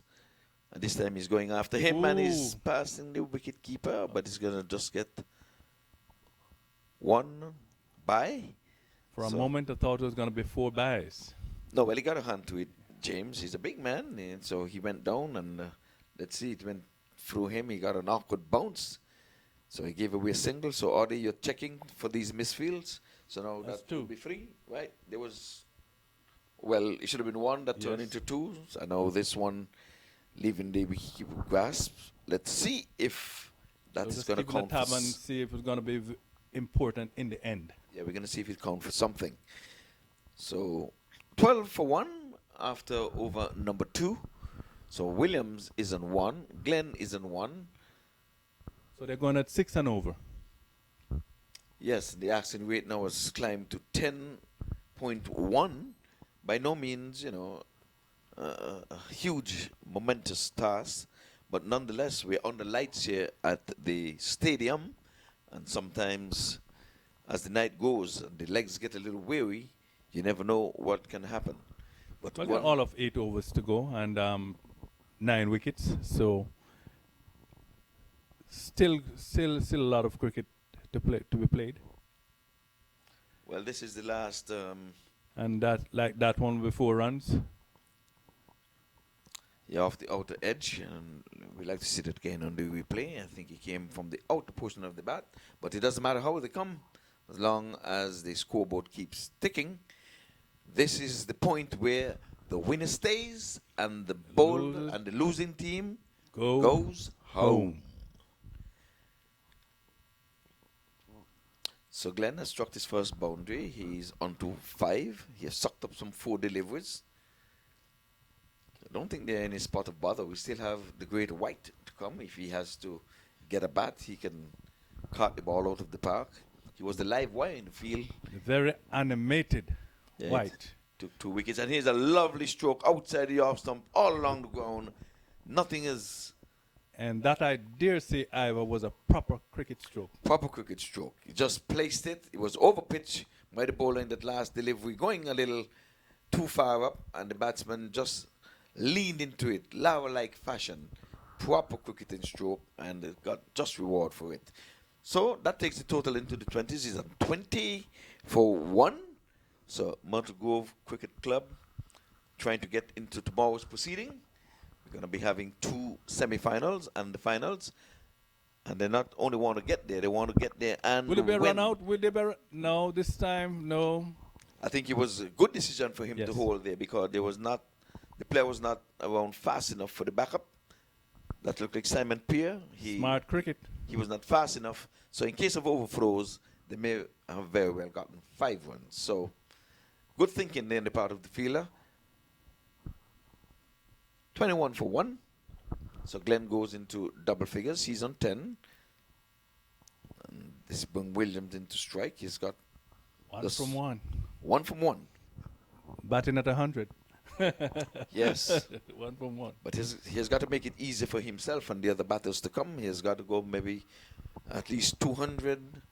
And if he can score maybe 21s from, say, 12 balls or so, I think they'll be on pace to win this with probably an over to spare. But we'll watch and wait as he comes forward. Softens again, pushing it out in the prove. Quick single. Yes, it was a bit of a misfeel there, but I don't think he would have prevented the single, even if he would have picked it up on first hand. But that's good running. It was off as soon as he would have played it. Although you had quite a few men in the circle on the offside, oddly, they decided they're going to be running. So that's good running between the sticks. We can definitely say that this match is more competitive.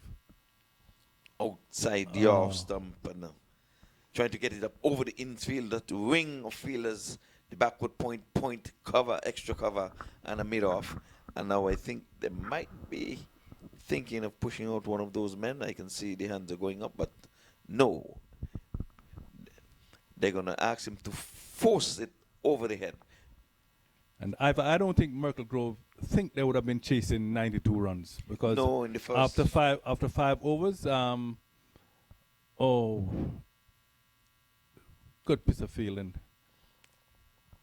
good running as well, good all-round cricket. Yes, good all-round cricket. It was a good delivery, kept a bit low, but the batsman came down on it, and the fielder running tried to avert the run out, but the batters are too quick between the sticks. Yeah, just to go back to what I was saying, they were like in the low 20s, 4-5. It was 5 wickets, 22 for 5 after 5 overs, and things were looking like they were all dead and gone. But they came back in the latter 5 overs and posted a rather match winning like 92. Yes, but sometimes you have to play the situation. You see, when White got the wicket in his first over, I would have brought him on. I would have kept him on with the second over to Keep go that momentum going. Yes, I think that's where they would have lost a little bit of something when they took him on, and then he came back in the last over. He did get a wicket, but then it seemed as if the sting was already out of the fielding team because they were really animated in the first 5. Yeah, we can see. We can see when he got that wicket, he did a double tiger pump. I was looking to see. And they played it quite a few times here on the replay. At one point, I thought he was wearing a green jacket. That's one player that is always giving 110%. He's always animated, This time he's swinging the ball cannon into his pads. And a dot goes into the scorer's book, much to the delight of the fielding team. So it's 23 for 1 after 3 overs and a 1 ball, 23 for 1. And it's Glenn on 11, Williams on 2, and it's 23 for 1. Yeah, something has to give here, I think. Oh, there's a bit of a fumble. Oh. But good backing up by the non-striker. He was yes, no. But the striker saw the fumble and he called him and he responded. And you have to trust your partner's call. Yes. You can see it again in the replay. See, he was ball watching. The non-striker was ball watching, was looking back. And the striker called him. A good throw would have been interesting. He would have him in a spot of bother. But he was ball watching. He caught himself looking back. No need for that. You have to trust your partner. He has your back. But nonetheless, all is well that ends well. Yes. Down the leg side, and they're running through for single, Oh, direct could be, throw. let's see. And the umpire is unmoved. I think he made it home from our vantage point, but we'll have a chance to see it on the replay. On the replay, right. Could have been a close one. Yes, let us see. He comes in now, bowls down the leg side. The wicketkeeper, James, runs around, picks up and rifles in the throw. But yes, he was in by a long way. Yes, the bat was down a long way. So the umpire, he was in the better position. Of course, he's square on. Yes, So, you right. can see. But from where the batter would have dipped, once he would have dipped over the line, he was in. The good thing he was running with it, sliding his bat, so you know. Yes, made it. Good Good. work there by Yes. the cameraman at least. So we have to pick up the production crew and the cameramen. Of course, they've been supplying the video on the stream outside the off stump. And swing and a miss. And that wicket is still having a little bit of bounce in it. The wicket keeper's trying to keep his players alert, throwing the ball out on the field, say, hey, catch, doing some catching practice as the ball is being relayed back to the bowler. Yes, well, the asking weight is 10. It's not out of the reach or out of the realm of things. In reality, I think it should be had. At this time, I say something has to give. He's going inside out and is cut off down in the boundary. Good bit of work again down there. They scampered through for a double.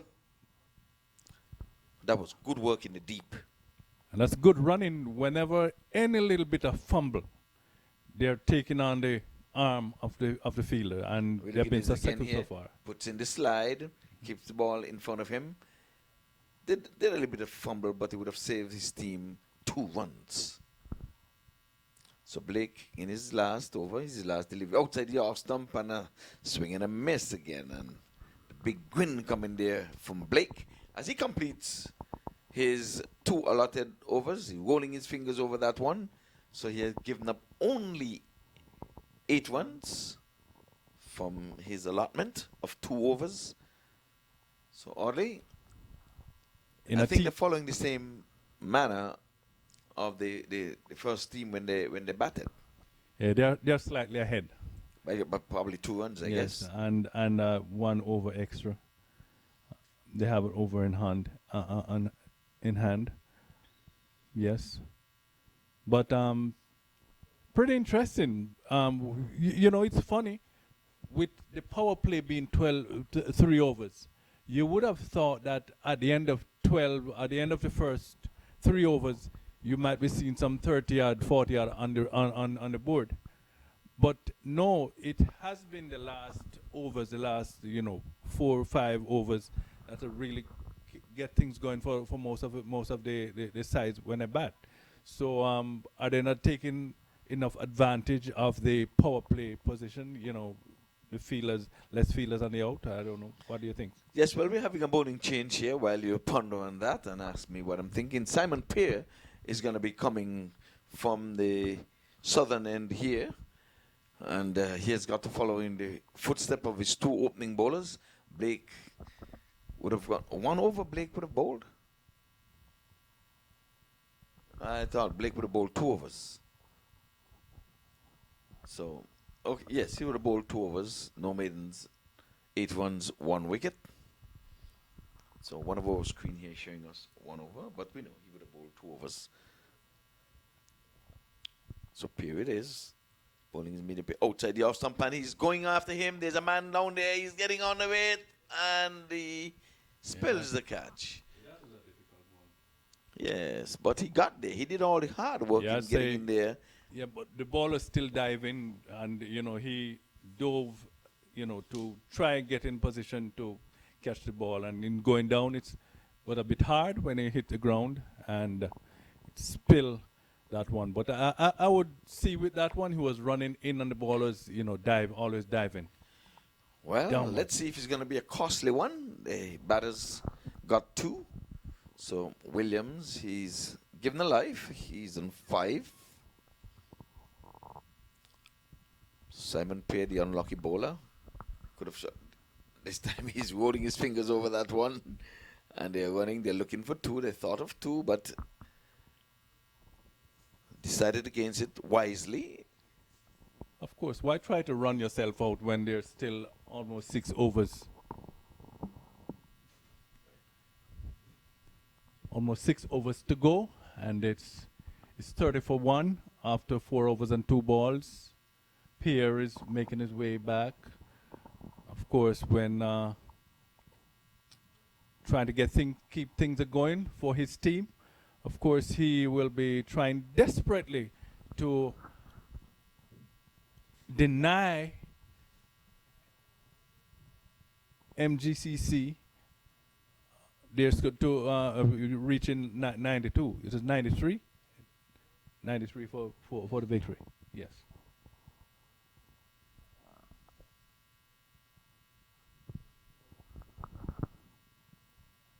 So it's 30 for 1. So Pierre's not happy with something. He have 3 boundary riders in the onside for the left-hander. There's a deep backward square leg, a mid-wicket, and a long on, and a long off, and a cover sweeper on the offside. Outside the offside, be hitting this one in the air, and this time he's going to be taken. Joy and jubilation out there. You can hear the shout. And the bumping of the chest, because they're 1 wicket closer. Look at it on the replay. Yes? Catching the outer half of it. He was trying too hard rather than timing it. And it was a simple catch taken in the end, and he's playing sucker with it. Down the throat of the umpire might have something to say about that. That you're taking his ball and kicking it and making it. I think he's speaking about that at this time. Can be. That's all tampering. See, he was going too hard. No timing, came off the outer portion of the bat and can get no further than the mid-off. And here it is again, sucker. I think the sucker scout might want to be out because that ball is leather. And he's kicked it like that, as if to say he's kicking it in the back of a net. And then you'll be hearing, go! This one I think he's asking for guard, middle stump. Middle stump. Well, oddly, every time I would have come up for my spell, at least I keep taking wickets. I've got 2. We have another 3 deliveries left before we would have parted, and they keep throwing, showing that sucker kick. Pretty good kick. Pretty good kick. Yeah, but I know the umpire, he would have had some. There's a wide signal here. So Wallace is the new batter. And it's going to take some going. They've got to emulate the fielding team, because in the second half they really came good and got a respectable total of 92. Which did not look likely after the end of the first 5. Not at all. But it's not over until it's over. So Pierre with a wicket under his belt, right arm over, rolling his finger, and there is a loud appeal and given. Oh, yes. You're going to see some bumping of the chest now. Oh, there it goes. Yes. It was a slow delivery, and he was down, trying to sweep it around the corner. And by the time he would have swung, the ball was not anywhere close to him. And from our advantage point, he was right in front of those sticks. Yes.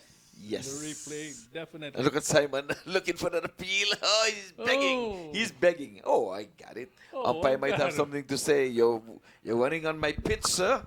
You're all over my pitch, sir. Do you think that he would have intimidated the umpire there, because he was coming after him saying, how is that? How is that umpire? He must be gone. He must be gone. I think we have even given him out from up here. He was struck in front. Well, I can tell you, I have 3 wickets. I said, I think I'm a bowler. Here they're showing it again. Yes, he was struck in front. Hit him in the hip, but he was down low. And Simon Pierre. And Simon Pierre's, oh, come on, man. Come on. Yeah. Okay, yes. Come on, umpire. You're a bit too slow. Bring up those fingers. Well, the umpire finally raised that dreaded finger. I don't think he was intimidated by the constant appeal coming in. You know, you just take one appeal. But, this one is back to him on the bounce. And I'm telling you, Golden dot ball. yes, and he has a word or two to say to the batsman. These guys are local guys, so they know each other. Look at it on the replay here, and he runs up to him, takes it on the bounce, and now he's going to be speaking with him, and a smile comes in from the batsman. So Simon Pace having fun. He's taken 2 in his spell in his first over. And it's just Just forward outside the off stump, and that brings the end of over number 5. So we're leaving. and it has brought us to the end of our innings. In the good hands of MaqT10 Qureshi is coming in, and he's going to be taking over from Audley, and who's going to be taking over from Ivor Henry? Okay. Thank you very much, gentlemen. As this game is delicately poised, it may seem that the Myrtle are in trouble chasing 92, but it's a funny game of cricket. It can change very quickly. As we welcome along in the comm box our chairman, Mr. MaqT Qureshi. Good evening. Good evening. And you must have had a long day. We know that, we all have had, but cricket has been exciting, and this is the last quarterfinal is very, very exciting, and I'm glad that you turned up to watch it with us. And you must be a pleased man seeing the whole tournament go. It's been a very overwhelming success so far. Yes, great tournament, and the team is good, competitive, some young kids, and and Tampa, they play well. And this is Atlantic is the local teams, but they have a lot of good players in there. Actually, Martin Grove is also both is good teams, and the local South Florida talent is here. They're showing them worldwide. South Florida can play cricket, so I'm glad to see that. Actually, I will play for the team Atlantic. I was one of the team member for them. Atlantic? Yes, I play for Atlantic, and there's Pre is out there. He's the captain of the teams, and I seen him running around, well managing the teams he is, and also great teams. He put things together very short times, and he's starting the bowling. Yes, one of our commentators, Ian, he's been playing in the area, and he was mentioning this, the Atlantic boys there, most of them are local. They play their cricket around this area, so they know the field. But they made a good comeback. They were only 24 for 5 in their first inning. They managed to score 93. And in their bowling innings, they've done really well. And 31, as we watch the first ball, has been carted through to third man for a 4. A much-needed boundary. And Williams has helped himself to 4 runs. 35 for 3 now. The Myrtle Grove, as Chairman MAQ has briefly joined us and now already left us. And we welcome along once again for the one final time this evening, Ian. Good evening, Ian. Yes, good afternoon, Faisal. And it's a pleasure always to be here in the commentary box and to be watching such a wonderful game of cricket, which we have the Myrtle Grove team and the Atlantic CC, both of these teams out of South Florida, and they're doing pretty good. Game evenly poised. Good bit of running on that occasion. Tapped the ball onto the onside with fielders way deep in the deep, and easily completed 2 runs for Williams. So a boundary followed by 2. The equation is tough though. 28 deliveries to go, and 56 runs, if my math serves me right. 56 is the winning target. So 12 runs and over needed from here on in. Another swing off the inside edge. It may run into the fence. Excellent work from the fielder, but not enough on that occasion. And another boundary. So 10 runs off the over of the first 3 balls. 41 for 3 now. And Williams goes up to 16. And he went for the pull shot, and somehow that ball went down to fine leg. Seems like the under edge and beat the fielder into the field. Was a good effort there, but still 4 runs. So it's now 41 for 3. And we're in the 6th over. 52 more runs needed. Williams on 16. Lianage is bowling. It's been his first over. So far he's gone for 10. As he's been smashed straight down the ground. Powell looks like to be the fielder over there. Recovered quickly from the fumble. Just a single run to the total. A single coming in there, and at this point we're gonna be looking out for the big hits, the 6, the 4s coming in, because they're behind a little. They need those boundaries in each over. So let's see what McCarthy and Williams able to do here. McCarthy's the new man. He's only faced 2 deliveries. Quicker one from Lianage off the outside edge. Good save, but couldn't prevent the second though. So McCarthy got a thick outside edge, run down into third man, and they were able to go through for 2 runs, adding to the total. So he went for the big hit off the thick outer edge down to third man, and Simeon was able to come around and cut it off. So 2 runs. And he's going with that one. He's going, it's going, it's going, it's going, it's gone. That's a Mach 6 right there. There you go. That ends a very, very expensive over. 19 coming off that. That's the big over that the Myrtle Grove needed. And Lianage, who's been pushing the ball through. That was a fast delivery on a length. And Williams got underneath that and sent it soaring over the long on fence for a maximum. That hit also brought about the 50 for Myrtle Grove. So 93 is the target. Another 43 of 4 overs. So we have McCarthy and Williams at the crease, and these are very capable batsmen, and no doubt they would have been in situations similar to this, and all they need to do is just to apply themselves here, and it could be very interesting, but it's a game on here. Certainly that Lianage over has tilted the balance in favor of Myrtle Grove. But as we've seen all along in this championship, the games can turn very, very quickly. In a matter of few deliveries, it can go back and forth. So Atlantic is by no means out of it. It looks like this will go down to the wire. None of the quarterfinals has been a close affairs, but I feel that this one is really going to go down to the wire. I think it will. And Simeon had a good over before, and he's in to bowl to Williams. Williams is down the track, and he hit this high and hard, and it's going, it's going, it's gone. It's another massive 6 here.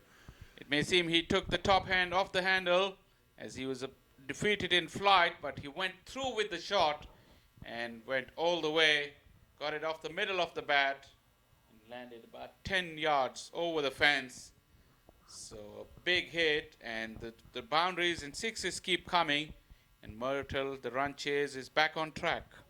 Yes, we talked about it earlier. Myrtle Grove, they have the batting power, the fireworks that is needed. They have it, and they're going to be going at it. They're not going to be hanging their head down, but it's going to be heads high, and 6s will be flying. And that one is off the edge, I think, and it's down into the boundary for 4 runs. Simeon is a little bit upset, but nevertheless, umpire signal for nothing he can do about that one. No justice for the bowler. Good delivery, but off the edge, and Pierre looked around in disgust, but couldn't find no one else to blame but his own luck. And Williams will take that because Myrtle Grove, who were behind the 8 ball a couple of overs ago, are right back on track. 60 for 3 with just 33 needed now of 22 deliveries. So, as you can see here, if you're listening out there, if you're watching, we have a game on hand here. It's going to be a pretty exciting finish to the second day here. And it's going to be Williams again to take strike as Pierre comes in to bowl to him. So, here's Pierre into bowl to Williams. slow ball, and He's really got hold of that, and he smashed over the extra cover fence. A massive 6. Pierre went for the slower delivery, but Williams was up for that. slower delivery, but same result over the fence. And he did go with that one. He gave it everything he got. 6 runs to Williams. He goes up to 33. The score is 66 for 3, and we are in the 7th over. 6, 4, and 6, but the last one was the best of the lot. He sensibly taps the ball into the offside and gets himself a single to get himself to the non-striker end. Another big over, massive over for the Myrtle Grove. So it seems like the Myrtle Grove team has pretty much calculated what they had to do, and they're taking it now to the Atlantic team. And it's McCarthy to face Pierre. And that is gone. It's gone. It's gone. It's coming. Scott has got it, I think. Scott is the man. He got that one. He's a tall gentleman. I thought it was coming up here, but Scott is pretty tall, and he was able to extend himself and take that catch just inside of the boundary. So well done, Scott. Great catch. And Pierre, with all the frustration of being smashed around earlier, has celebrated and given him the send-off as well. McCarthy was on the receiving end of that. It seemed quite a good hit, but Scott judged it beautifully. He had to keep in mind where the rope was, but he did it to perfection. And a very, very important wicket, and the partnership has been broken. Yes, so at this point we'll have a new batsman coming into the crease. But we have Williams, who is there, and he's batting pretty well. He will be taking strike. And Simeon Pierre is into bowl to Williams, who awaits. And he breaks his runs. Dead ball signal there by the umpire. Williams has been 17 runs off the over already. As Williams has pushed it down to long gone, looking for 2, slight fumble, slight hesitation between the batsmen as well, but in the end, no damage done. Just a single to finish off the over. So 18 balls to go, 25 runs to win for the Myrtle Grove. Yes, so as I look out, we're having a game at hand here. Scott doing pretty good in the outfield, take a wonderful catch there, and he just cut off what you thought would be a 4. Batsman could only got a single there, so he restricted them to a single. So pretty good feeling in the outfield. They're giving it their all, and we have a game at hand here. Yeah, absolutely. And despite the 2 massive overs, the last 2 overs going for 37 runs, that has put the chase back on track. But as you said, Atlantic still have some runs on the board. The required run rate of 8.3 is not that daunting considering they got the wickets in hand, but as we've seen, one good over can change the game in the bowling team's favor. And Scott, who's been given the ball, has got a job on his hand. Knowing Scott, he's pretty good with the ball, so I haven't seen him bowl recently. I'm not sure if he have an injury or anything, but let's see what he's able to produce here late in the afternoon. His team needs it. His team needs his help right here at this moment. As you can see, the Myrtle Grove team is going pretty well in the last 2 overs. They need a bit of a comeback after the 2 massive overs as Scott starts off with a wide. Quite pacey looking delivery, but misdirected.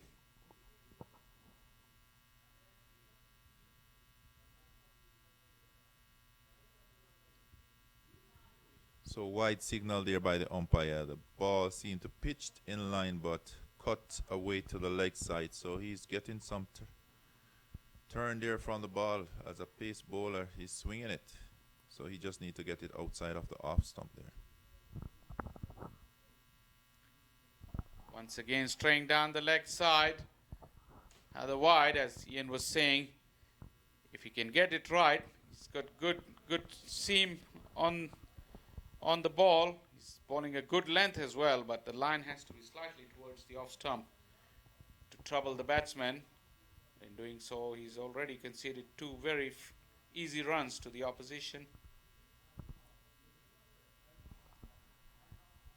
It's in the air and just away from the fielder. Have to see if it carried all the way. Yes, it did. And Scott tried to bowl the off-stump channel, but Williams was good enough, and he's raced along to 41 of just 15 deliveries. His innings has changed the complexion of this game. Williams have definitely changed his style right here. He's now taking it to the bowlers, no nonsense mode, and Scott is into bowl to him, a swing and a miss, but you see clearly his intention. His intention is just to go with everything from here on. That's the line and length that Scott would have hoped to have bowled consistently through the over. Straight down the leg side on a couple of occasions. Third one was full in Williams' half. 8 runs has already been conceded with just 2 legal deliveries bowled, as Williams has whipped that through mid-wicket.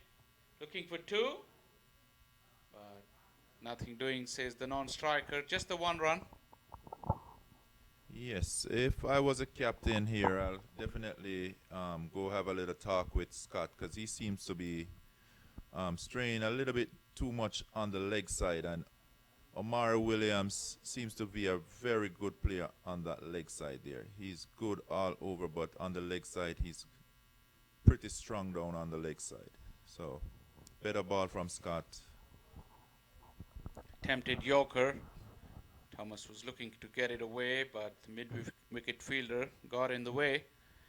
A much-needed dot delivery. 16 runs needed of 14 deliveries. A couple of wickets may change it in the favor of Atlantic CC, especially the wicket of Williams. Probably give them some hope with the remaining 14 deliveries. Scott into bowl to Thomas, who swings and to a good return coming in, and there's a big appeal for a run out here. But I don't think the keeper had the ball in his hand. He ran away in celebration. The stump is out of the ground. I could see the throw was good. You'll have to have another look if he had the ball in his hand when the stumps were dislodged. And where was Thomas in all that? Because he ran the first run very, very fast and pushed the fielder under pressure. See if we can get the replay of that. Clean one-handed pickup and a good throw.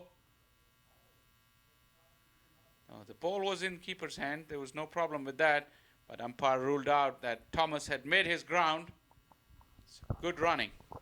Scott into bowl to Thomas again. And that's a swing. Did not connect, but some connection was made, ball with the pad. And they managed to run through for a quick single. 80 is the total after 8 overs. 13 needed of 12 now. And Scott went for 11 in his over, mostly because of conceding those wide deliveries. Overall, it wasn't a bad over at all in the circumstances, but Atlantic CC needed a breakthrough from him, with probably going for a few less runs than that.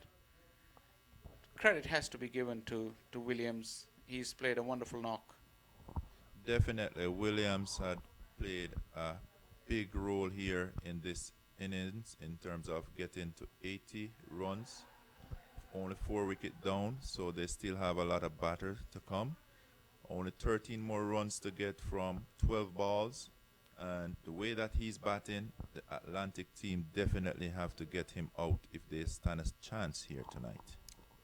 Absolutely, but now Thomas will be on strike, and Rohan Ebanks is the bowler. He's been given the responsibility to bowl the penultimate over.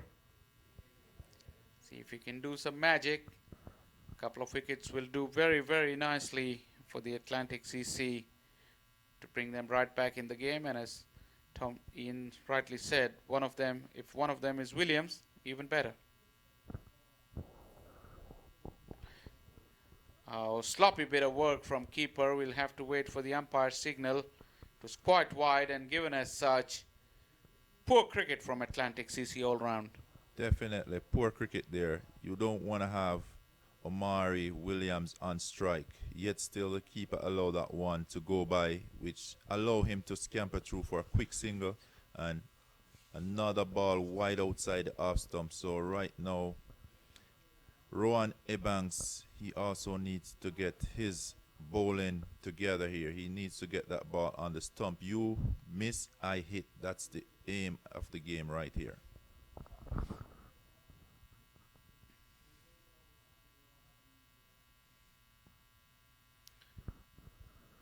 Now Williams realizing that the target is well inside. He just went into the tip and run mode, soft hands. Yes, definitely Williams, he realized that they are in reach of it and he's not going to play any shot that would get him out here. He's going to be watching carefully and he's bowled all over the place. So Thomas with a big swing and a miss and his wicket is tilted back. So well bowled there by Rohan Ebanks. As I was saying earlier, it's got to be you miss, I hit. That's it. And that's exactly what he did right there. Reaps the reward of bowling straight, wicket to wicket. And Thomas went for the almighty hee-haw, but couldn't get nowhere near to the ball. And Rohan Ebanks has got that wicket. He's bowled a few wides, but we'll have to wait and see if that wicket will have to do anything with the complexion of the game. 5 wickets down, you would think that Myrtle Groves are still favorite. As we watched Lesman take to the crease, with Ebanks has only bowled 2 legal deliveries, so 4 deliveries to go in his over. Yes, those 2 wide ball by Ebanks really was not necessary there. And as you can see, it's only 2 legal ball in his over. And giving the batsman extra run there from those wide. You don't want to do that at this point. Well, they have a new batsman in, which is Lesmond. So I'll have him bowl again, wicket to wicket. Yes, we've already been saying many times throughout this tournament that the margins of victory and defeat are so small that you go back and revisit the small little things that happen. Like Scott bowled 2 wides at the beginning of his over, the previous one, and then Ebanks bowled a couple. He's trying to redeem himself. As Lesmond is off the mark with a single. A much better ball there, was right up in the block hole. But Lesmond was equal on par and he played it down the ground and he managed to get a quick single there, which turned over the strike to Omari Williams, which is the correct thing to do here. He's the batsman who is at the crease for a while. He's set and he's looking pretty good.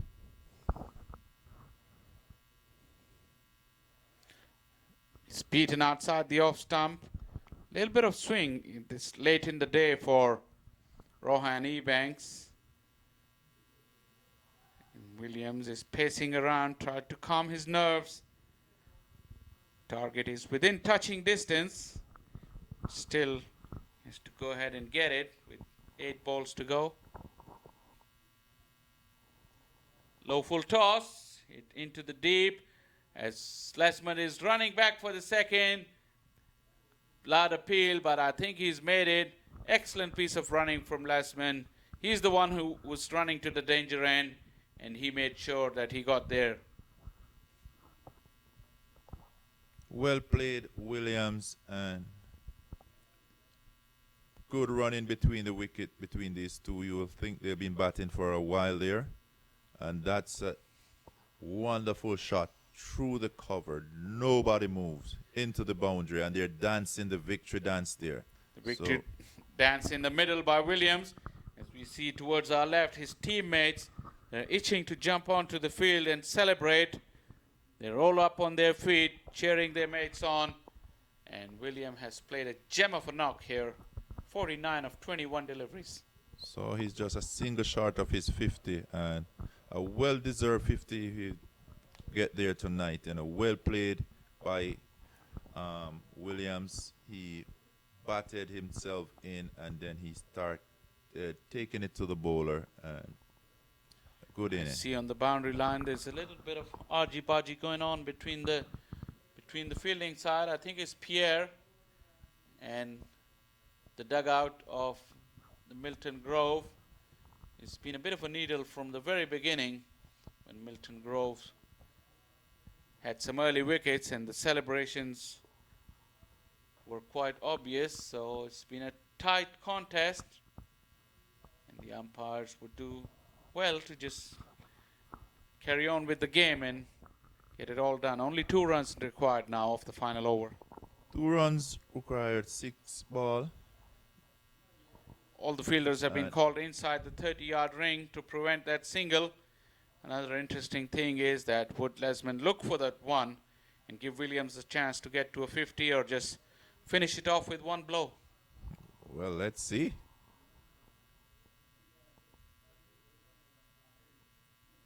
He try, and Williams needs that 50. He needs it. He needs it real bad, because you see he ran through there for a single, and he needs that 50, and definitely it's a 50 that is well deserved. So let's see what he's gonna do. Lesman needed the boundary, but Williams, he needed just a single. The scores are level now, and fittingly it will be Williams who will hit the winning runs, unless there's an extra in the shape of wide or no ball. But as you rightly said, he deserves his 50. Off the inside edge, and it's gone through the gap. And that's the winning runs, and that's the 50 for Williams as well. He's played a wonderful knock as he raises his bat to the gallery. That's a fantastic knock and a well-deserved victory for the Myrtle Grove. Yes, so at the end here of the 4th quarterfinals, Myrtle Grove is into the semis. Well played, well-deserved victory. They have been playing pretty good as a team, and they celebrated a well-deserved victory here going into tomorrow into the semifinal. It's a team to look out for tomorrow.